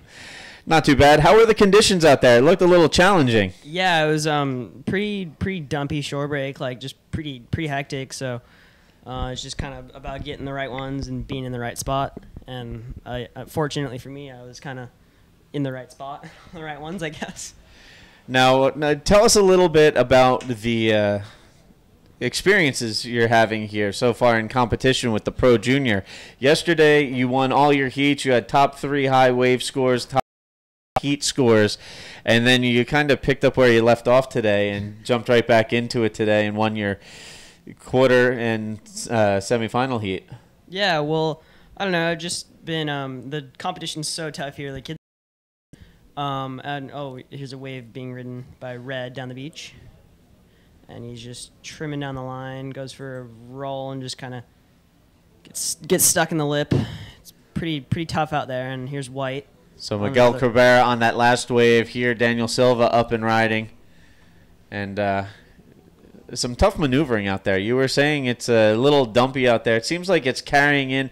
It also looks like there's a little bit of back things interesting for you out there. There's all kinds of different factors, like where you are on the sandbar is kind of like key, and just it's all just like wave selection, and you just got to be in the right spot at the right time, and yeah. So you were talking about your progression through the Pro Junior so far to this point. Yeah. What's it been like to go up against some of these guys? I mean, there's been a lot of hype about you and Socrates Santana being 2 of the best Groms on the planet, to quote the APB Tour. What kind of pressure does that bring when you guys have to square off against each other out in the water? Yeah, well, it definitely puts a lot of pressure on. It put a lot of pressure on me. I know it puts pressure on him also, and I can just tell that it not only makes me want to like do my best and kind of live up to expectations that like guys are putting, saying, oh, next future world champ and stuff, and I can tell that it also gets other guys to want to strive forward to be also up there. So it's pretty cool. It's good. Now, does that ever get to be too much? Does that ever bother you when people start, putting that kind of expectation on you, claiming you as like, future world champion or, best Grom in the world or stuff like that? It is a little bit like the pressure does get pretty, it's not too bad. Like I take it pretty with a grain of salt, kind of like, I don't know. I try not to let it get into my head too much. I don't know. I just want to prove that that's like I have a reason to be saying it. Yeah. Gotcha. You want to reason why people are saying that and thinking about that about you. Yeah. That works. So, what else have you been doing when you're not out in the water? I know I run into you at Pirosuku all the time. Yeah, well, getting acai. Yeah, acai for breakfast and run into Tanner. Lunch, and dinner. Yeah, stop by in the middle of the day for a snack, run into Tanner. Yeah. Yeah. Not only do they have amazing food and acai and fresh juices, but they've got free Wi-Fi too. So all over that. You'll see the Super Grom over there. Taking advantage of all the above mentioned things. Yeah. So acai and Wi-Fi. What else do you need? Oh yeah, that pretty much covers it right there. I'd be good for the day on that too. Yeah. All right, so you've had a pretty impressive run. What do you do to maintain your focus now that the final is on hold until later in the event? Well, now I can kind of change my focus into the men's division. That's going to be a whole another ball game. The guys are going to be just next level. So, I just got to prepare for that. The junior pro division's kind of been like a preparation for me. It's kind of good. I've gotten to surf these few heats because I can kind of get a feel for it and kind of get some heats under my belt before the men's division starts. Yeah, you're coming up. You're seeded into round 4, if I recall correctly. 4, yeah. So you've got a little time. You probably won't hit the water again today. No, I think I'm done for the day. But you've definitely got some preparing to do for this pro division. Yeah, I think I've got Pierre in my first heat, so that's gonna be a good one. Just taking a look ahead to round 4. Round 4 with PLC. All right, there we go. Yes, going up against the 2011 world champion Pierre-Louis Costas. So good luck with that kid. Now, on a serious note, that should be a really good heat. I mean, You've definitely got the skills to hang, but you've got some work to do. Yeah, I've got my work cut out for me. Yeah, but it's good that that round is non-elimination, so that kind of relieves a bit of pressure. So even if I do get third or fourth, I can still keep going. Now let me ask you this: how did you like having? We'll get back to my question in a second. As up and riding, we have White. Roll on the shore break, and just punches out of the whitewash. And that was Daniel Silveira on that one. But how much did you like or dislike having the non-elimination and repecharge included in the Pro Junior division? Yeah, it was cool. It kind of relieves a bit of pressure, the same as in the men's. Like, okay, I can kind of go for broke. No matter if I can kind of surf if I want to surf, and just it was a good addition to it. I was stoked they did that. Kind of makes the Pro Junior more feel like just legit. Yeah, I personally, as a commentator, thought it was pretty cool to see the progressive format with the Pro Junior, adding the non-elimination and repecharge. Not only because guys that don't do so well in the non-elimination round get another chance. So if you have a bad heat in that one round. But it also mirrors the men's and women's pro, so it prepares guys like you for the pro level, or not you because you're used to competing on the pro level, but other young riders that may very well, be trying to advance and adjust. They might not be used to competing on a higher level, so it's a stepping stone, I guess you could say. So them for competing in the men's pro. Yeah, definitely. It's the junior pro is it's like a cool division to have because it kind of like you said, it's a stepping stone to the men's division. Like the young Groms can kind of get used to the format and just kind of get used to the contest scene that they're going to be surfing if they're going to be competing in the men's division. So it's pretty cool. It's helping us set up the future. It's pretty cool to see. Meanwhile, there you can see out in the water our three competitors: Miguel Cabrera in red, Daniel Silveira in white, and Leandro Chagas in yellow, waiting for waves to roll through. Now, I wasn't sure. I didn't check the forecast or the tides. Is the tide dropping or filling in? And whoa. Rolling through the shore break and another roll. So 2 riders, 2 rolls, 1 wave. That'll be interesting to see how that scores with the judges. I don't know if there was priority in effect or what the deal was, but it certainly looked like a drop-in to me. Yeah, I don't know. Maybe there was a priority situation that... maybe it was a priority block. I couldn't tell you, but... Yeah, or maybe, from the judge's angle, it looks like they're on separate peaks on the wave, so it might not be any issue. I'm not sure. Yeah, I'll wait for official word from the judges booth on that one. Meanwhile, up and riding. White up and riding, just kind of getting caught with the whitewash.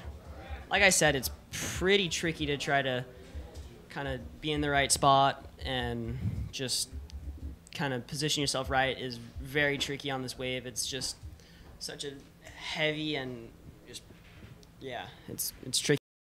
One of the best ways I could use to describe it is tricky.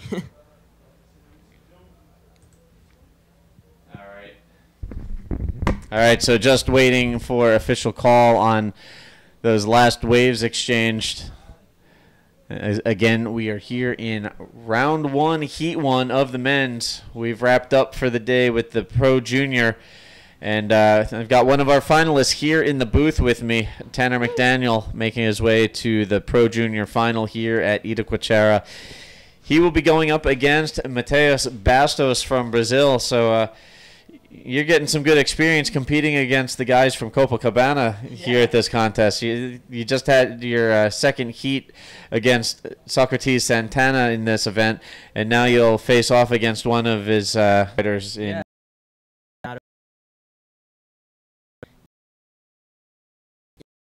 to competing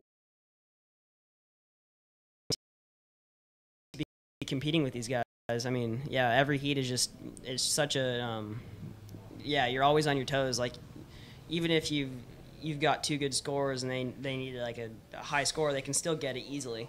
And yeah, you're never like, yeah, don't think I've had a timeout in my heat where I was like, okay, yeah, I'm sweet until actually the buzzer blew.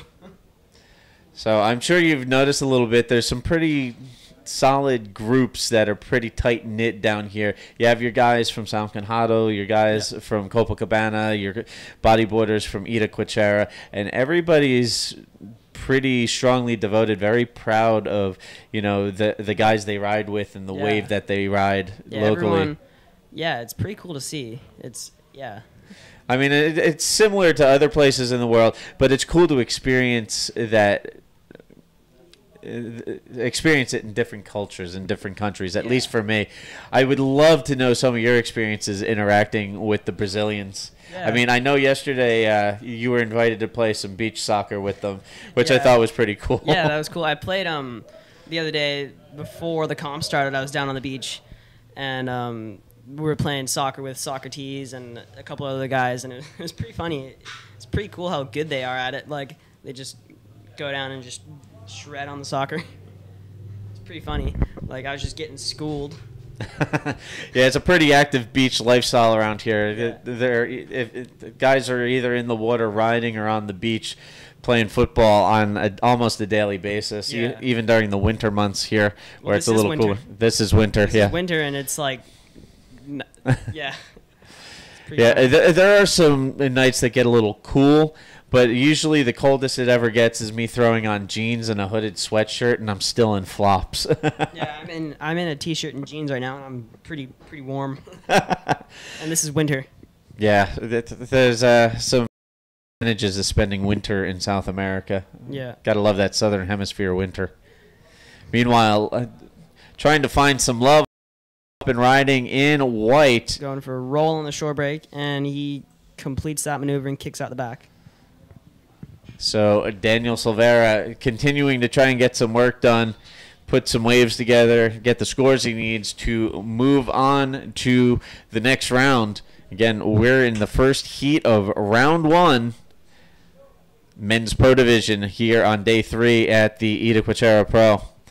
And while I have the opportunity, I'm going to take a short break. We'll be back right after this.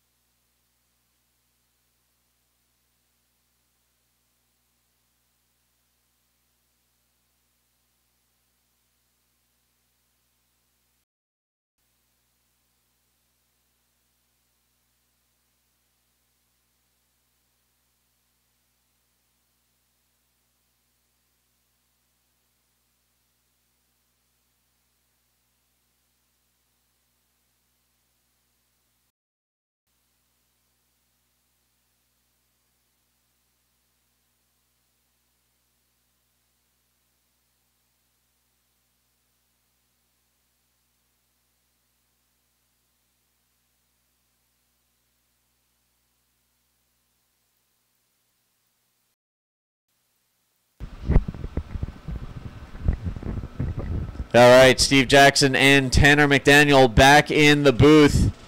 And that was Red Miguel Cabrera on that last wave.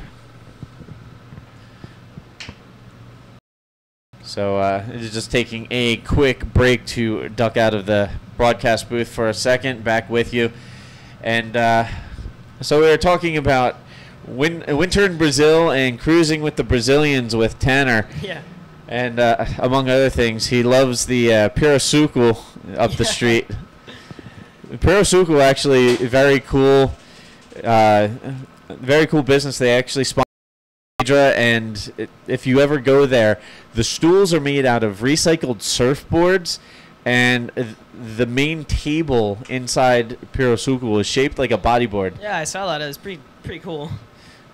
So, cool little setup that we got in there. It's cool. They kind of upgraded from last year.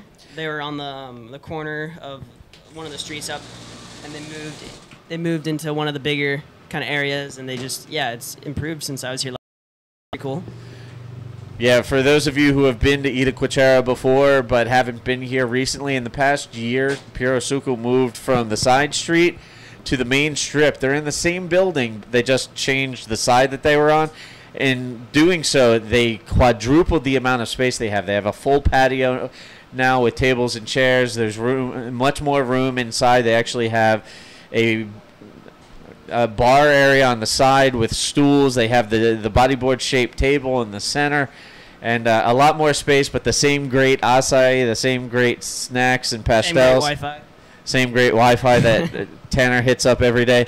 Like, seriously, I see him there in the morning when I go there. The first day I was here, I ended up having breakfast with Tanner because he's in there using the Wi-Fi. I'm like, I'm going to cruise out. What are you going to do? I'm going to hang out and use the Wi-Fi. You know, I stopped by there the other night to grab something on the way back to where I'm staying.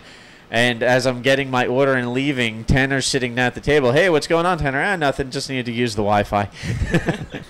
So some good eats, some good Wi-Fi, pretty much well situated. You know, you cruise up the beach for a good surf, and when you're done, you cruise back down the street, go hit up some acai, some pastels, some Wi-Fi, or maybe if you're a little hungry, or you hit up some sushi at Mixi Sushi, which is right next door. Oh, Yellow doing a spin to barrel combo and just gets kind of shut down on the closeout. Yeah, it looks pretty tough out there. I can say so myself. It is pretty tough out there. Yeah, you would know firsthand. You've already been out in the water twice today. Yeah. Or maybe 3 times if you had to surf beforehand. Nah, I showed up at 6:30 and they're like, "Oh yeah, you're going out next heat," and I was like, "All right, cool." Thanks for the heads up.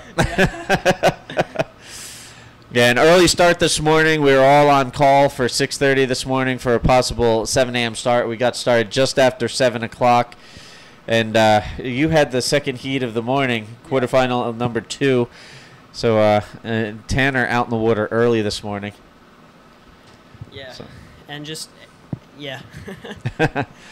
Meanwhile, up and riding. Oh, another drop-in possibly. And they both just kind of... Red did a roll, so that'll be a decent score for him, but Yellow unfortunately just kind of got nothing. And Yellow will get back out the back, and White looks like he's paddling for a wave. We'll see if that eventuates into anything. Scratches into this left. Driving down the line, heading into the shore break, and punches a roll through the lip. And just doesn't ride out in front of the whitewash. And you can see all the guys sitting up on the rock at Pompo just checking out the beach. It's pretty cool up on that rock. You can see the whole, like, all the way down the beach, and it's a pretty cool angle. All right, so again, for those of you just tuning in this morning, first live action out in the water, up and riding. Yellow on this one. It's a little speed bump. And possible roll through the lip. And it looks like he got a little caught up. How tough is that texture on the face of the wave? There's like that ripple running up, back out into the water and up the face of the waves out there. Yeah, it's pretty tricky to kind of be on the right one that doesn't have all that foam from the previous wave. You gotta kind of take that into account also when choosing your waves and your heat, because all that foam from the previous wave can just completely ruin the wave. And yeah, you need to be thinking about that also. Just one of the other many things that needs to go through your mind when you're surfing your heat. All right, so as I was saying, those of you just tuning in, we are already into round 1 of the men's today. We started off where we left off yesterday's agenda. Yesterday, running through the first 4 rounds of the Junior Pro Division, we picked up this morning with quarterfinals and semifinals. Our final is set. We're going to see Brazilian Mateus Bastos in the final, going up against my guest here in the booth, Tanner McDaniel from Hawaii. So couple of teenagers making the obviously under 18 division. Yeah. But you guys are both like what, 16 and headed to the finals. So you've got to be pretty stoked on that. Yeah, that should be a good final. Can't wait for it. So again, wrapping that up, the Pro Junior final we will run later this week in coordination with the men's pro final. We'll wrap things up with both finals later this week as we work through competition. But again, right now we have worked our way into round 1 of the men's division, getting the men out in the water for the first time today, and working through a largely Brazilian field in round 1, looking to get deeper into the event and go up against the top seeded riders. We also have a little bit of flair to mix in. We've got Nelson Amiaza from Chile, Michael Gleason from South Africa, Gustavo Alba from Argentina, as well as Gonzalo Pinheiro joining us from Portugal, and Joaquim Zapatel from Chile as well. And so a nice little international mix to kind of spice up the otherwise all Brazilian affair in round 1. And then again, we'll see some more international riders mixed into round 2, and more so as we get further into the event. But a nice international mix at this event, and I was touching on it earlier with Ian Campbell. You know, we've got the South American countries represented pretty well. Obviously, Brazil on their home turf, but Chile as well, Argentina, Uruguay, Peru. And then you throw in countries like Tahiti, Portugal, and we've got Hawaii with you here, Louis Finnegan from Australia. And we've got a nice international mix, as always, with the World Tour events. And it's good to see more and more people venturing out and cruising here to Brazil. Yeah, it's pretty cool.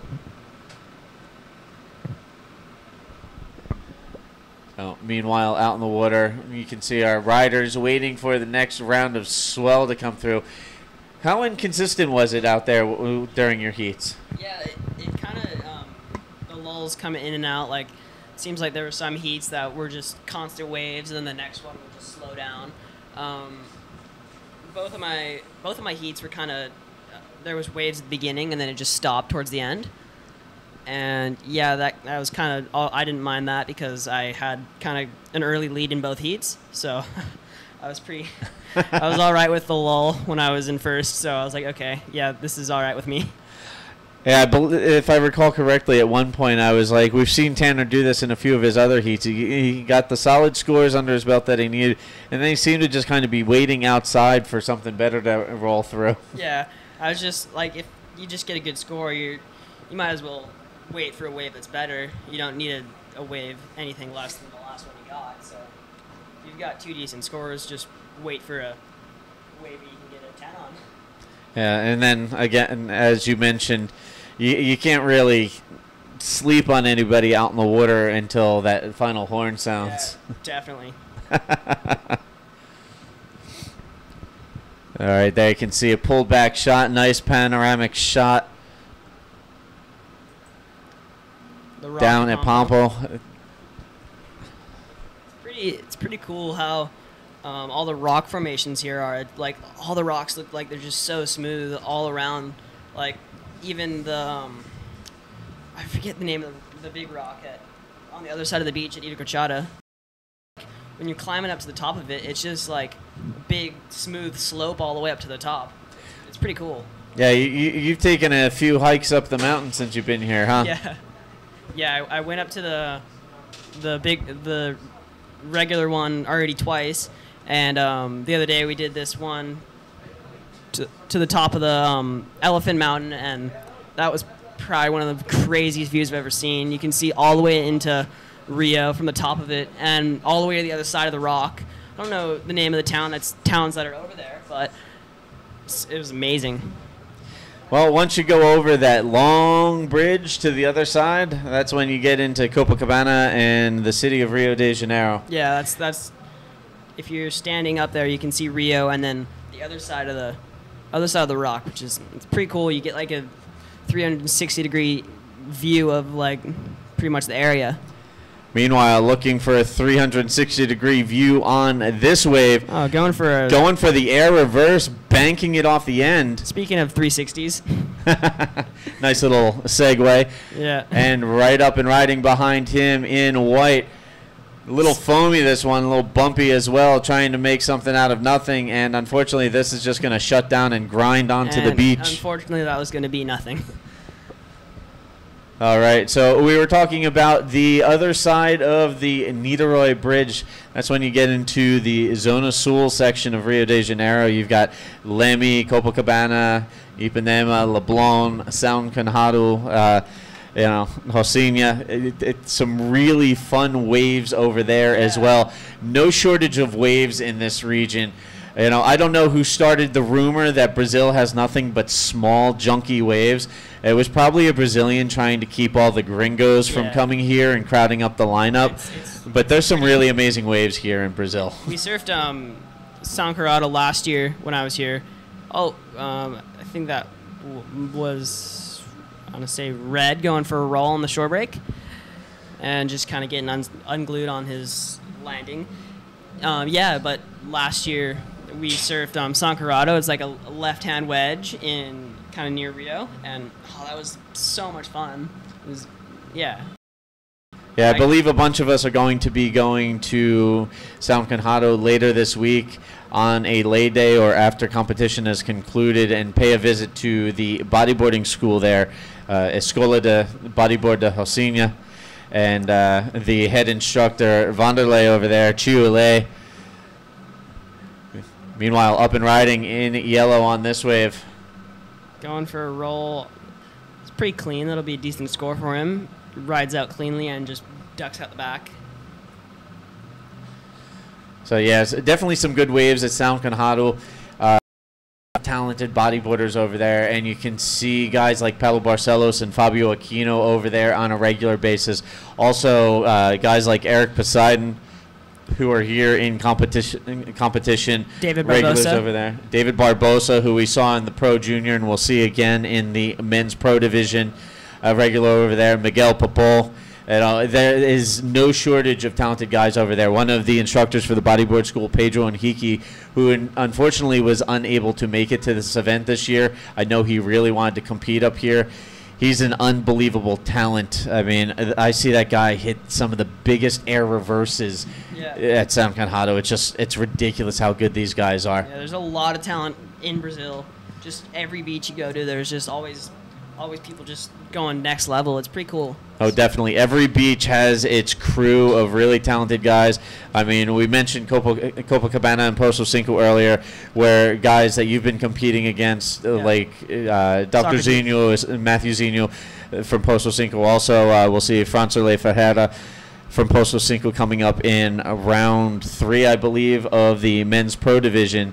And then you have the community here in Itacoatiara, the bodyboarders here, Otávio, Dudu Pedra, and then women's riders like my co-host for the morning show, Paula Samão. They just absolutely rip here. No shortage of talent. And, of course, I'd be remiss if I did not mention Kalani Latanzi, who, I mean, his wave riding exploits in Mexico earlier this year were Yeah, it was pretty crazy, the wave he took off in Mexico. That was, Yeah, for those of you who have not seen the photo or video footage of Kalani Latanzi and his time in Mexico, he paddled into what is quite possibly the largest wave ever paddled into on a bodyboard. And the wipeout that he took on that looked like it snapped his neck. And how he didn't die on that wave, Kalani, parabéns around. Congratulations for not dying. Yeah, and for those of you who haven't seen that footage or photos of that wave, then yeah, you're missing out big time. Yeah, between the footage of Kalani in Mexico and the footage you always see coming from here of Dudu Pedro riding Shock, these guys charge like you wouldn't believe, and it's awesome to see them here in this event. Shock's the craziest wave. I surfed it last year, and with Dudu and a couple other guys, and man, they were going so crazy. That wave is so sketchy. It's like a slab that breaks in front of the rocks, and occasionally they just decides to throw backwash at you or just dry reef. They're just random variables like that. Yeah, makes for a rather interesting session. It definitely makes for a bit of a challenge out there if you're not familiar with the wave. I myself have never ridden it, but I know your boss, Mike Stewart, was riding it out there and said it was actually kind of tricky. Yeah, if Mike says a wave's tricky, it's pretty tricky. So, and no shortage of waves, no shortage of wave riding talent here in Brazil. And here we have talent up and riding in yellow, trying to get around this section. He's just going to bail out. Not a lot to work with on that wave. So he will make his way back out. Meanwhile, a little paddle up and riding. Punches a roll through the lip and just gets caught in the whitewash. Couldn't complete it. So yeah, a lot of incomplete moves in this heat, but few of the guys managed to land some stuff. So we'll see how things turn out for them. Well, you can definitely tell just by watching the wave conditions are very difficult out there right now. Yeah, there's a little inconsistency. There's the backwash. There's the sandbar. There's the currents. There's, like you said at the beginning when you first came in the booth, there's a lot of factors out there to deal with. Yeah, it looks even a lot different from when I was out there. It looks like he's heading in. That heat is probably over. Yeah, it looks a lot different from when I was surfing out there even earlier. The tide must just be switching. And earlier when I was surfing it was more of a shore break, just heavy closeouts right on the beach. And now it kind of looks like it's just kind of fat roll-ins just coming through. And I don't know which one would be trickier to surf, but they're both very tricky. And there you can see another shot down on the beach towards Pampo. More and more people accumulating here on the beach at Praia de Itacoatiara. And spectators watching the event, people cruising out for a little day on the beach. Yeah. Hang out in their beach chair under the umbrella, maybe dive into some of the beach vendor food down there. And definitely lots to see and do cruising around here at Praia de Itacoatiara. Yeah, lots to see. Here at the 2015 APB Itacoatiara Pro Brazil, presented by Toyota SGA, and Up and Riding. Blue Up and Riding going for a roll on the outside section. Oh, it just goes for a spin and digs his rail on the inside. And Red Up and Riding, trimming, going for a spin on the outside. Sets up. He's setting up for the inside section. Probably get a nothing on the inside. And yeah, you can just see the guys waiting at the back, waiting for the next wave to roll in. And while we wait to roll through for our competitors, real quick, I'd like to thank our sponsors for this event. Prefeitura Niterói, feita por você. O Governo do Rio de Janeiro, Secretaria de Esporte, Lazer e Juventude.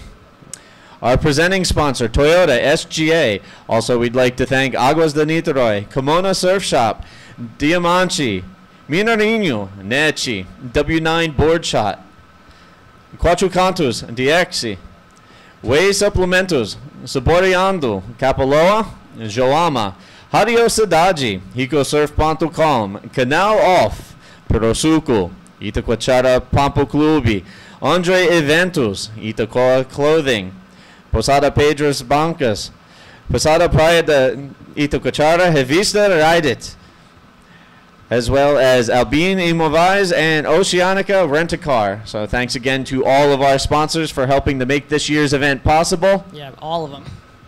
There's a lot. Yes, a nice list of sponsors, a lot of support.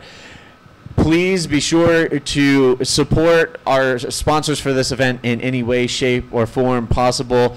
They're the ones that make it happen year in and year out, and this year we have a nice solid list of sponsors. So I know we've been talking a lot about Perosuco and hanging out and diving into acai and pastels and using the Wi-Fi. Very hard not to. But, you know, be sure to support Saborando. It's some amazing food, and, you know, they've been keeping us well fed here at the event. And, I can't say enough about them. Also, Mixi Sushi for providing the sushi platters at the opening party at the Toyota SGA dealership the other night. The food was incredible. How many platters of sushi were there that day? There were 3 giant boats of sushi. They're probably about the length of 2 bodyboards. The boats were about the length of the table we have here in the webcast booth. And it was just fully loaded with sushi. And my favorite part was they made sure to include the wasabi. Yeah. For me, I can't have sushi or sashimi without wasabi in my soy sauce. So, you know what? It was all good. The food was amazing. The people at Toyota looked out for us. Minarino was there with, one of their presentation girls and a nice cooler filled with ice-cold Minarino. Yeah. So the food was amazing. Sabarando had salgoginos there. Amazing. The bolinha de feijoada was amazing. Yeah. So, good food, solid support from everybody all around for this event. Thank you.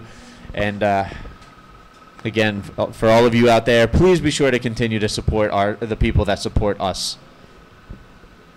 You can see a drone flying around filming the competitors right now in the live action right now.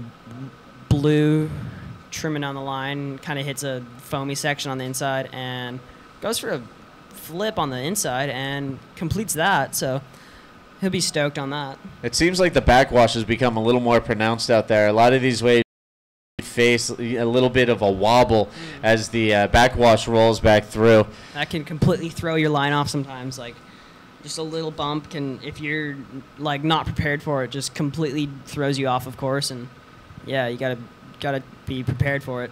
And out here, you gotta be pretty much prepared for anything. Red up again. So some quick wave exchanges out in the water. Red looking for this to line up, takes a high line, drops down, looking for a section to hit off of. And again, it looked like the timing of his maneuver was right around the same time that the backwash hit.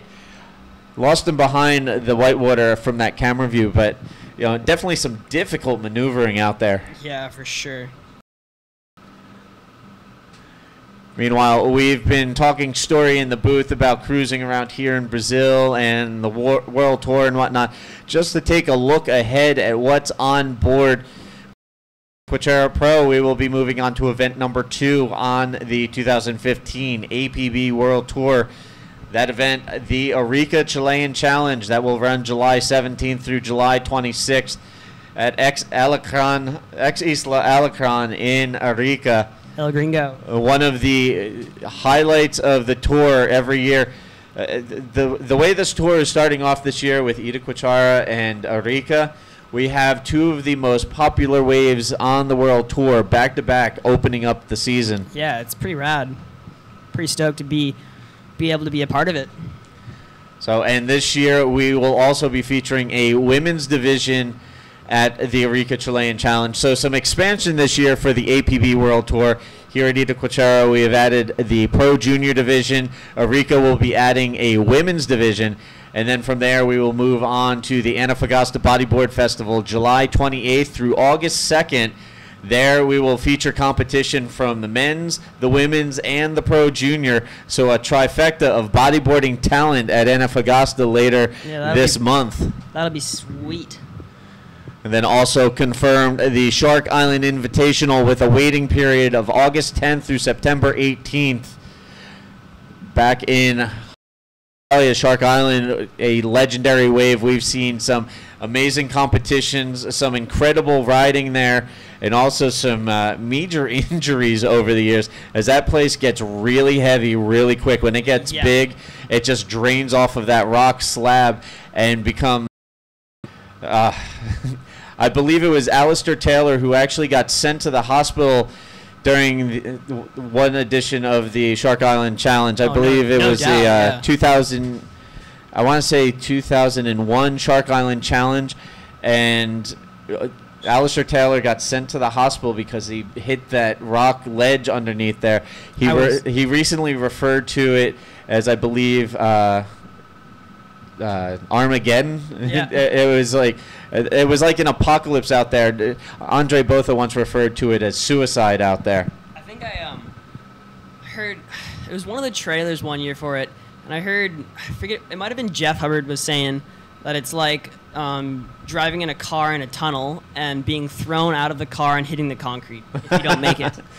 Yeah, if you've ever seen anybody get tossed in video footage at the Shark Island Challenge, you don't just wipe out. It's almost like you get flipped, and it's literally like get one big annihilated. giant washing machine. It's such an iconic wave for bodyboarding. Like there's a lot of history behind it, and yeah, it's just kind of it's pretty cool to see they're still like guys are still pushing it out there.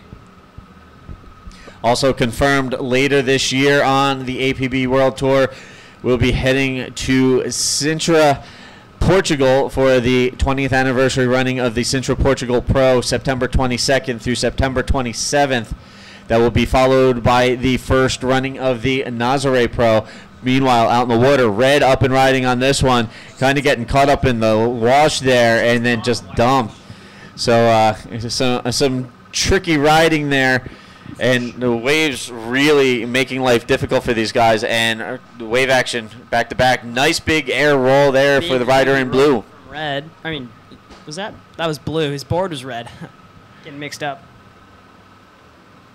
So as I was saying, with the tour schedule, Sintra, September 22nd through September 27th, followed by the Nazare Pro in Praia Norte, Portugal, September 29th through October 4th.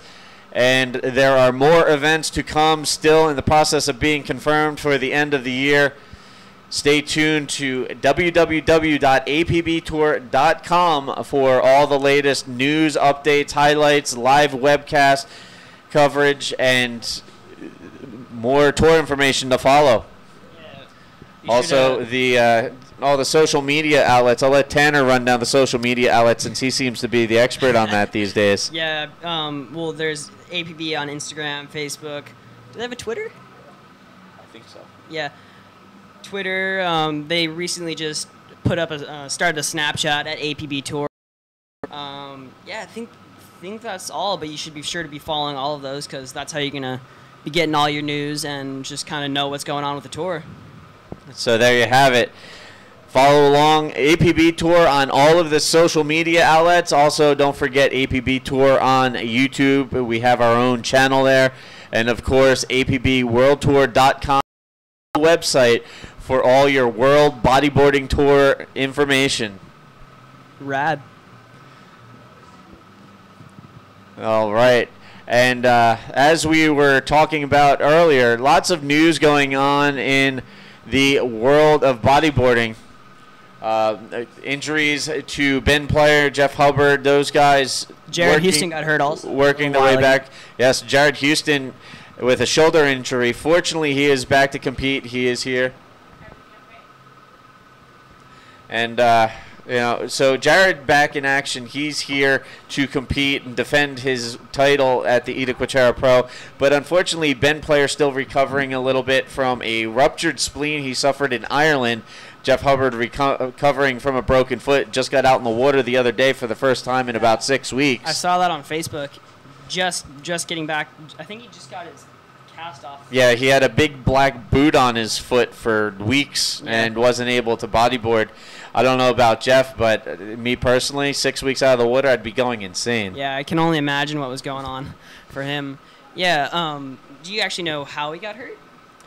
During a bodyboarding session, he came down from a maneuver and stuck his foot down and hit a rock. Yeah, he was, I think it was at Black Rock in Australia, and he did an air reverse and just landed on dry rocks, and he had his foot down, and yeah, that just pumped him. Well, fortunately, during his downtime, Jeff and his brother Dave Hubbard took time out to do a little video tour for their bodyboard company. So they were in California on the U.S. East Coast, touring around, showing their video, hanging out with bodyboarders from across the country. So it was good to see them do that. And now Jeff back home, and I saw a picture last night. Dave Hubbard cruising northern Baja with Manny Vargas for a little weekend getaway. That's cool. So I can only imagine the good times they'll be having in Baja. It's always fun to cruise in northern Baja. The food, the waves, it's always a good time. Yeah, for sure. So also in other bodyboarding news, we mentioned earlier, event organizer for the Encanto Pro in Puerto Rico, Natasha Sogardia, retired from professional bodyboarding and was inducted into the Puerto Rico Bodyboarding Hall of Fame. So congratulations to Natasha on that, and good luck with your future endeavors, including organizing the Encanto Pro Puerto Rico. That's pretty rad. It's pretty cool to see, like Puerto Rico just supporting bodyboarding like that, just like putting her in the Hall of Fame. That's pretty cool. And then a couple weeks ago, we saw Jacob Romero, fellow Hawaiian, win the Cave Rock Invitational in South Africa. It was an interesting format for the event, with surfers and bodyboarders competing in the same event and being judged on riding Cave Rock in South Africa, which is an amazing wave. I'm dying to ride it one of these days. But Jacob Romero just high-flying, busting huge moves, and took out the win in South Africa. Yeah, I was pretty stoked to see J-Rom win that event. Super stoked for him. Like, yeah, he's an amazing bodyboarder, and it's just super cool to see him being successful. And yeah, I was just stoked to see that he did well. I think he did. I think I saw footage of him doing an inverse. I think it was an invert to air reverse, in his, I want to say, of that comp, and that's pretty cool seeing like innovation in competition. He's done a few inverses before in comps before. I think he did one 2 years ago at the King of Fronton comp that they had, and that was pretty cool. Yeah, so I was super stoked for him. And to continue on with a little bit more bodyboarding related news, 2011 world champion Pierre-Louis Costas was recently married a couple weeks ago on the beaches in Portugal. He married his longtime girlfriend, Ruth Pinedo, and then they were vacationing in Greece for a little while. Yeah. Pierre is here to compete at the 2015 APB Itacoatiara Pro Brazil, presented by Toyota SGA. We will see him coming up later in competition. Again, he's in round 4, so we'll probably see him tomorrow. He'll be going up against the Grom I got sitting next to me here in the booth. Yeah, great. Wonderful. So Super Grom against world champion. Nice. I think, how old is Pierre now? Is he honestly, 26? I think he's 10 years exactly older than me. I want to say 6, maybe going on 27. Cause I've actually known Pierre. The first time I met Pierre was 10 years ago in 2006. When I was 7 years old. He was like the age you are now, but he was traveling the world, kind of like you're doing now. So Pierre was a Super Grom in his own right before the term Super Grom really became, popular. Yeah.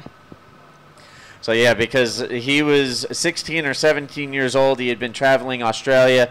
He had started competing. I think he competed at Pipeline, and then he actually came to the United States in 2006 to compete on the U.S. National Tour. He competed at the Jenks Pro in New Jersey and the New York Bodyboarding Pro, and That's then he's gone on to do amazing things in the sport of bodyboarding ever since. Obviously with a world title under his belt and one of the odds-on favorites to win the title year in and year out. Yeah. So congratulations to Pierre and Ruth on their nuptials. Glad to see you guys finally tie the knot. I wish you both many, many years of happiness together. Yeah.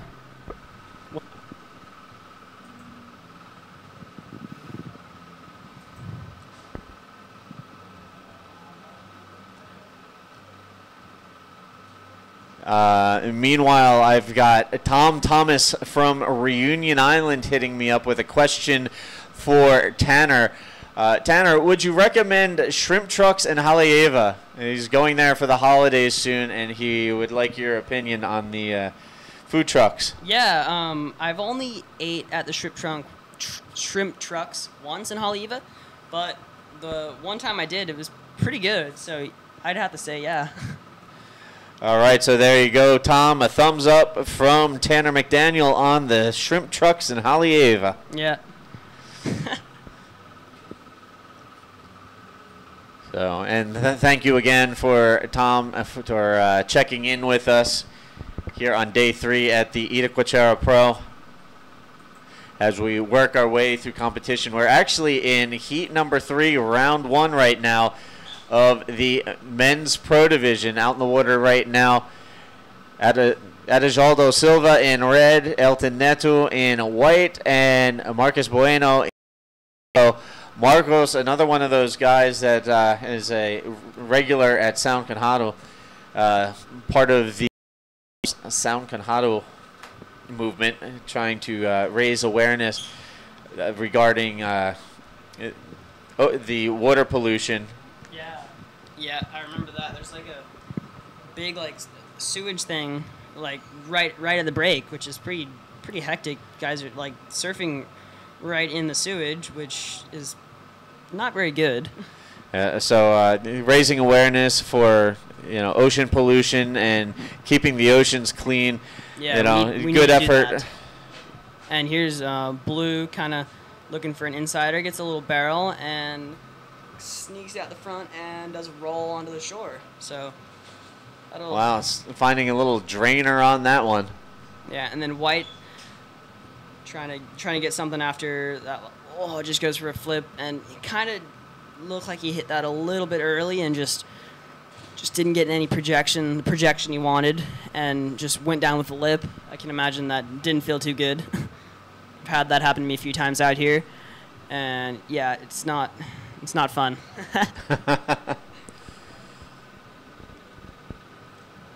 And Red up again, setting up for a little insider, and goes for a big roll, and then I think that was White just bailing his board mid-roll. Or that was Yellow, actually, sorry.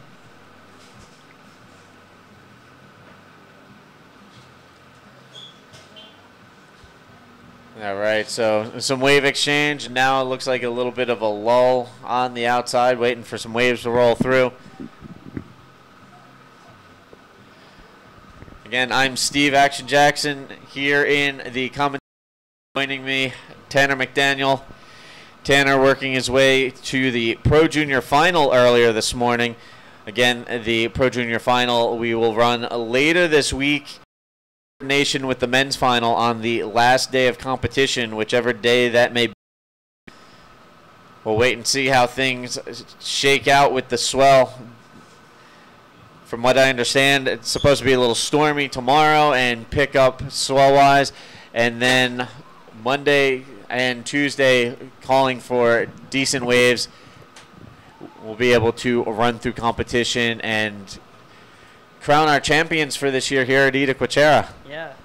So it looks like that last heat just finished, and the guys in the previous heat will be replaced with the next heat. You can see them just getting out the back, getting ready for waves to roll through.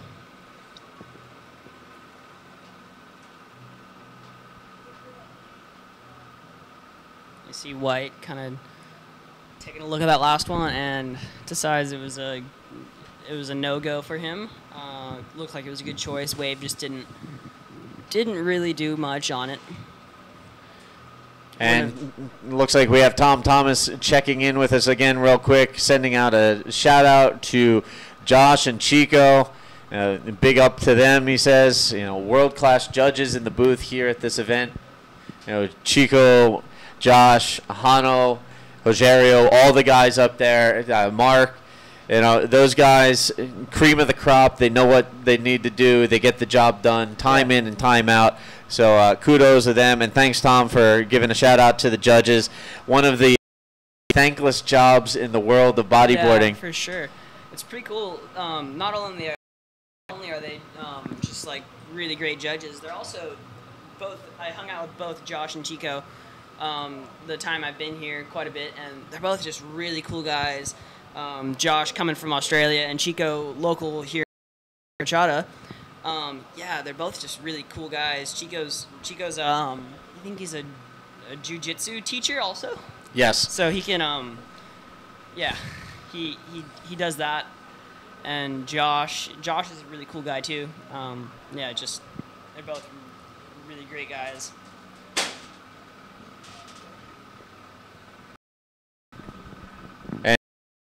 going to take a quick break. We'll be back right after this.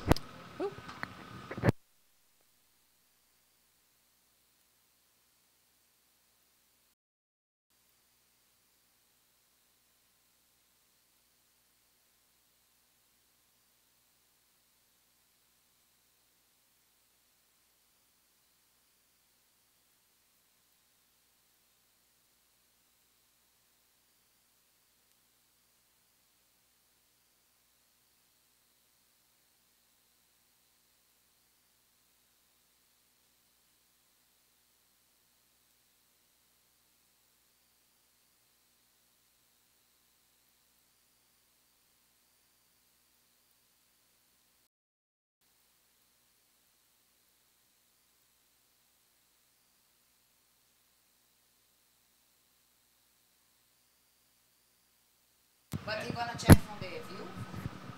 Do that. Okay. Oh, yellow going for a big roll out down the beach and completes that maneuver, rides out onto the sand. So we're back now. Just had to, yeah. I'm coordinating a few things for outside of the booth right now. So Paula Simone, my lovely co-host for the APB morning show, stopping in. She's going to be bringing us some beach interviews. She's actually getting ready to head out. I believe she's going to be interviewing Nelson Flores from Chile, so stand by for that. We saw him earlier in the Pro Junior. He won the first heat of the day, the first quarterfinal. Unfortunately, he he lost at the hands of Socrates Santana in the first quarterfinal, but he was the last remaining Chilean rider in the Pro Junior coming into today. So Yeah. We're going to throw to a quick interview with him in a little bit. See where his head is at with the competition and how he feels. Oh, white up and riding, and just gets kind of dropped in on by red.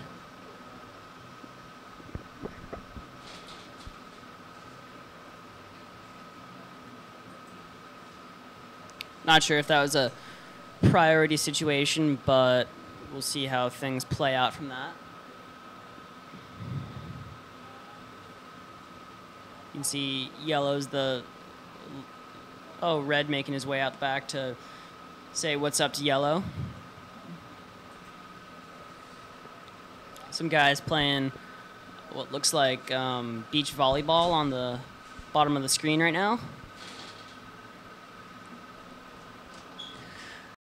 Saying never any shortage of activities on the beach, whether it's football, volleyball, or foot volley, as they call it. It's hands-free volleyball, which is one of the most insane things in my entire life. So crazy. Like, juggling with a soccer ball is hard enough. Volleyball is hard enough. Try doing both at the same time. All right, and just to dive into a little bit more bodyboarding-related news, we've been given some rundowns on stuff happening in the world of bodyboarding leading up to this event. It's been a pretty active year, especially lately. We've already run through a bunch of stuff, but also you were in Australia for the ABA Australian National Tour. Yeah. You actually won the Pro Junior at Mystics. I won the Pro Junior at Knights. Oh, at Knights, sorry. Yeah. Mix up. My apologies. No worries. Yeah, it was pretty cool. The event was pretty cool. Obviously, I was stoked to get first in the Junior Pro. I think I made it to the quarterfinals of the men's. Got knocked out by Dave Winchester in the man-on-man. But, yeah. So that was a little bit of a bummer, but stoked to get first in the juniors. And then we moved to Mystics after that. It was so much fun competing there. I just had two bad heats. The last two heats I surfed, I got knocked out of those. But up until then, I had just a lot of really fun heats, and got knocked out in the men's division in the quarters again. This time by Jake Stone. I had a 10 in that heat, but still wasn't able to beat him. Yeah, for those of you that didn't follow along with the ABA Tour this year, 4 events, and it only took 3 events for Jake Stone to win his 2nd consecutive national title. So Jake doing some work. Dave Winchester doing some work as well in the drop knee division. Yeah. So he won the men's division at Mystics and the drop knee division at Mystics. Yeah, so Dave and the drop knee title. Dave Winchester pulling off the double at the Mystics Pro in Australia. Meanwhile, fellow Kauaian Dave Hubbard pulling off the trifecta at the Ala Moana Bowls Challenge. Yeah. He won the men's division, the drop knee division, and there was a stand-up division, and Dave took all 3. Yeah, that was pretty cool. Yeah, looks like he was just ripping that whole comp. Yeah, Dave Hubbard, one of the most well-rounded professional bodyboarders in the world. He can hold his own in the men's division, the drop knee division, and we've all seen him play around riding stand-up. He can shred it pretty good, going stand-up boogie style. Yeah, he's one of probably the most versatile bodyboarders ever. It's pretty amazing, all the things he can do on a bodyboard. And we had mentioned the Cave Rock Invitational and Jacob Romero winning that. We also recently had the launch party for the Tand Invitational. The Tand Invitational will be running again later this year. Be sure to stay tuned to Facebook for more information on that. But it seems like there's a lot going on in South Africa these days. A lot of invitational events, a lot of talented bodyboarders coming out of South Africa. Yeah, for sure. There's Jared Houston, obviously, Ian Campbell, Tristan Roberts, just a lot of other guys.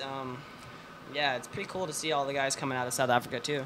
Yeah, you had mentioned Jared Houston. You've also still got guys like Mark McCarthy and Sasha Specker that are doing their thing in South Africa. It's still very much competitive. Would love to see them back on the world tour. I know Sasha Specker just recently married his girlfriend Aisha Makem, sister to Seamus Makem, the former world tour videographer. So real quick, congratulations to Sasha and his new bride. But you also have guys like Mark Russo shaping, Mike Olsler promoting events. You've got guys like Storm Prestwich and Tristan Roberts that you have to contend with. Yeah. Stephen Dupree's. You know, there's no shortage of talent coming out of South Africa these days. Countless other guys coming out of there, so yeah, it's pretty cool. There's a lot of young talent coming up in bodyboarding nowadays. It's pretty cool to see all the other guys as a junior, like seeing all the other guys I'm going to get to compete with for years down the line. Yeah, you guys being so young, you guys have a pretty large time frame that it looks like you may very well be competing against each other. Yeah, for sure. You know, if everything works out well for all of you guys, I mean, you guys could have, some serious battles for the next 10 years or so. Yeah, easily. 10, 15 years. Well, Mike's still 52 and he's competing. So yeah, Mike, competitive in his early 50s. You know, he's an inspiration for all of us these days. It's like everyone. You know, I want to be that guy. I want to be like Mike. I want to be like Mike. And then on something related more closely to this event, Guilherme Tamega, 6-time world champion, recently retiring from competitive bodyboarding. He will be here competing as a wild card. He will not be doing the world tour this year, but he will be competing here. He is looking to retire on home soil.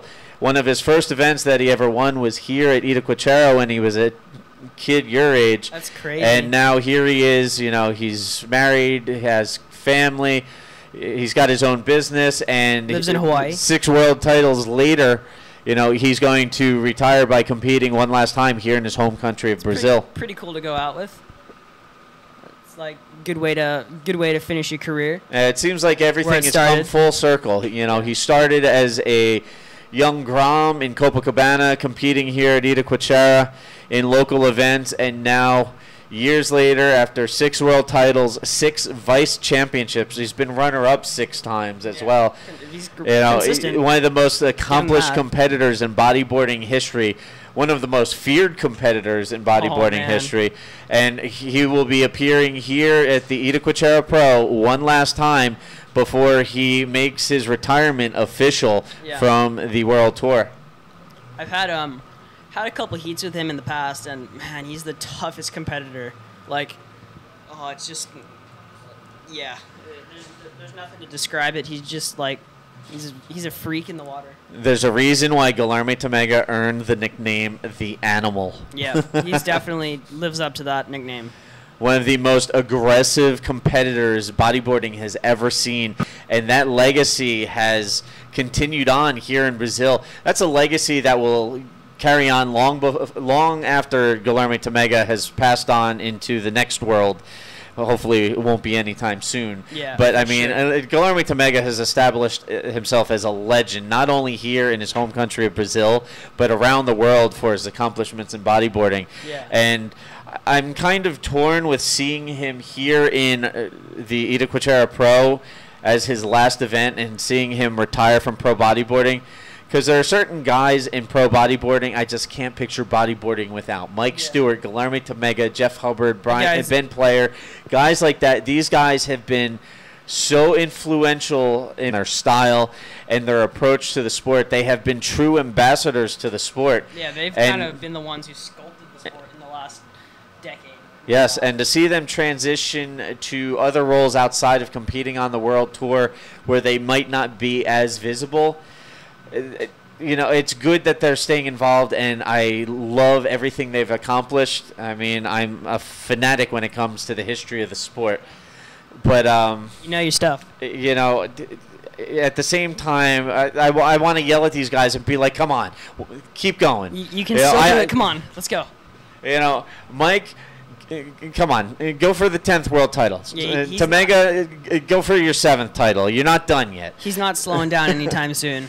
You know, BP, Jeff, heal up from your injuries and get your tails back on the World Tour, please. You know, it's great to see new faces. It's great to see the sport evolve and move forward and progress into the future.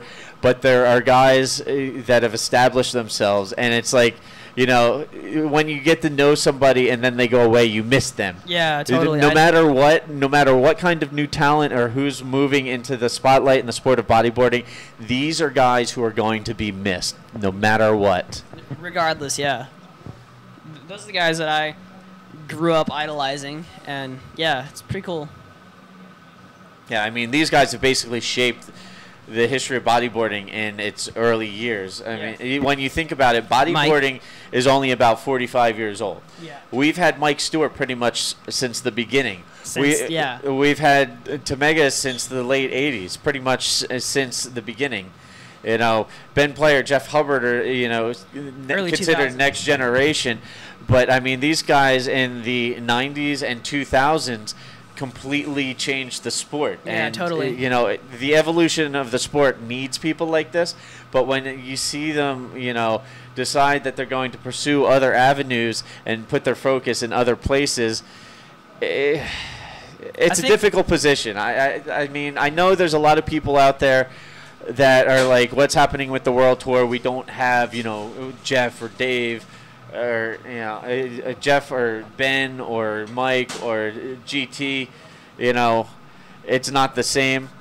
Well, it's always going to change, but we're always going to be emotionally invested in these guys because they've meant so much to the sport. Yeah, it's cool. They're still putting 100% into bodyboarding, just not necessarily competition, not necessarily the World Tour.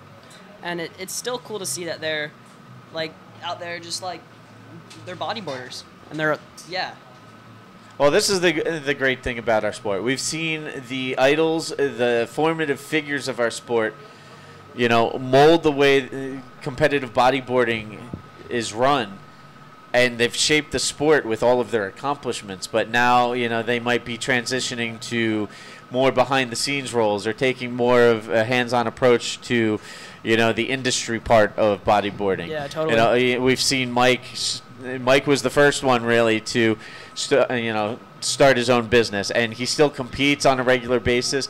But a large part of his focus is his companies and his family. The same thing now with Guilherme Tamega. He has his own line of bodyboards and swim fins. He wants to focus on his business and spend time with his family. Yeah. And after, I can appreciate what he said when he announced his retirement. If he's not going to chase after world titles, then he doesn't need to be competing. Yeah. Because it's almost all or nothing with these guys. Yeah, for sure. I want to be number one, or maybe it's time for me to do other. You gotta want to be on the top, or you basically, yeah. You gotta want it. You gotta want to be on the top, or you pretty much aren't gonna get it. And even Jeff and Dave Hubbard are another perfect example. I mean, Jeff and Dave have their board company, and they've both accomplished so much in the sport of bodyboarding. I mean, Jeff, 3-time world champion in the men's division. Dave Hubbard, a 5-time drop knee world champion. I mean, these guys don't have anything else to prove to anybody. If they're going to keep competing, it's to prove something to themselves. Yeah, totally. And everyone knows they shred. Yeah, so and now they're focusing on their company more. They're working on the business side of things, helping to develop their business and the industry itself. So you have to give kudos to these guys for doing that. But at the same time, you want to see them out in the water competing. Yeah, for sure. So, with that long diatribe out of the way,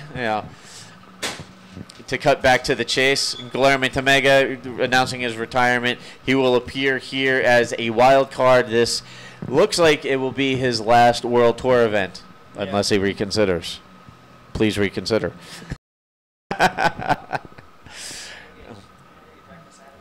So anyway, I'm going to let Tanner cruise out of the booth. He's going to head out. Yeah. Any last words or shout-outs before you cruise? Yeah, just thanks to everyone back home supporting me. Not just back home, everyone out around the world just kind of cheering me on. My sponsors, my parents, just everyone backing me. Thanks a lot. Yeah, I'll see you later. All right. Thanks a lot, Tanner, for cruising in the booth and holding it down with me for a little while. And good luck in your round 4 heat tomorrow.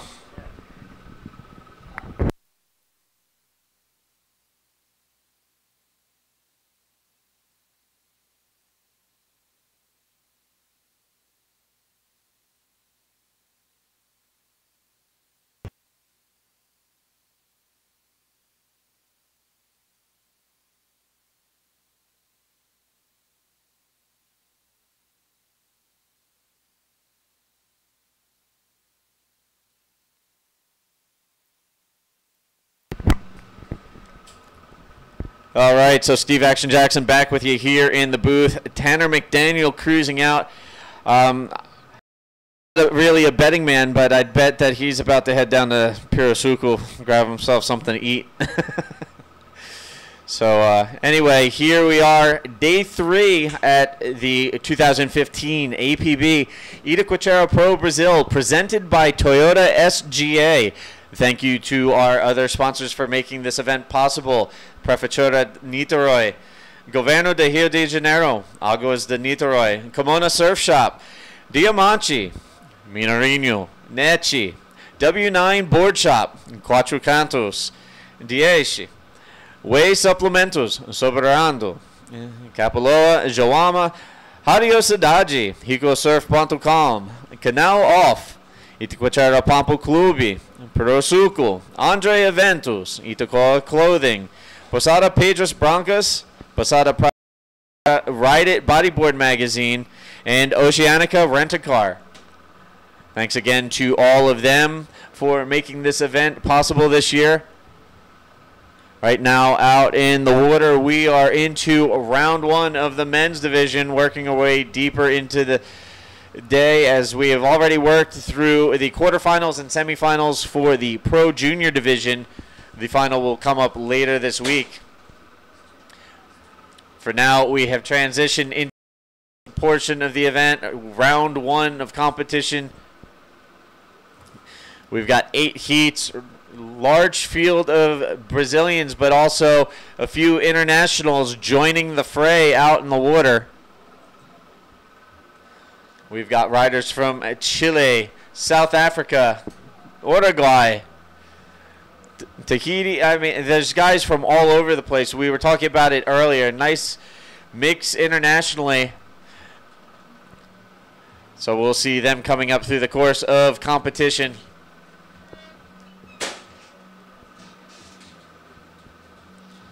Again, have 2 to 3 foot conditions, about 1 meter surf. Some tough conditions out there. A lot of current, a lot of backwash. Here we see Up and Riding in a red, drops in, drives off the bottom, hits the roll, and then ducks out as that wave closes on him. So a quick wave there for red.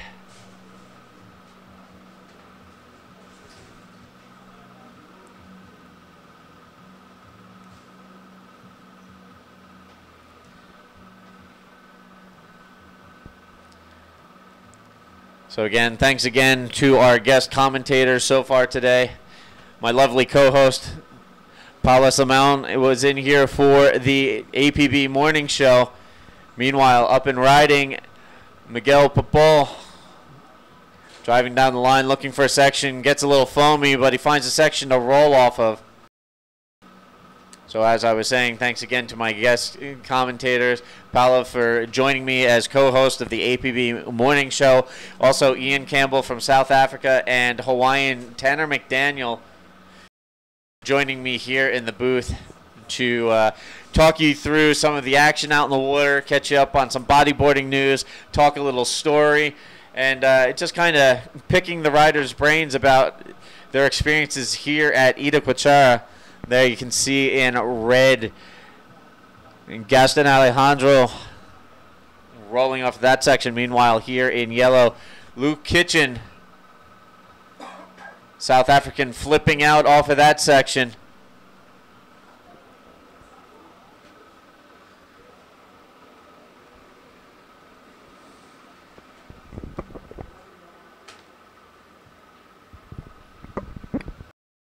There you can see paddling back out Miguel Popol. Miguel, one of the riders that we mentioned earlier, coming to us from São Conrado in Rio de Janeiro.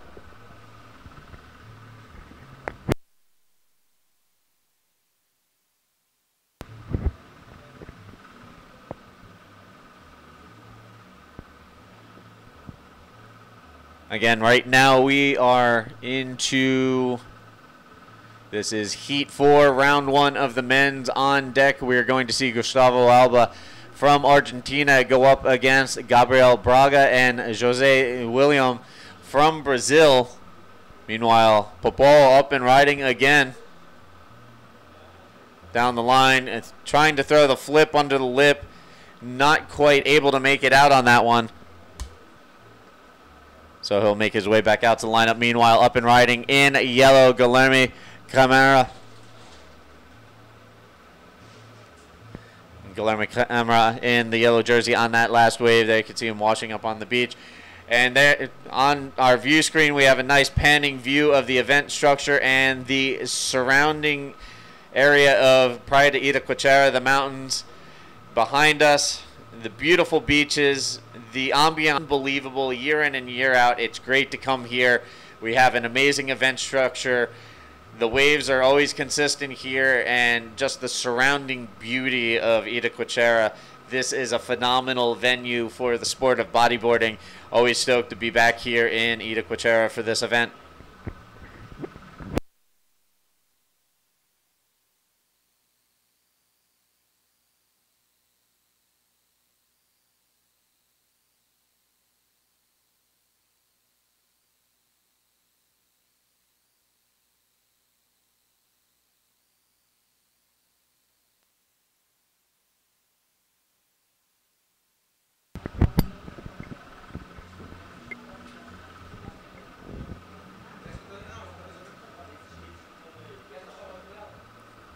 There you can see out in the water our riders waiting for the next couple of waves to roll through.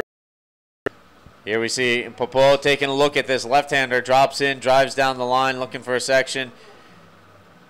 airs it out, but unable to stick the landing. So Popov having a little trouble completing his maneuvers out there, trying to get some work done, but having some technical issues out there. He'll try and work those out on the next opportunity. Meanwhile, up and riding in red, Gaston Alejandro.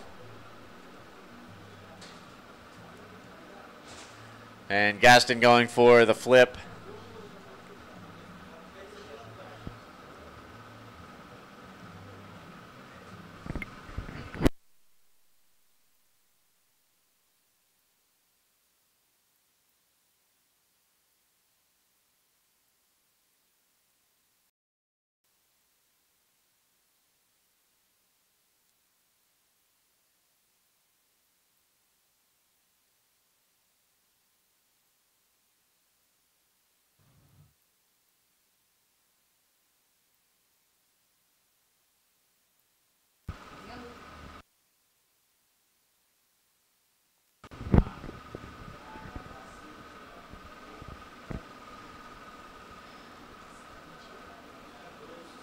All right, so working our way down towards the end of Heat 4, getting ready to go into Heat 5 again. We're going to see Gustavo Alba go up against Gabriel Braga and Jose William. Steve? All right, and I think we're going to get ready to throw things to Paula Simão in just a little bit. We're going to get her on the beach for some interviews. So I'll give you guys the cue when we're all good on that. Until then, trying to keep track of the action out in the water, give you guys some bodyboarding news from around the world.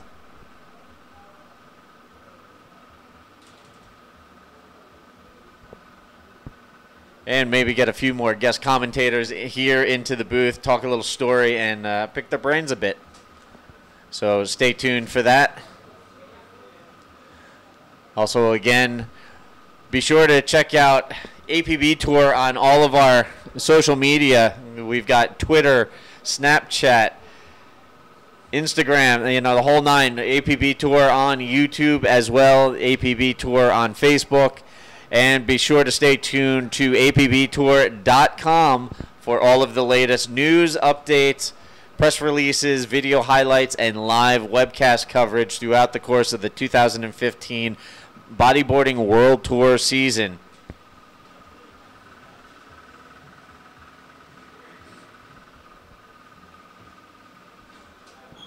You can see one of the local vendors cruising the beach. Meanwhile, cruising the lineup.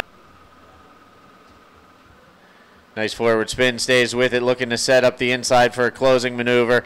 Hits the flip, and rides out. Looks like he got caught up in the whitewater, but was able to complete the maneuver. So nice, solid ride there. Smaller wave, but good maneuvering there nonetheless.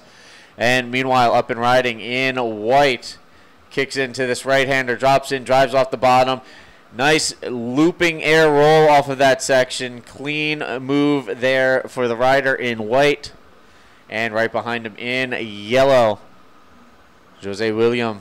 And this one's going to shut down on him. Nothing but a big wall of white water for him on that one. He will wash up onto the beach and head back out into the lineup.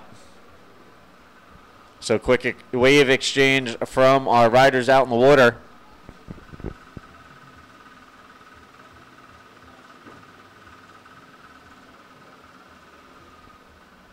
And there's a nice looking little right-hander. Even spit out the barrel for a little good measure.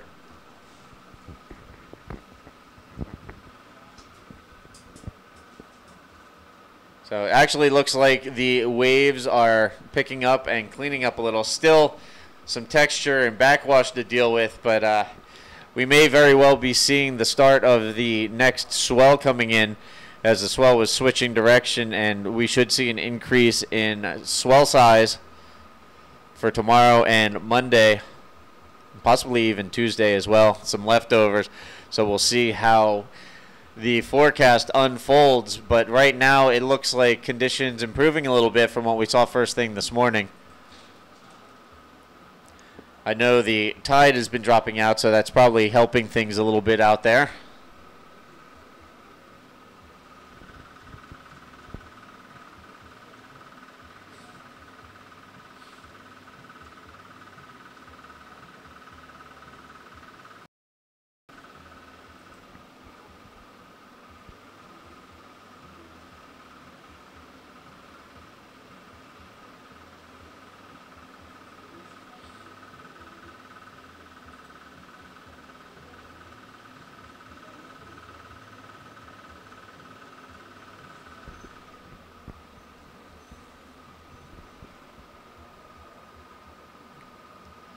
For those of you out there in Webland following along on the live webcast, I've actually been taking some messages from people on my Facebook page.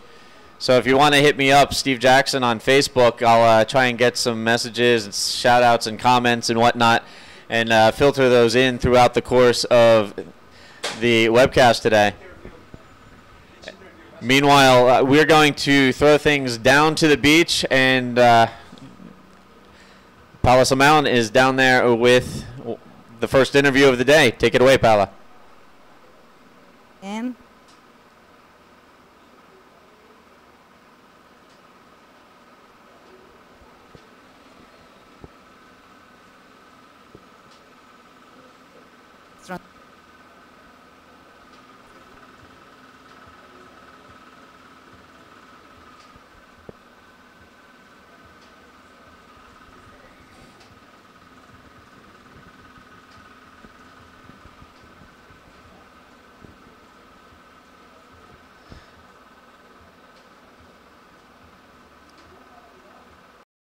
Sounds like we have a little bit of a technical difficulty with the microphone down there on the beach. We'll get that corrected and get back to Paula in just a second.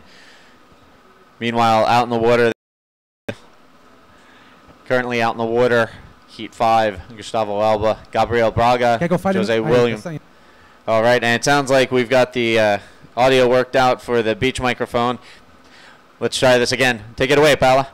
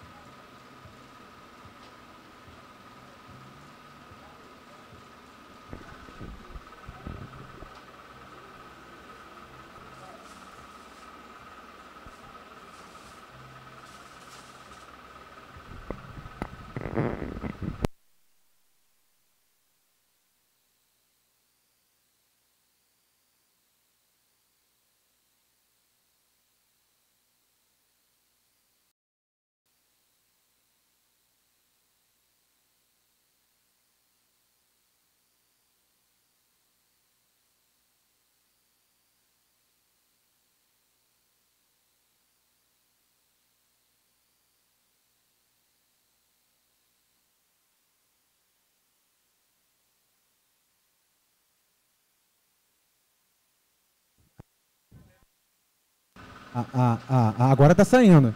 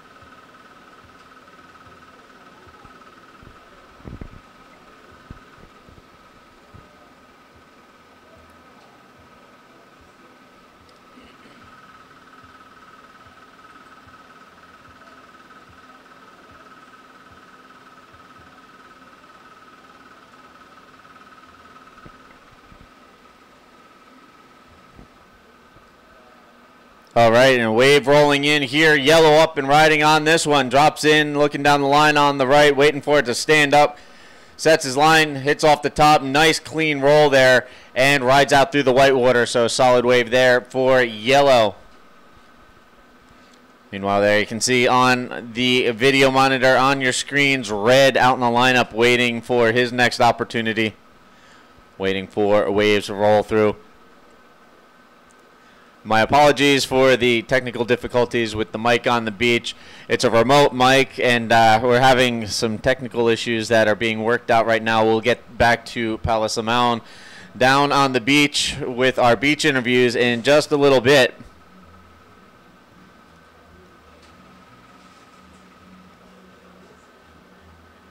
Meanwhile, out in the water there you can see white, red, both waiting for waves to roll through. And streaking across the bottom of your screen, someone having a good little free surf, throwing a roll on the inside there. There's been lots of guys enjoying free surf sessions at Mayo and even down at Kushtown.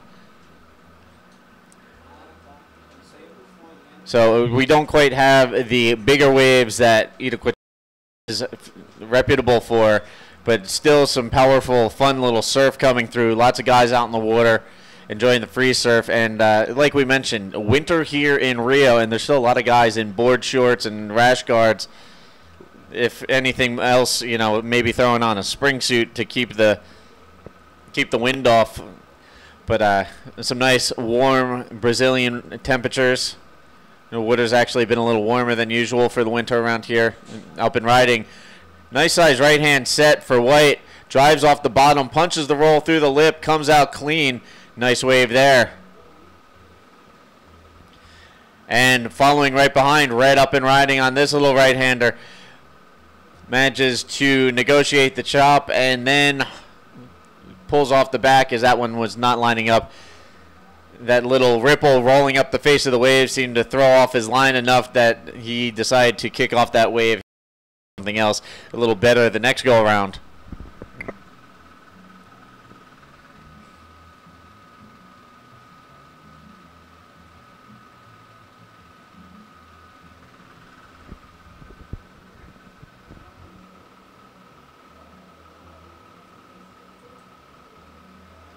Meanwhile, Yellow opting for the left, flipping out off of that section, and it looks like he rode out in front of it. I may have been mistaken, but it looked like he rode out of that. I lost him behind the whitewater from the camera view, but nice flip there.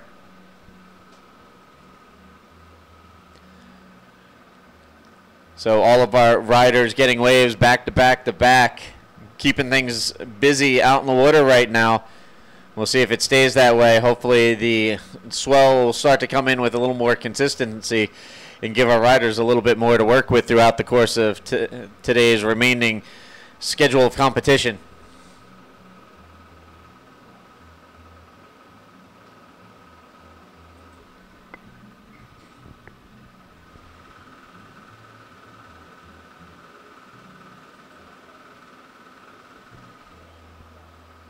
And here we have Yellow up and riding on this right-hander, driving down the line. Little bumpy. Hits a little jam off of that section as it closes out. And now Red up and riding. Actually, Red took a look, decided to pull off the back just at the last second. So he'll paddle back out to the lineup and wait for another opportunity.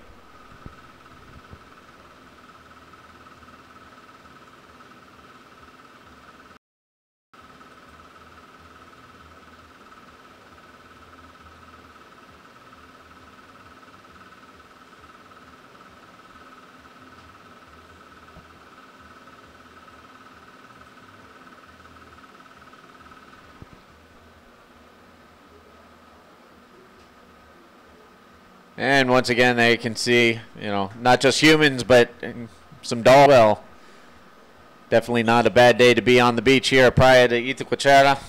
Cruise around, maybe play some football, some volleyball, hit the water for a free surf session, maybe grab some food from the beach vendors, or even cruise down the street to one of our sponsors. Go hit up Pirosuku for some acai, pastels, or maybe an Italiano con calabresa.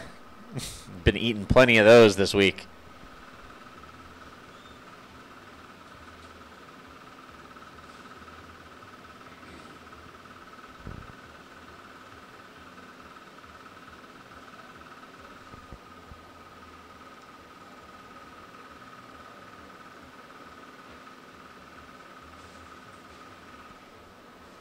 Here we can see Red scrapping into this one, taking a look. Smaller right-hander, but we'll see if it sets up for him. Looking for a section. Hits the flip. And unfortunately unable to complete the maneuver. He will head back out to the lineup and look for another opportunity on his next wave. Meanwhile, there you can see up, down at Pampu, plenty of people hanging out, watching the event.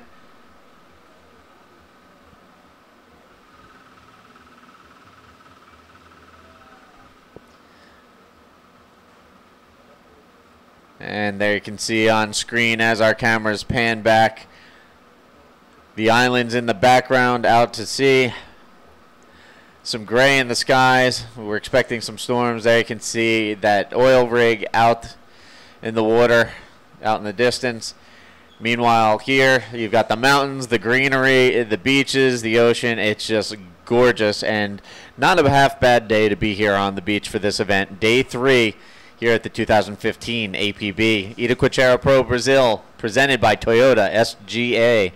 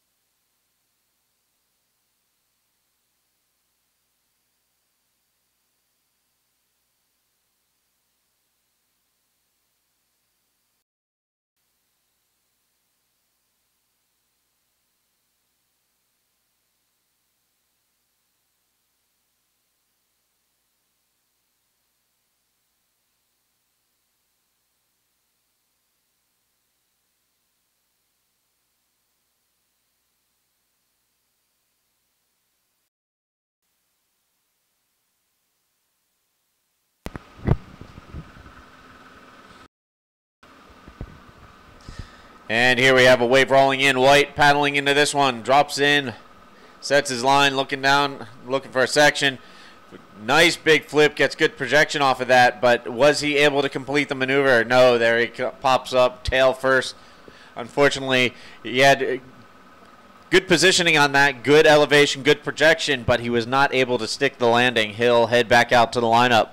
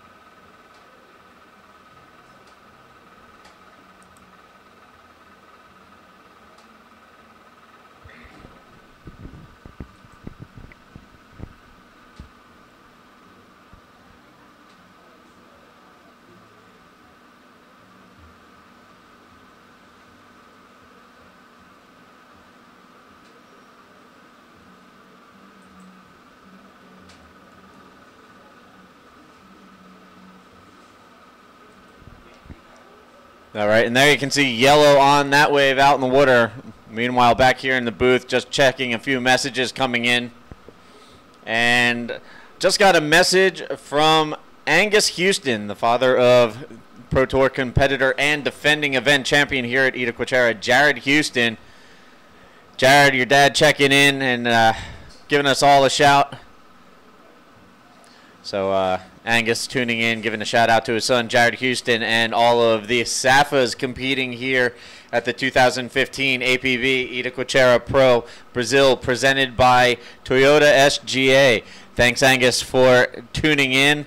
Hope you'll stay with us and watch throughout the course of competition, as yes, we have a few South Africans here in attendance this year. Not just your son, but also a couple of the young South Africans in Luke and Bodie. So those guys will be coming up, and obviously we have Ian Campbell here, who was in the booth with me earlier. So always stoked to have them here. Like I told the younger guys the other day, always stoked to have a few South Africans in the mix. So there we go. Thanks again, Angus.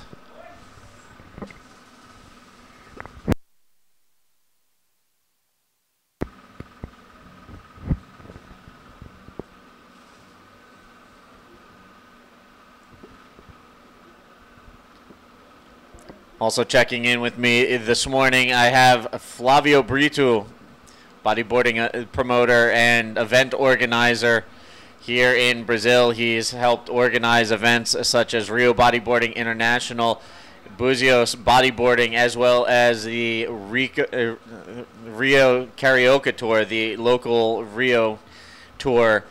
And Flavio checking in to see how the conditions are, and to say congratulations to the Brazilians competing in the event and experiencing success in the Pro Junior, specifically our local friends Socrates Santana and Matheus Bastos. So Matthew Zinho, Dr. Zinho, Flavio disse parabéns. Meanwhile, out in the water, nice little invert there from rider in yellow, tweaks it out and rides out clean. So solid wave there for yellow.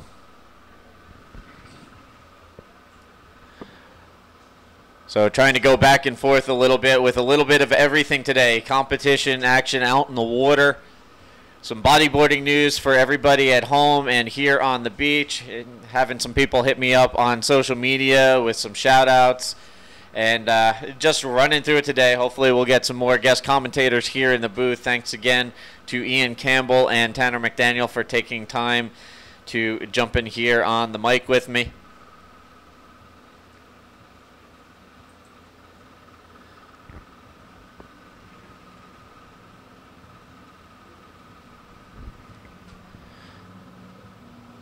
Again, as we get deeper into men's competition, we'll start to see some of the bigger names, the higher-ranked riders on the World Tour. Meanwhile, there you can see a little bit of a paddle battle between white and red out in the water. In the end, neither opting to take that wave. They'll both look for something a little better on the next one. And it looks like we might have white on this one. Yes, kicks into this one, drops in, cranks off the bottom, looking to get around this whitewater section, slides up into the pocket. Waiting for this to give him a section, but it just keeps on going. Here it is. It stands up on the inside. He'll hit the roll and ride out of the whitewater. So it took a little patience. It took a little time to set that one up, but White getting the job done on that one.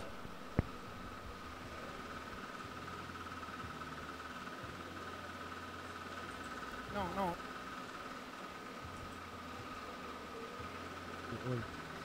Tô falando. Alô, agora.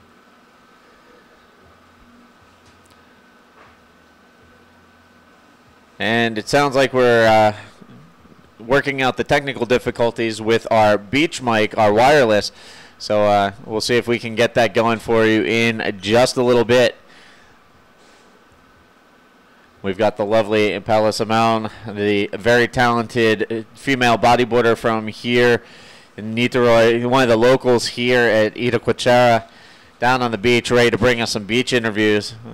So we'll get to that in just a moment. We'll get everything sorted out and get that going for you. Meanwhile, Alô. up and going on this wave. Yellow taking a look before ducking out real quick.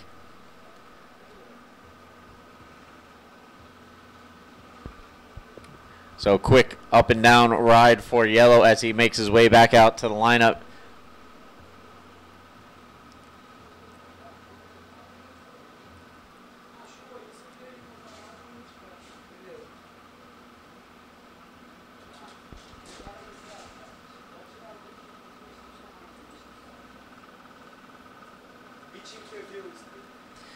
All right, and I think we're set to throw things down to the beach to Paula Simão. Take it away, Paula.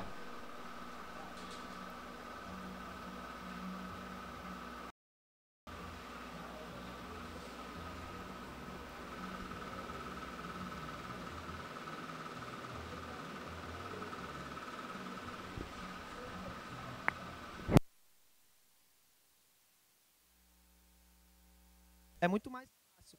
Aqui eu senti muita dificuldade ter uma onda com muita força, a onda de Itacoatiara é uma onda que tem muita pressão. Graças a Deus eu fui feliz em 2 ondas na onda do rolo ali, uma direita muito boa que eu encontrei no pampo e consegui passar a bateria em primeiro lugar. Did you do something different to win this heat, or you just like going inside and just do whatever you do? What you know to do?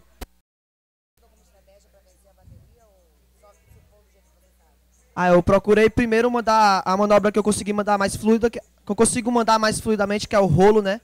Então foi essa que é a minha estratégia. Depois eu parti para outra manobra que eu consegui uma esquerda também com RS muito bom. Eu acho que foi o que garantiu minha passagem para a próxima fase. Okay, what do you think about the place? Is the first time that you've been here? Primeira vez que eu tô aqui em Itacoatiara, competindo, né? Já vim aqui já surfar, conhecer a praia. Um lugar muito lindo, a onda muito pesada, como eu já disse. E muito feliz de estar aqui, só em passar essa bateria, estou realizado. Okay, I hope to see you again the next hit. Uma bateria.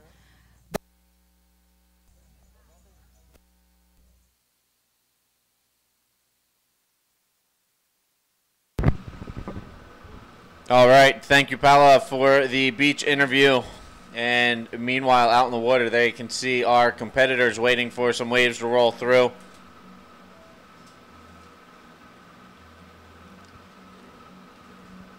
So our riders out in the water today. Some difficult conditions. It's a little smaller, but still pretty heavy.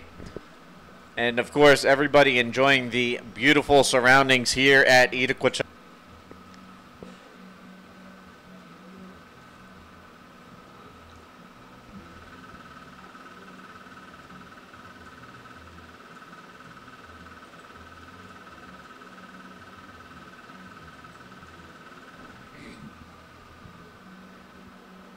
And here it looks like Blue up and riding. And that's actually Blue making his way in. He'll just straighten out and head to the beach.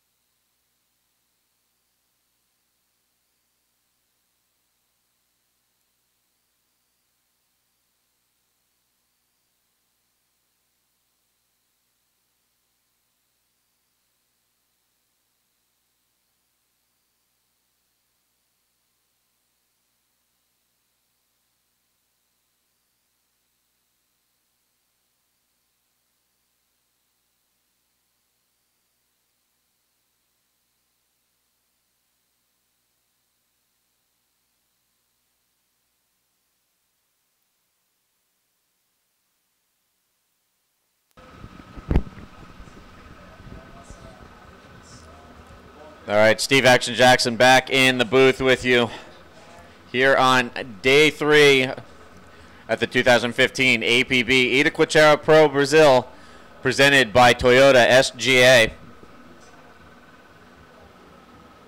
For those of you just joining us, we started off the morning with the Pro Junior divisions. We worked our way through quarterfinals and semifinals and have now transitioned into round 1 of men's competition, which is out in the water right now.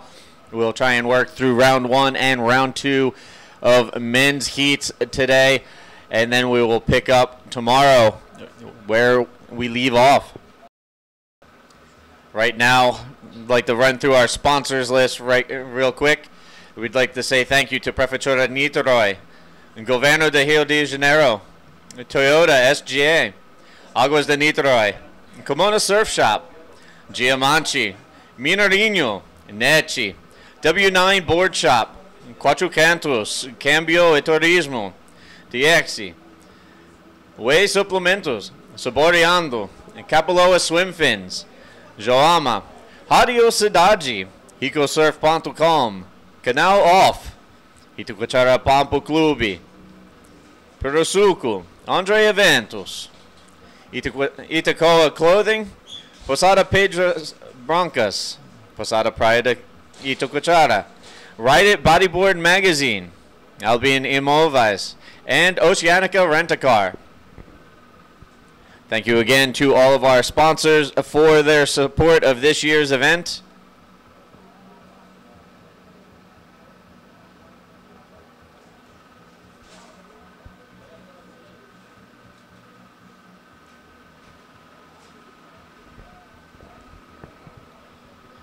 Again, thanks to everybody checking in online with me, sending messages and shout-outs. Appreciate everybody tuning in and watching the live webcast online at apbtour.com. Also available at Itacoatiarapro.com. Be sure to stay tuned to the official websites of the Itacoatiara Pro and APB World Tour, as well as all of the social media outlets, Facebook, Twitter, Instagram, YouTube, and now the new APB Snapchat page. And thank you again also to Ian Campbell and Tanner McDaniel for jumping in the booth, and also for offering to jump back in later on today. Tanner actually hitting me up right now saying, I'm going for a free surf, I'll jump in with you after. So stoked to have people cruising in and out, doing interviews and helping out with the live webcast. And it looks like my buddy Luis Claudio DJ stopping in the booth to check up on the technical end of things. Claudio working for the promotion company responsible for the event structure, also takes care of the sound, and is actually a pretty darn good DJ here in Brazil. So stoked to be working with Luis Claudio once again. Meanwhile, out in the water, up and riding, Red.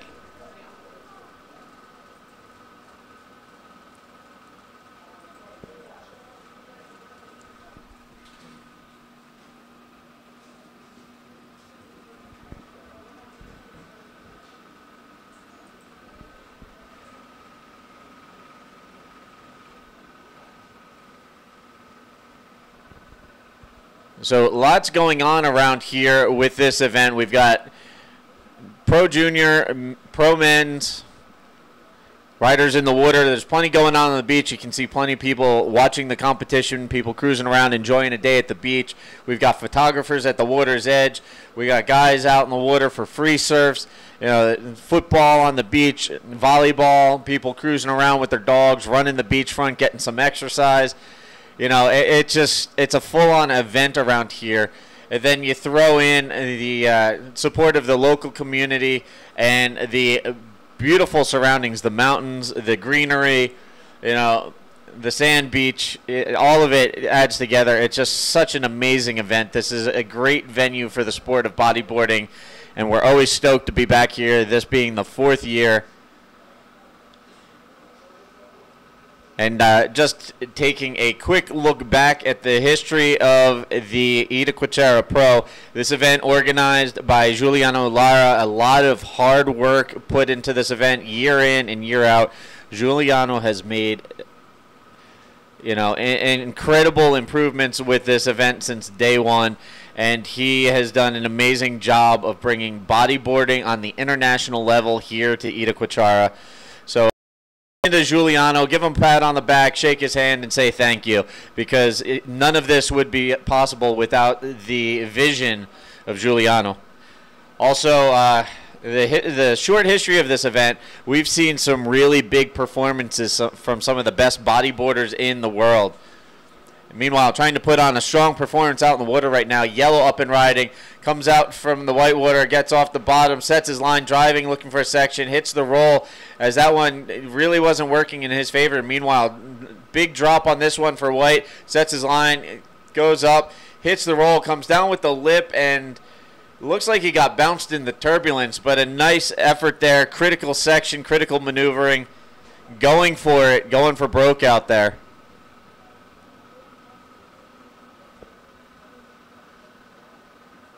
And another set rolling in. It looks like red going for this one. Drops in, slides into the pocket, punches the roll through the lip.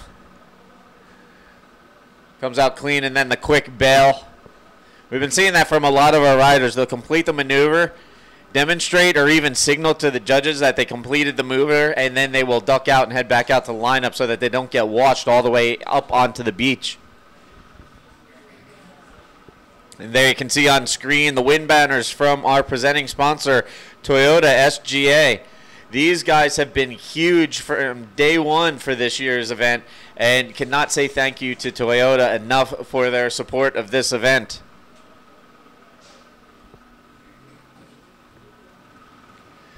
Okay, to return to my previous train of thought, in the short history of this event, this is the fourth year running.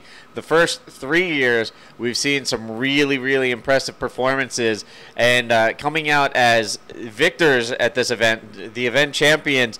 Just to give you a quick rundown, in 2012, the first year of the Itacoatiara Pro, it was Australian Dave Winchester who took the win.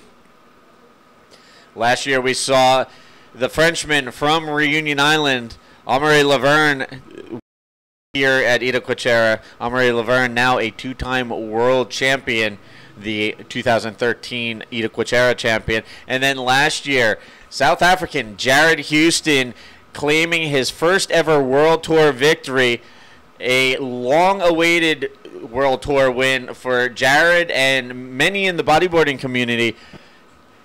Jerry finally getting the monkey off his back and taking the win here at Itacoatiara last year. Jared Houston is one of those guys that's, his name is always mentioned in the conversation about who could be world champion.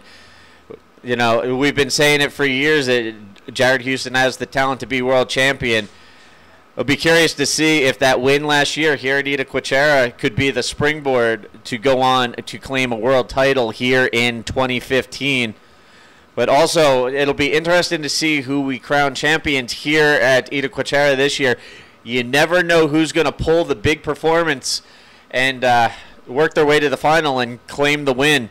Everybody wants that Itacoatiara trophy, including these guys here in round one. Rider in yellow up and riding. Punches a big arm extended roll off of that closeout section. Rides out clean. Solid wave there for yellow.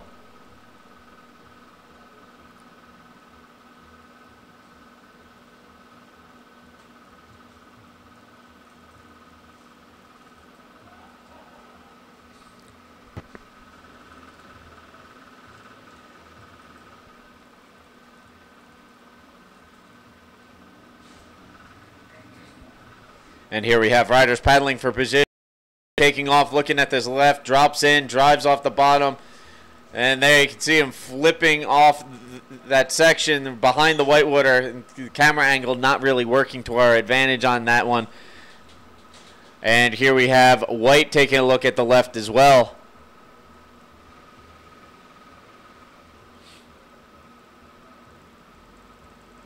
So riders out in the water staying busy, and No downtime here as Red kicking into this right-hander. This one's going to get foamy on him. Sets his line, looking for a section, and this one's just going to crumble on him, so he'll kick out. You could see he was a little frustrated with that one. It looked like it was going to set up nicely for him, and then it just got foamy and crumbly, and again, very difficult to negotiate the waves out there this morning. Some challenging conditions for our riders. There you can see scanning across the horizon of our main event structure up there at the top of the hill. The wind banners going for the Prefeitura de Niterói Toyota SGA. Again, this year, the first year for the Itacoatiara that we have had a separate secondary structure set up down the beach. We have our judges tower in there. Our judges are down there watching the action out in the water at Pompo. That was done intentionally after discussions between our event staff and the competitors. This year they opted to have the secondary tower so that we could utilize the section of beach down at Pompo for this event.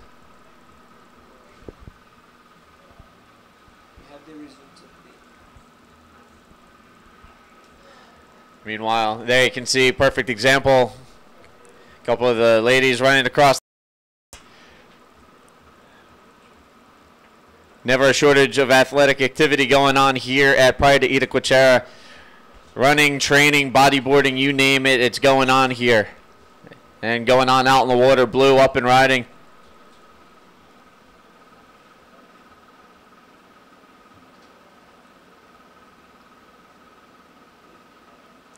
All right, and just to give you a recap, run down everything we've had go on so far in Heat 1, and Round 1 rather. Heat 1, we saw Leandro Chagas taking the win, Daniel Silveira finishing second. They will advance on to Round 2. In Heat number 2, it was Nelson Ariaza from Chile winning the heat, and Eric Poseidon finishing second. They will also advance on. In Heat 3, winning the heat, Elton Neto, and finishing second, Adriano Minguta. We will see them again in Round 2 action later today. Meanwhile, in Heat 4, in first, Guilherme Camara, followed by Gabriel Popol in second. They continue on in competition. They will come up later today in Round 2. Meanwhile,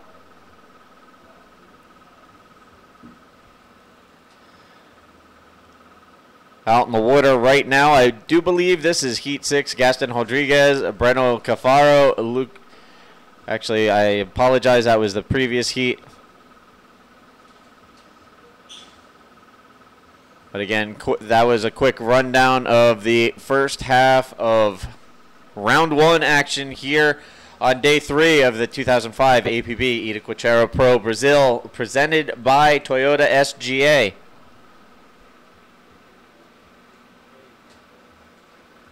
And here we have a couple. Look at this one, white and red fighting for it. Red up and riding. Bouncing across the face, looking for a section to set up. Not much to work with there, as that one just got chunky and funky on him.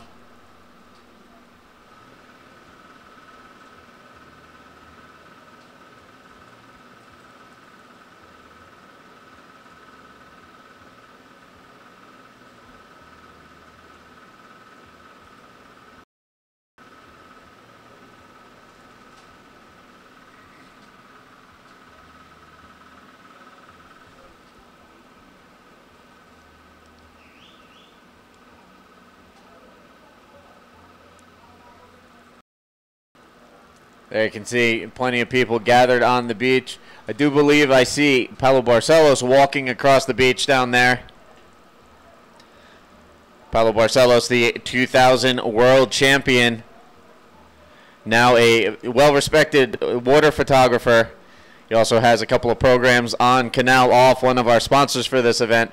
Every Friday night at 10 o'clock, you can catch Prancha Pe de Pato with Paulo Barcelos and Fabio Aquino. Paulo also has a program called Retratos de Mar that you can catch on Canal Off that profiles some of the top names in water photography, surf photography. Be sure to check out Canal Off online for all of the program scheduling, and be sure to watch Prancha Pedro Pato and Retrato de Mar on Canal Off.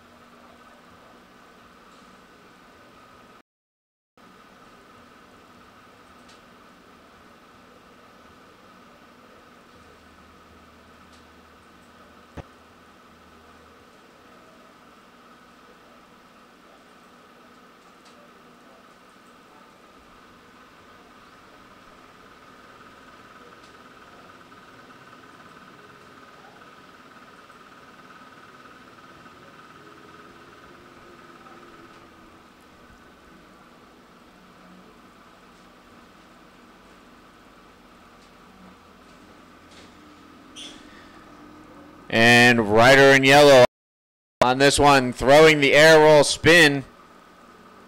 And looks like he lost the handle on his board on that one.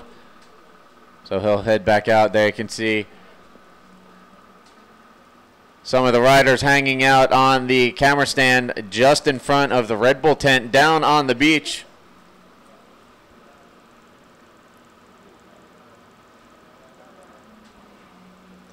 Lots of people gathered around, hanging out there. You can see in the background some foot volley. We were talking about that before. One of the most insane things I've ever seen sports-wise. Combination of football and volleyball, hands-free volleyball.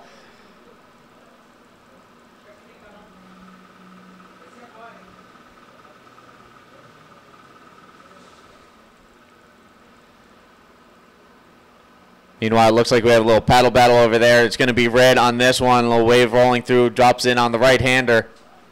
Trying to set his line, waiting for this to set up for him on the inside. Gets a little foam. He finds a section to roll off of.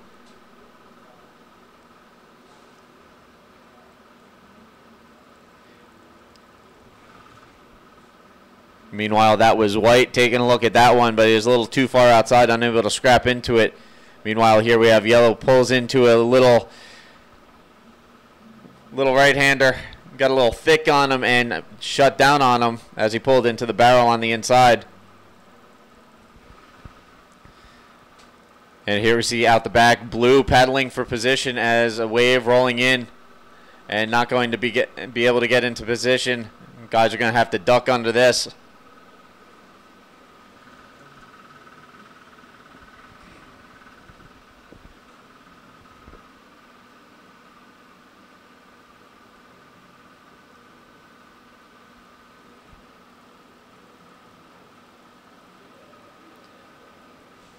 Again, we're just halfway, just a little bit past halfway here in round one. This is actually heat 6, round 1. Gaston Rodriguez, Breno Cafaro, Luke Kitchen, and Guilherme Mesquita out in the water. Again, working our way through round 1 of men's, round 2 of men's, and then we will get into... We'll see what we get into for tomorrow.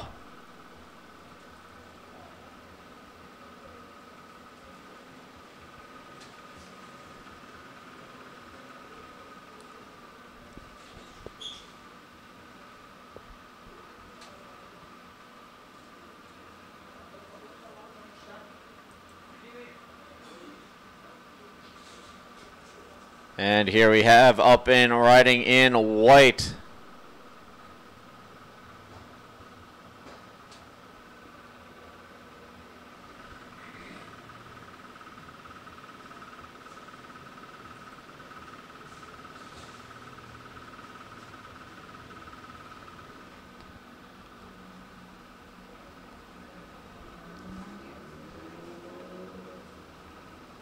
And again, just a quick recap of the last couple of heats. Heat 4, round 1.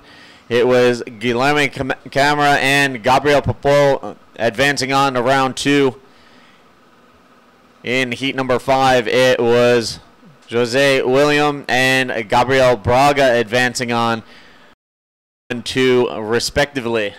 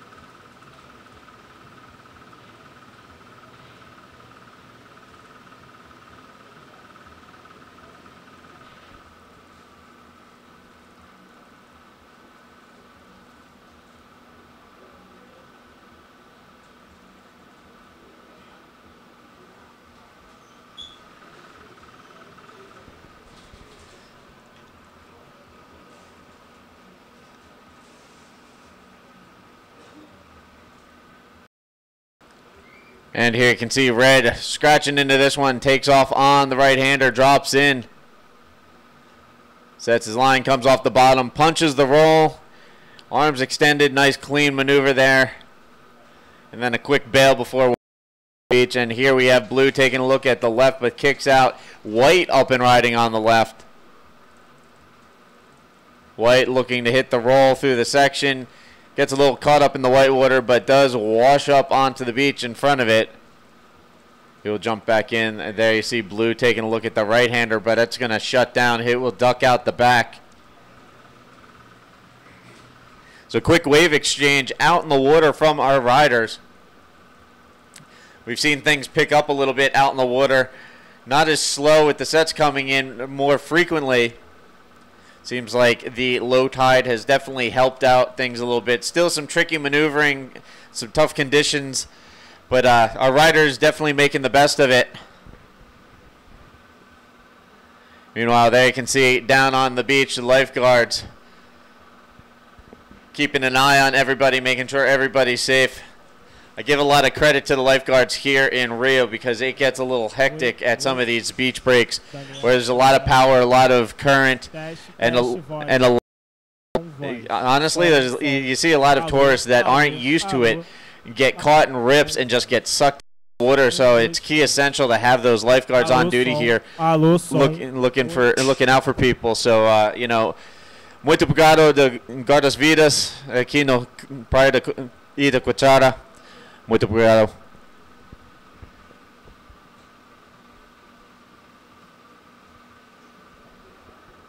And hey, look, there's Tanner McDaniel out for a free surf as promised.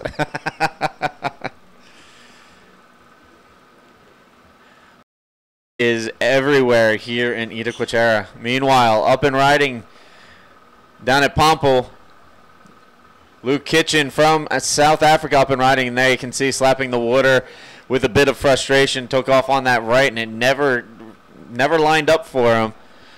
So, unfortunately, Luke, a little frustrated, struggling a little bit out there to get it together. But from what I understand, this kid's got plenty of skills and can definitely get the job done. And while we wait for the next waves to be ridden, I believe we're set to throw down to the beach with our next beach interview with Paula Samão. Take it away, Paula. Hi, Steve. We are here again. Now we're going to call the winner for the heat number 5. José Williams as well, another guy from Ceará. So, José Williams, what do you think about this place here, the waves here? What's about the conditions? Pro que sempre eu vi em vídeo aqui tá pequeno, mas já é bem diferente de onde eu moro, que é lá no Ceará, então lá é muito mais calmo, comparação aqui, mas era o meu sonho vir aqui, prestigiar o evento e poder surfar essa onda que pra mim é a melhor do Brasil, a mais bodyboard do Brasil. e poder ter uma estreia assim com a vitória é bem gratificante para mim.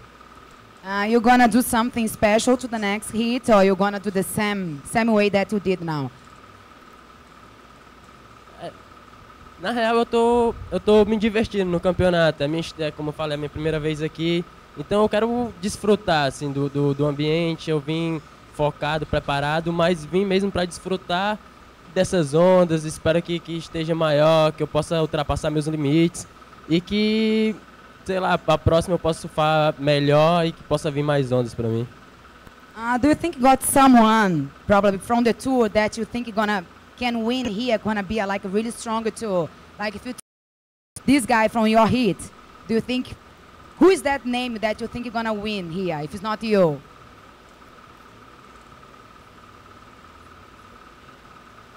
Eu pelo fato de ser profissional e treinar muito pra vir surfar para esse campeonato, eu acho que eu tenho chance de vencer qualquer um. Depende das baterias, depende do mar ali, é meio sorte também, que a gente conta muito com a sorte. Mas, sei lá, eu queria tirar nomes de peso assim, como Dudu Pedra, Zé Otávio, que são os caras mais big-ride aqui local. Tem os gringos também, o Jared, o Pierre também, que sempre eu assisto em vídeos. E, sei lá, são inspirações para mim e eu só tô começando ainda nesse circuito profissional. Espero poder competir com eles e ter um desempenho muito bom assim com eles. That's good. Big cara, Dudu Pedra, José Otávio. So, Zé Williams, thanks for everything. I hope to see you in the next heat. Next heat, I hope you win again. Espero que você ganhe na próxima.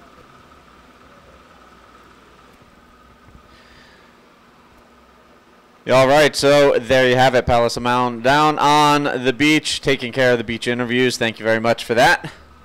Meanwhile, out in the water, we have just wrapped up Heat 6 and getting into Heat 7, Round 1 of the Men's Pro Division.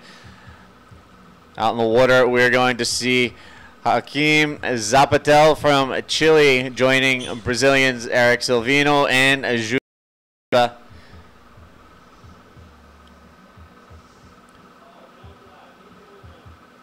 Joaquim in red, Eric in white, and Junior in yellow. There you can see Junior Souza in the yellow jersey waiting for his wave opportunity. Meanwhile, just looking at the results from so far today, just waiting for everything to register from Heat 6. I will give you an update on that in just a moment. But recapping the day so far, we started out with the Pro Junior quarterfinal. We saw Socrates Santana take out Chilean Nelson Flores. In the second heat, Tanner McDaniel from Hawaii beat out Igor Almeida for the second spot in semifinal number 1. Then in quarterfinal number 3, Mateus Bastos defeated Gerson Luiz to move on to semifinal number 2. And rounding out the second semifinal, it was Gabriel Oliveira taking out Miguel Medina. In the semifinals, we saw Tanner McDaniel take down Socrates Santana, and then Mateus Bastos overcoming Gabriel Oliveira. So our Pro Junior final, which we will have later this week, will be a battle of the 16-year-old Hawaiian Tanner McDaniel against Brazilian Mateus Bastos. So again, stay tuned. That'll come later this week. We'll see them do battle in the Itacoatiara Pro Junior final. Meanwhile, moving on into men's action here in round 1. Heat 1, it was Leandro Chagas and Daniel Silveira moving on. In Heat 2, Nelson Ariaza from Chile and Eric Poseidon advanced. Heat 3, we saw Elton Neto and Adriano Minguta advance out.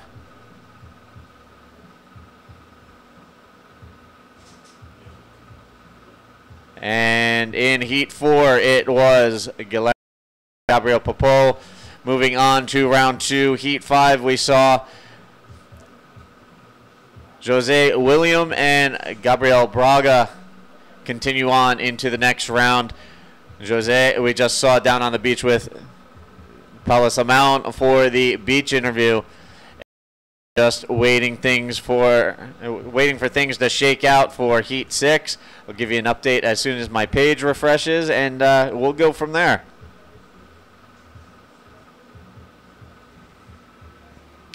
Meanwhile, out in the water right now, we have Joaquim Zapatel from Chile in red, Eric Silvino in white, and Junior Souza in yellow. So a pair of Brazilians out in the water with the Chileno. And here's a look at Joaquim up and riding. Comes off the bottom, hits the roll, comes out clean. So a nice wave to register for Joaquim Zapatel, the representative from Chile. And speaking of Chile, the World Tour moves on next. The remainder of the South American leg, back-to-back event in Chile.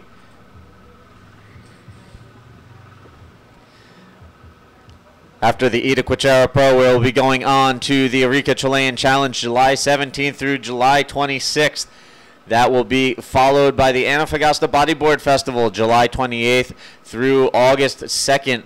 From what I understand, this year's Antofagasta Bodyboard Festival will be held at Nilda Point, which Alan Munoz, the number 14 ranked rider in the world representing Chile, he related Nilda Point to being like a smaller version of Fronton. So that definitely had me and several other people salivating. Can't wait to check out Nilda Point as we return to the Antofagasta Bodyboard Festival in late July, early August.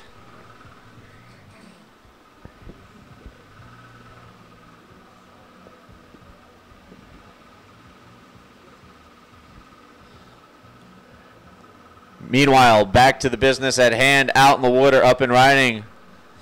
Joaquim from Chile up and riding, another roll there. So putting together a couple of nice solid waves, getting some clean rolls together out in the water.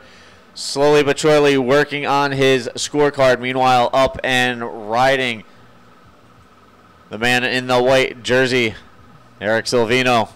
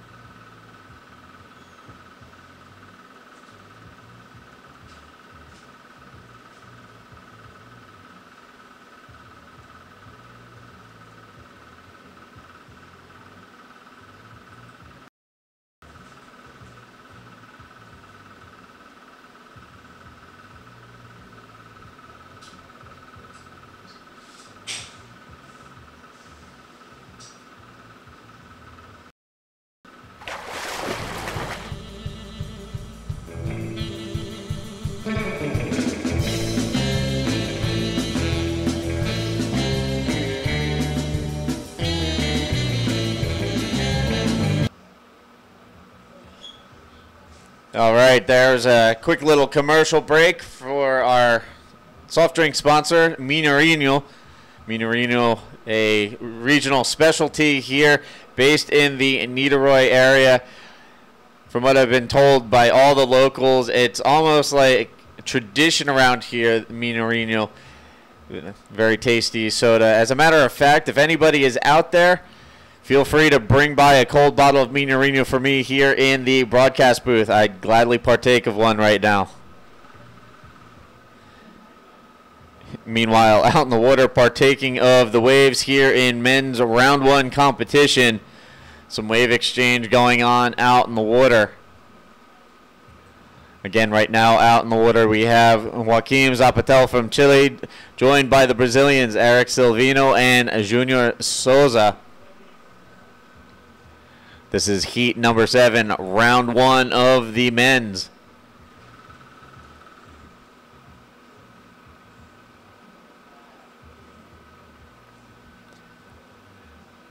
Meanwhile, coming up on deck in heat number 8, we're going to see Gonçalo Pinheiro from Portugal going up against Bruno Leitão, Lucio Santana, and Juliano Lara. So we're going to see the event organizer, Juliano, joining the fray competition-wise. He'll be going up against Lucio Santana.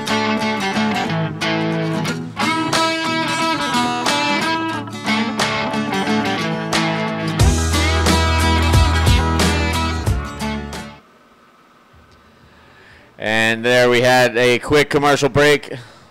Our presenting sponsor, Toyota SGA, big thanks to them. As I was saying before the commercial break, coming up, Heat 8, we're going to see the rider from Portugal go up against Brazilians Bruno Leitão, Lucio Santana, and Juliano Lara. Juliano, the event organizer here at the Itacoatiara Pro, also competing. As if his life wasn't difficult enough with all the running around and craziness that's involved as an event organizer and promoter.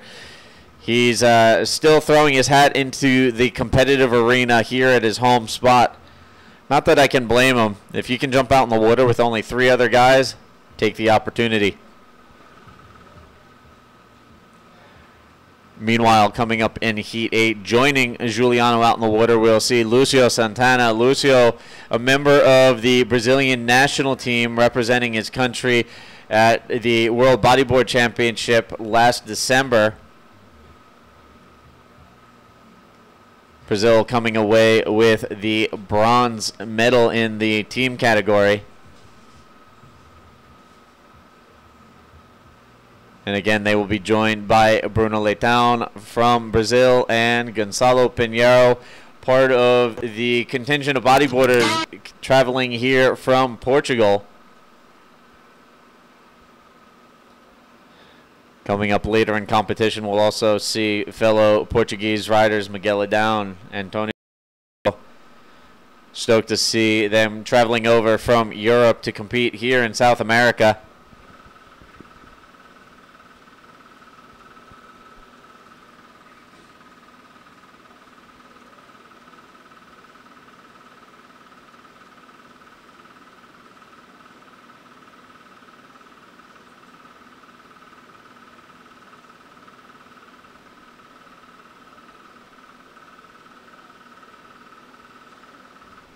And up and riding in yellow, that's Junior Souza. Big, quick, snappy forward spin off the top.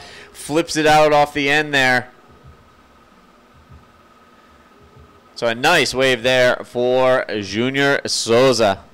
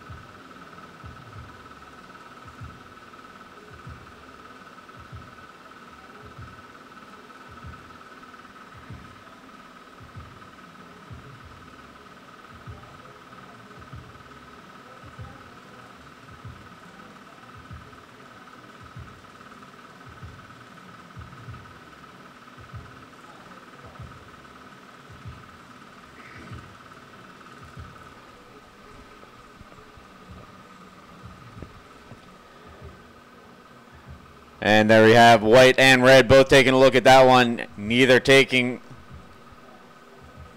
They'll paddle back for better position on the next wave. Meanwhile, there you can see yellow paddling back out.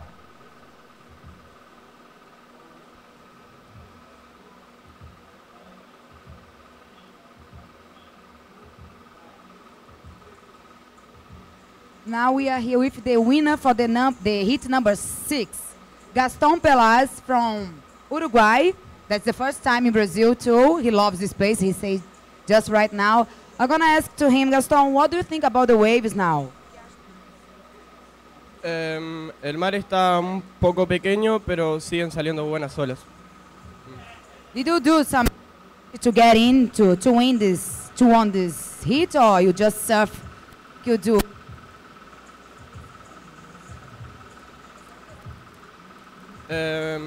Creo que aseguré la ola con un buen rolo.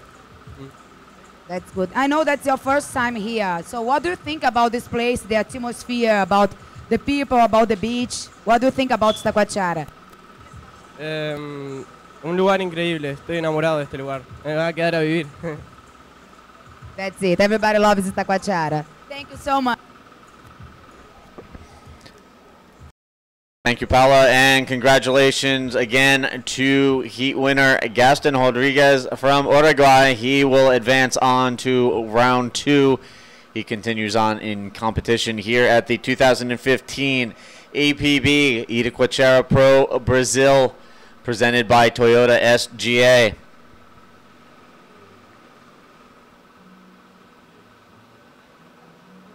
So again, Gaston Rodriguez, the winner of Heat 6 here in Round 1 Men's Pro action.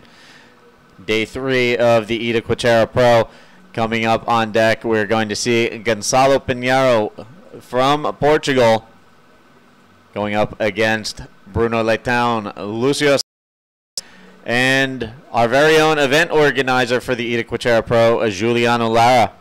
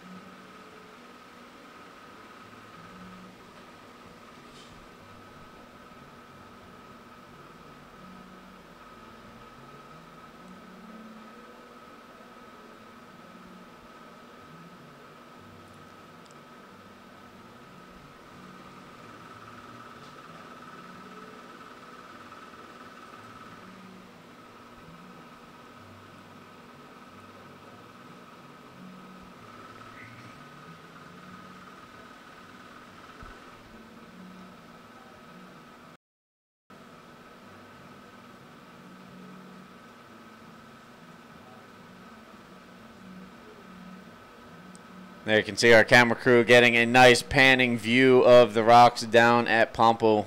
Plenty of people cruising around on the rocks, as well as on the beach. There you can see panning back. Nice view down there in the corner.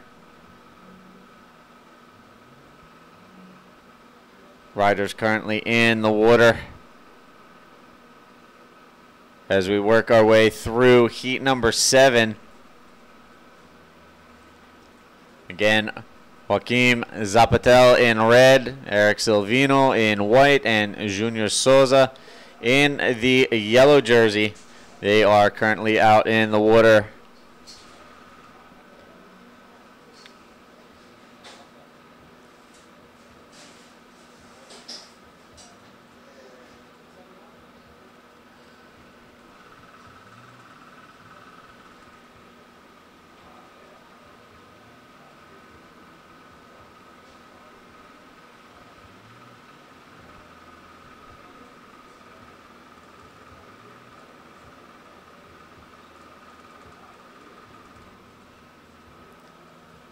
And here we have a couple of riders taking a look, but they decide that that one should go on unridden.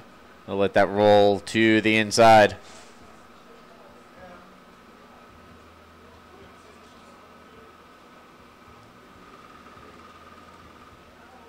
So again, counting down. There you can see a look up the hill. I'm taking a look at the Toyota SGA win banners.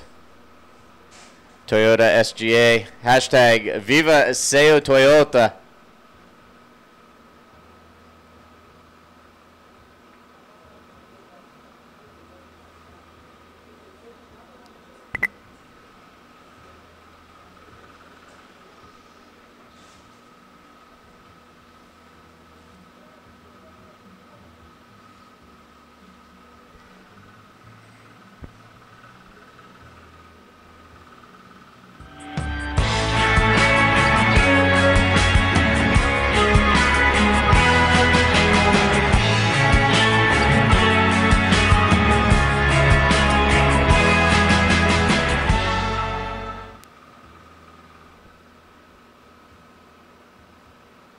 Thank you once again to Prefectura Niteroi for helping to make this all possible. Prefectura Niteroi Sporci e Laser. Pretty cool to watch that last commercial that we ran, including a little bodyboarding. Bodyboarding, such an important part of this community here prior to Itacoatiara. And there you can see our riders from Heat 7 making their way in. And we are just about ready to get underway with Heat number 8. And whoa, check this out. Paraglider making a little flashy landing on the beach down there. Looked like he was coming in a little hot on that landing.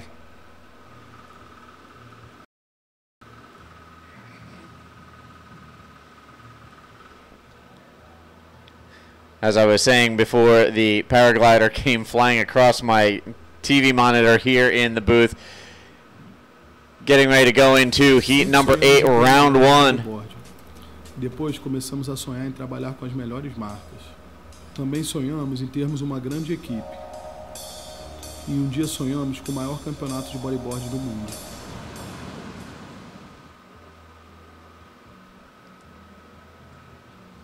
There you have a quick commercial break from W9 Board Shop. Thank you, W9, for your support of this event. And we'll try this one more time. Right now, going into Heat number 8 in red, Gonçalo Pinheiro from Portugal. In white, Bruno Leitão. In yellow, Lucio Santana. And in blue, Juliano Lara. There are the riders up now in the water. And from here, we should be going into round 2 of the men's as we roll on through day number 3 here at the Itacoatiara Pro.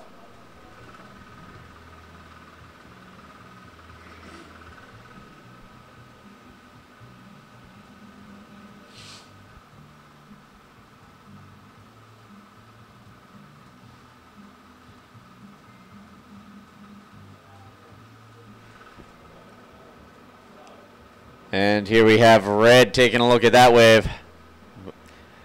He looked down the line, decided he didn't like what he saw, decided to duck out.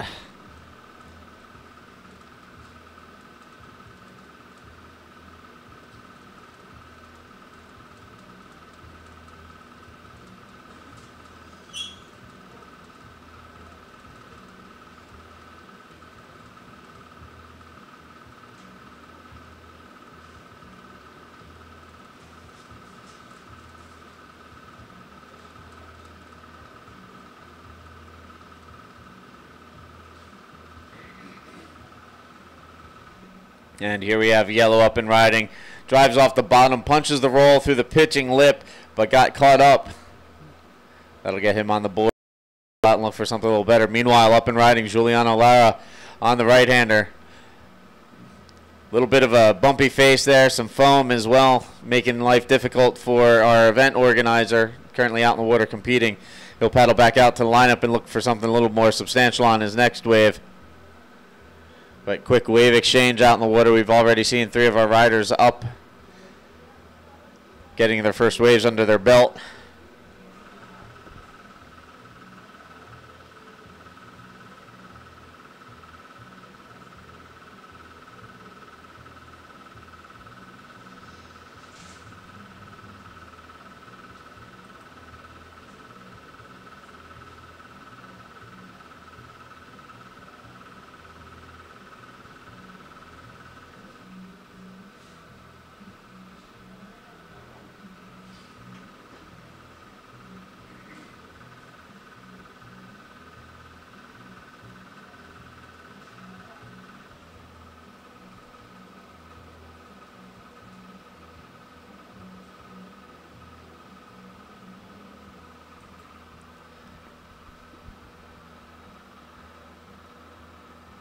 There you can see more people gathered down on the beach. Each time we cut away to the beach, there's a few more people than the last time. You can spot a few of our competitors down on the beach down there. I do believe I saw Elton Lorero down there.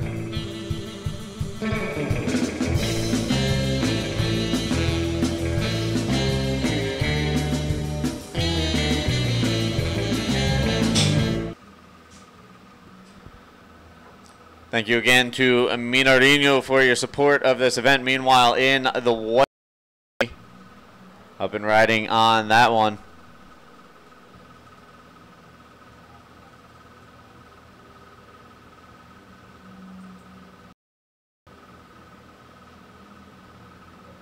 That was Bruno Leitown on that last wave. And there you can see in the blue jersey, Giuliano Lara. Again, there, quick look on the beach.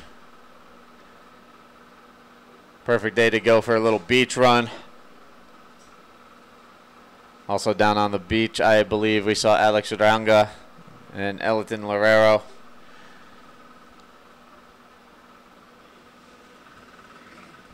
Meanwhile, out in the water again, we have Gonçalo Pinheiro from Portugal in red, Bruno Leitown in white. In the yellow jersey, Lucio Santana, and in the blue Lycra assignment, Giuliano Lara. They're currently out in the water, the final heat of round one. After this, we will go into round two of the men's.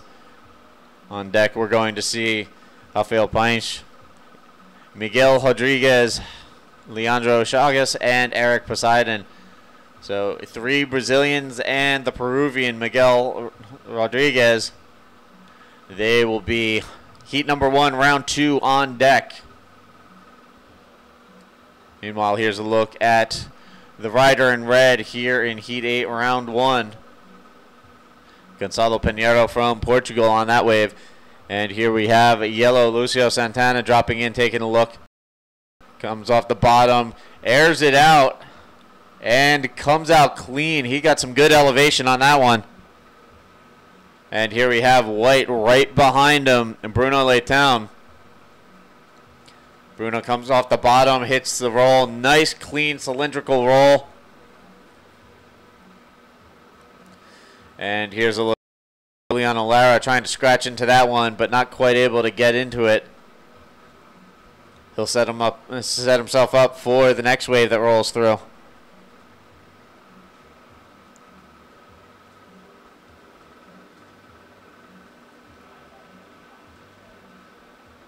There you can see some people hanging out up on top of the mountain, checking out the view from on high.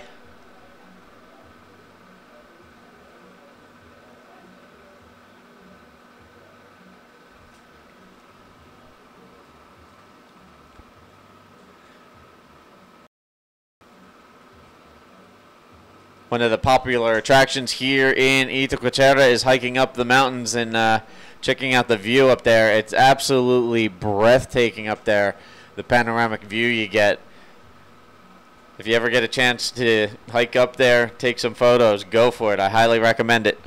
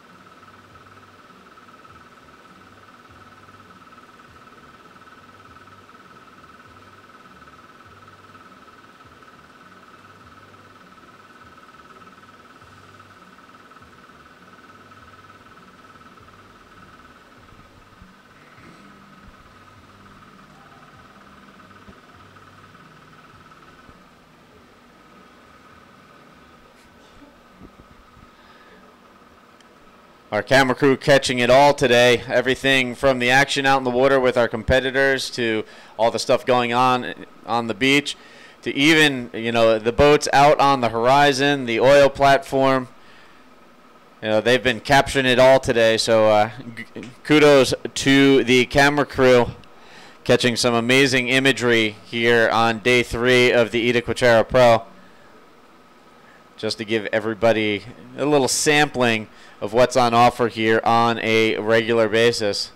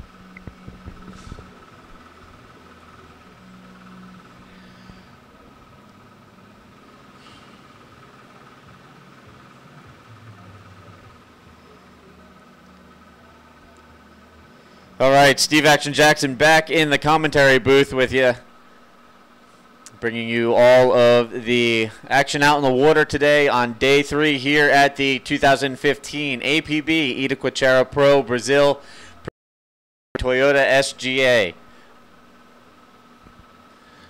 Cruising solo here in the booth right now, so bear with me if I duck out every now and then.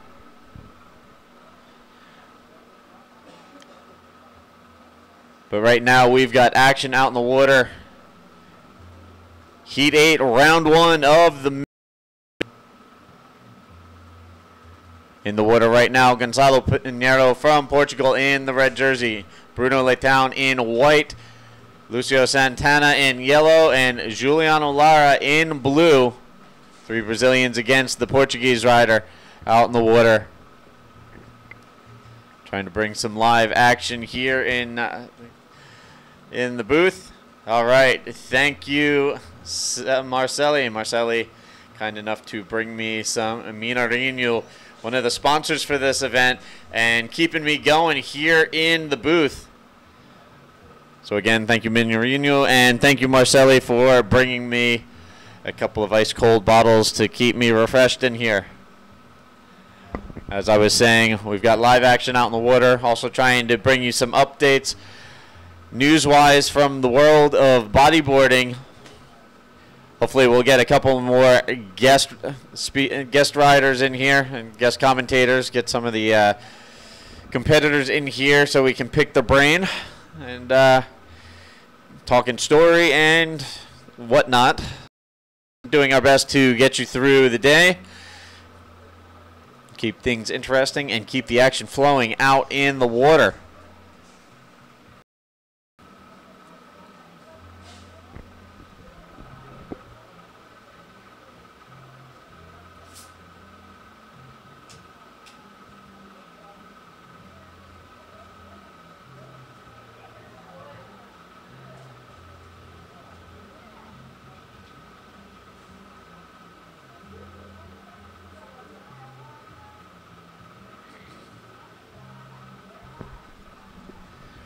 There you can see Rider in white throwing the spin, trying to combo the roll. The wave got a little small on him, but still making it work to the best of his abilities. That was Bruno Leitão on that last wave. Meanwhile, there you can see the other three competitors in this heat waiting out the back.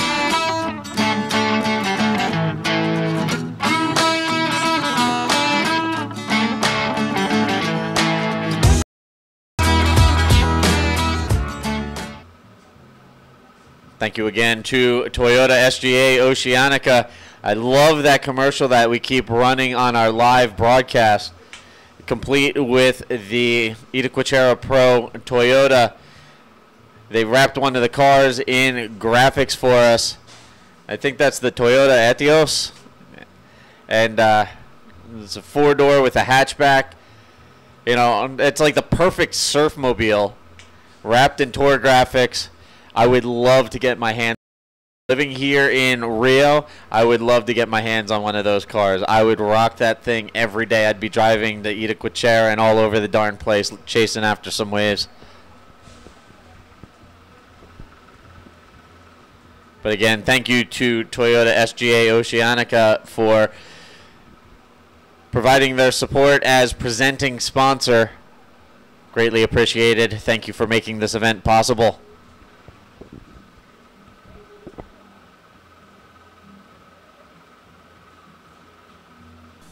Sempre sonhamos em ter uma loja de bodyboard. Depois começamos a sonhar em trabalhar com as melhores marcas. Também sonhamos em termos uma grande equipe. E um dia sonhamos com o maior campeonato de bodyboard do mundo.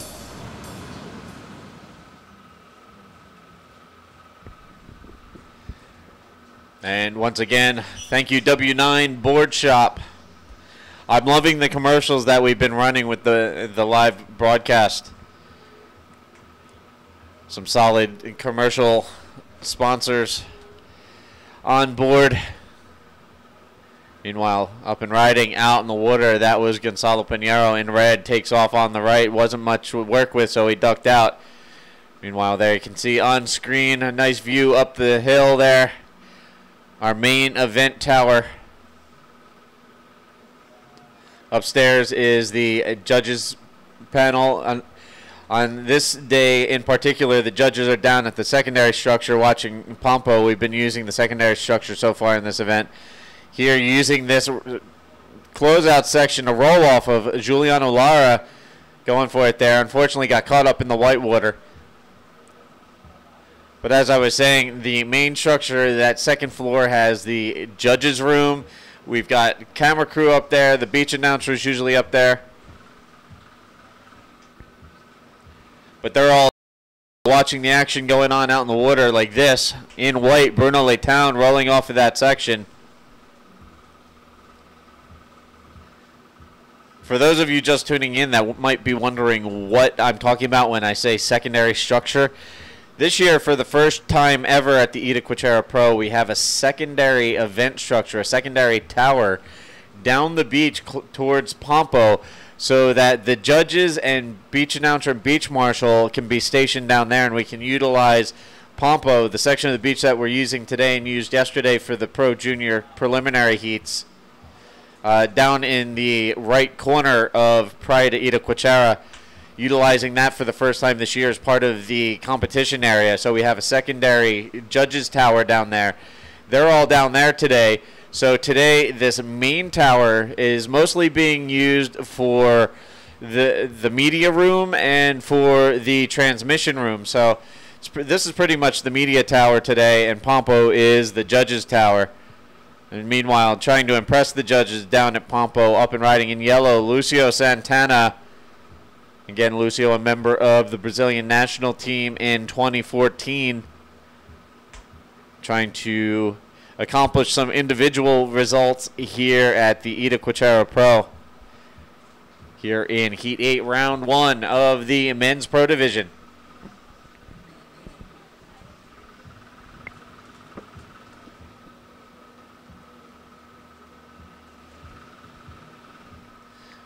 And real quick, before we finish up Round 1, I'd like to thank our sponsors one more time. Muito obrigado, Professora Niterói, Esporte e Lazer.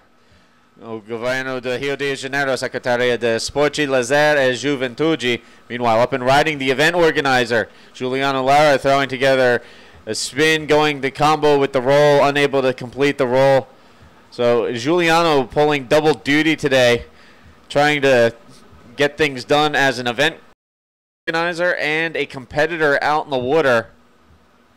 Not an easy task, I can tell you from experience. I used to work as an event coordinator on the U.S. National Tour and running around trying to take care of all the stuff on tour and then jump out in the water, compete is really, really exhausting. You have almost nothing left in the tank by the time you get out in the water. Still, you do it anyway because you love it.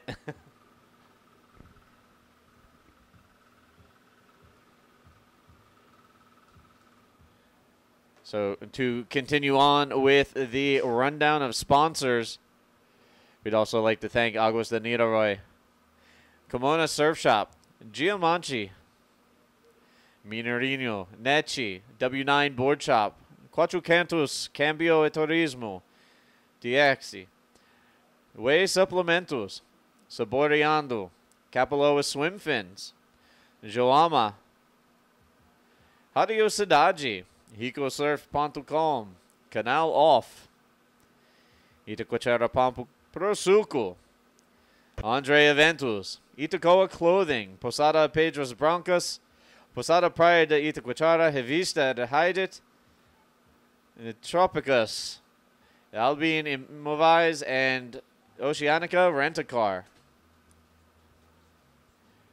Again, thank you to all of those sponsors for helping to make this year's event possible. And back to the live action out in the water, Red up and riding, dropping down, hits a chunky spot in the face of that wave, bounces, and then decides to duck out as it threw off his line. So still some texture out there, some difficult wave conditions to contend with. But our riders getting the job done today here in round one of the men's. Here we have White up and riding. Bruno Leitown giving another go. Rolls off of the section on this right. Shuts down on him. So Bruno Leitown with a roll on that last wave. He will duck out and head back to lineup.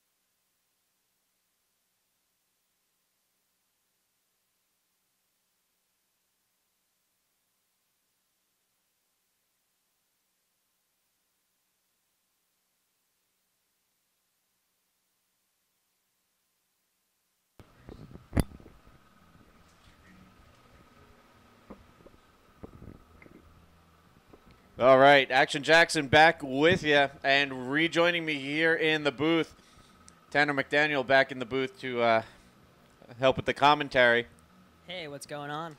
So this has kind of turned into the Action Jackson and Tanner Grom show. Always fun jumping in the booth. I appreciate you cruising back in here, Tanner. So you basically cruised out to grab something to eat, grab the free surf, and now you're back in the booth with me. Yeah. Nice. Not a bad day. Yeah.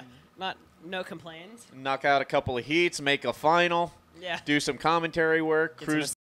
some acai. You're having good times in Brazil again. Yeah, I definitely am. So last year was your first time here. Yeah. It was a pretty good learning experience. Yeah, totally. I take everything just kind of as a learning experience, really. So yeah, I mean, it seems like you're really enjoying yourself here in Brazil. It's almost like you've made yourself at home. You got a little bit of a feel for it last year. Yeah, well, it's hard not to. I mean, just the family I'm staying with is super cool, and it's just been a great experience both years for me. So, yeah. And then everyone who's helped me along the way has just kind of made it a lot easier for me to kind of adapt and just enjoy my time while I'm here. Not a bad way to go about things. Yeah. I know every time I come up here, I actually look forward to coming up here. Even Yeah. when it's not for this event, I'll try and come up here every once in a while to catch one of the local UBBN bodyboarding Niteroi competitions. And I've actually scored a couple of fun free surf sessions up here. Yeah. So I've here when it's absolutely pumping, because usually when it's good here, it's also good down by me. And You're like, might as well just stay near home.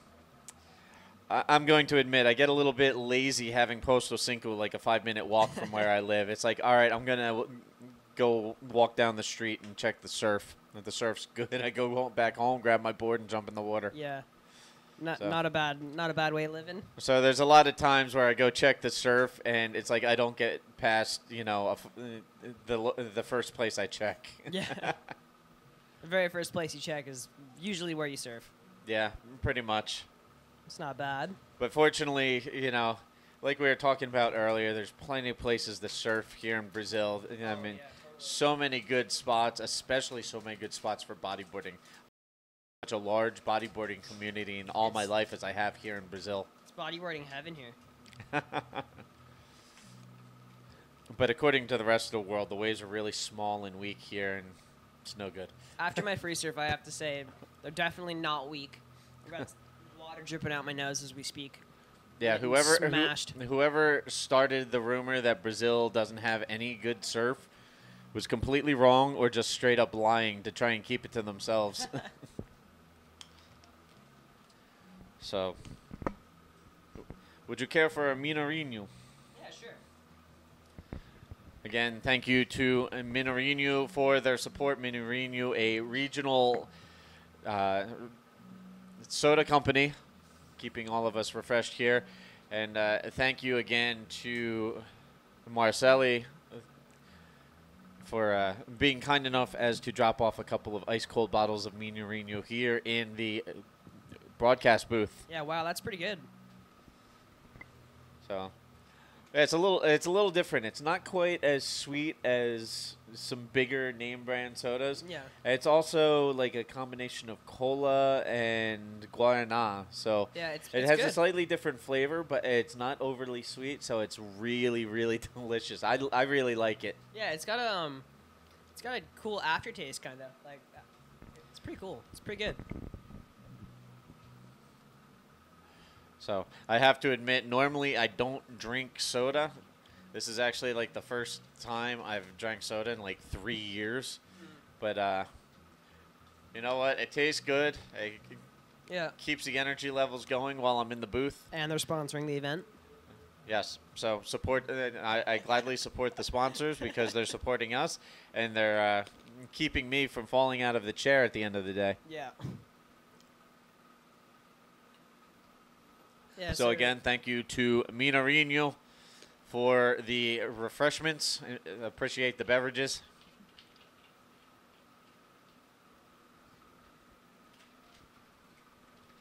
Yeah, I had never had Mineirinho before because it's very regionally specific to this area. Around, they're based in Niteroi. Yeah. So I've been in Brazil, living in Brazil almost 3 years now. I've never tried it before. Yeah. Kind of kicking myself in the tail, like, hey, that stuff's not bad. I wouldn't mind having this every once in a while. Yeah, it's pretty good. So, All right, out in the water still right now. There you can see the man in the blue jersey, our event organizer, Giuliano Lara. Oh, is he out there? Yep. That's cool. Giuliano pulling double duty, running the event and competing in it as well.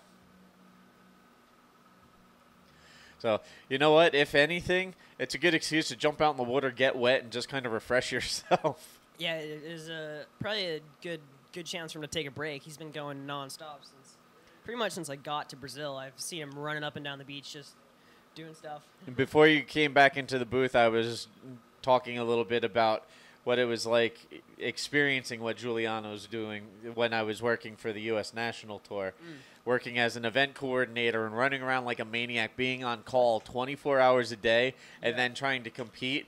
The competing part turned into nothing more than an excuse just to jump out in the water for 20 minutes to cool off and refresh myself because I really wasn't getting much in the way of results. But you know what? It kept me from falling on my face from running around too much. Yeah, always good to kind of get out in the water and kind of rejuvenate and get back in the zone. With the exception of maybe, you know, okay, run around. All right, your heat is up. You're in the same heat as Dave Hubbard. I had that happen in California once, and the result was not pretty. Yeah.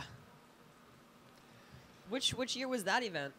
Oh, I'm going to say 2007. Okay, that was.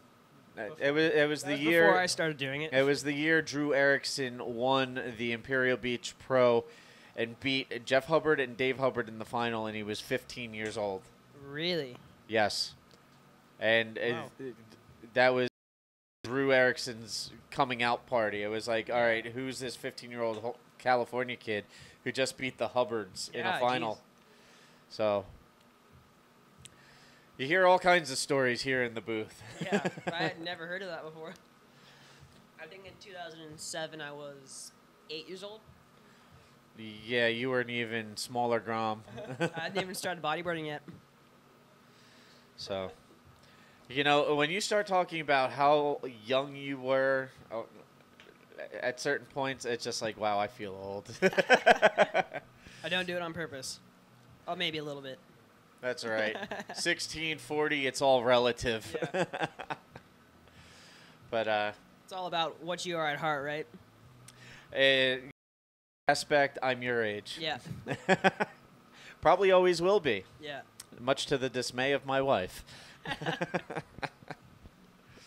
So, you know, fortunately, I have a very understanding wife. She's been around bodyboarding for many years before I even came into the picture, and she's very tolerant of me being, the waves are up, I'm out the door. I'll see you in a few hours. Yeah, catch you later. I'll be a postal single for the day. See ya. See ya. You don't need me for anything, do you? Okay, I'm out in the water.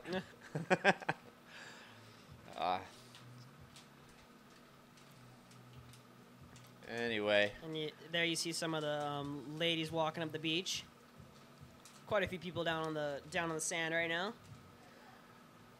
Yeah, it's a full-on scene here. You know, totally. Even when there's not a contest, there's usually a ton of people here on the beach, cruising totally. around, just, you know, enjoying. Yeah. I think it was last weekend. There were so many people on the beach. Like there was 50 guys in the water, and it was like three feet on shore.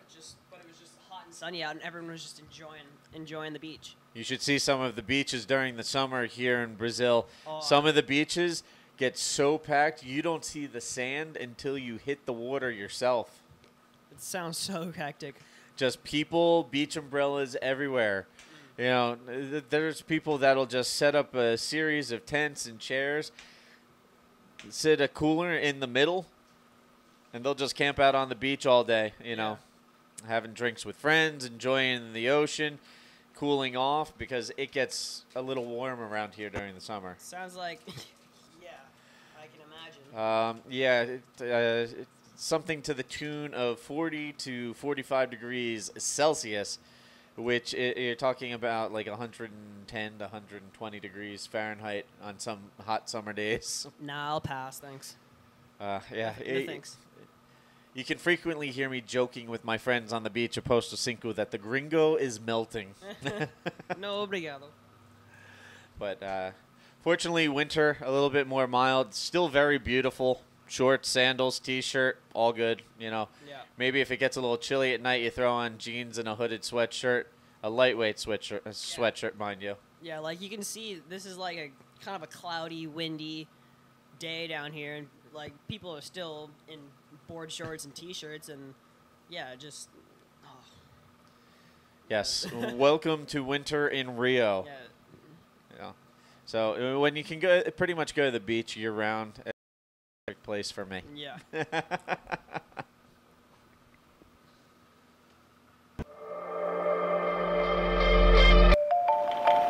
You know, I think it just gives you access. It's like a key or a doorway into a kinetic world of beauty, and you're actually in the medium.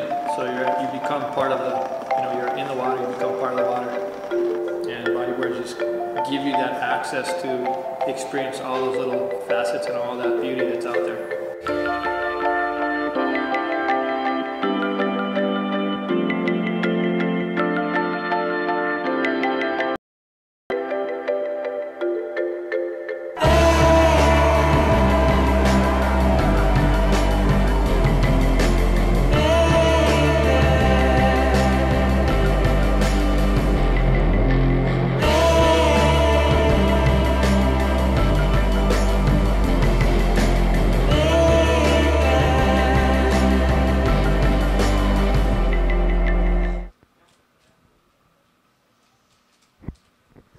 All right, and we are back. Quick little advert from the APB World Tour. Stoked to get some commercials running from our sponsors as well as the tour itself. Mix things up a little bit. There you can see that scenic view of the mountain to the right there behind Pompo, some houses on the hill, and definitely some more gray creeping into the sky as that forecasted storm seems to be slowly but certainly approaching.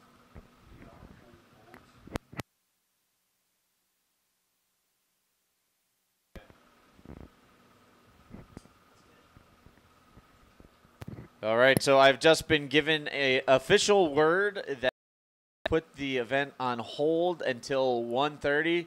So we are taking a short 20-minute break, and then we will be back with you right after that. So again, 20-minute break. We'll be back in a little bit to resume competition here at the 2015 APB Itacoatiara Pro Brazil, presented by Toyota SGA. Yeah, catch you later.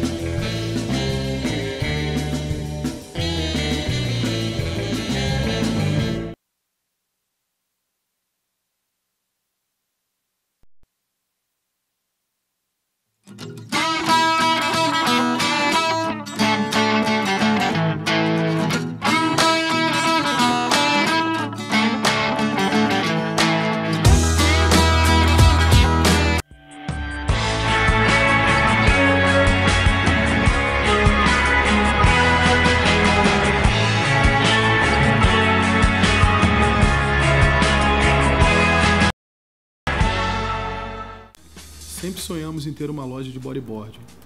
Depois começamos a sonhar em trabalhar com as melhores marcas. Também sonhamos em termos uma grande equipe. E um dia sonhamos com o maior campeonato de bodyboard do mundo.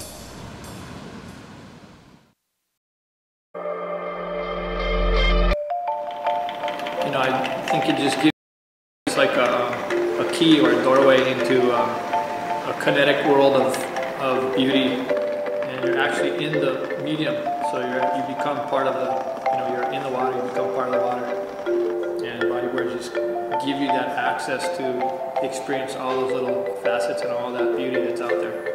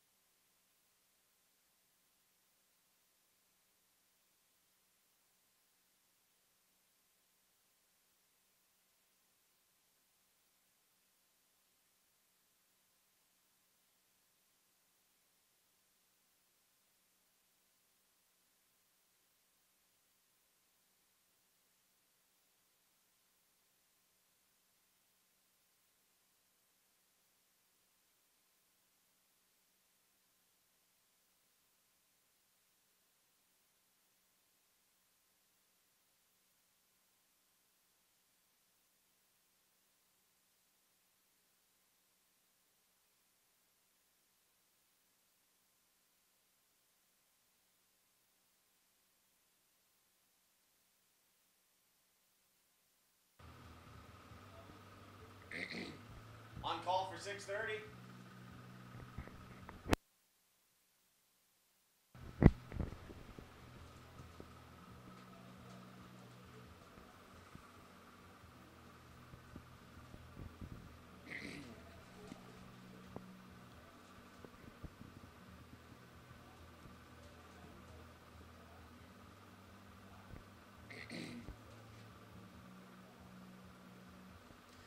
Hey, what's up? Steve Action Jackson back in the booth with you here at the 2015 APB Itacoatiara Pro Brazil, presented by Toyota SGA.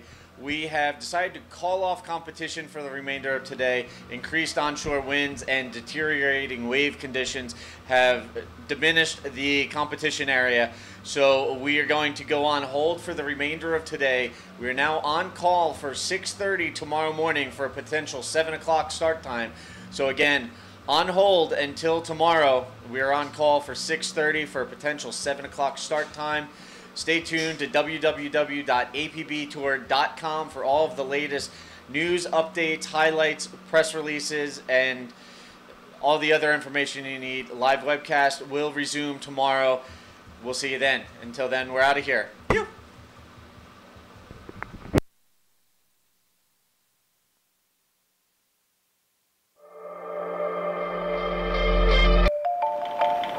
I think it just gives you access. It's like a key or a doorway into a kinetic world of beauty, and you're actually in the medium.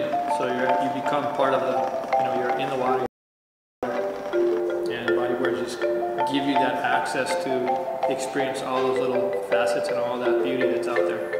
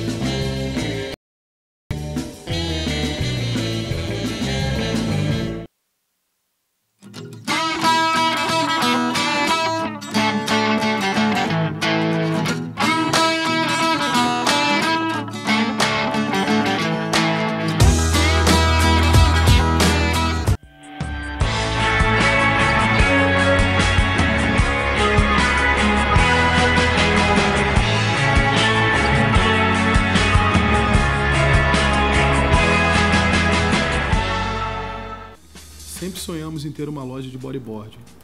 Depois começamos a sonhar em trabalhar com as melhores marcas. Também sonhamos em termos uma grande equipe. E um dia sonhamos com o maior campeonato de bodyboard do mundo.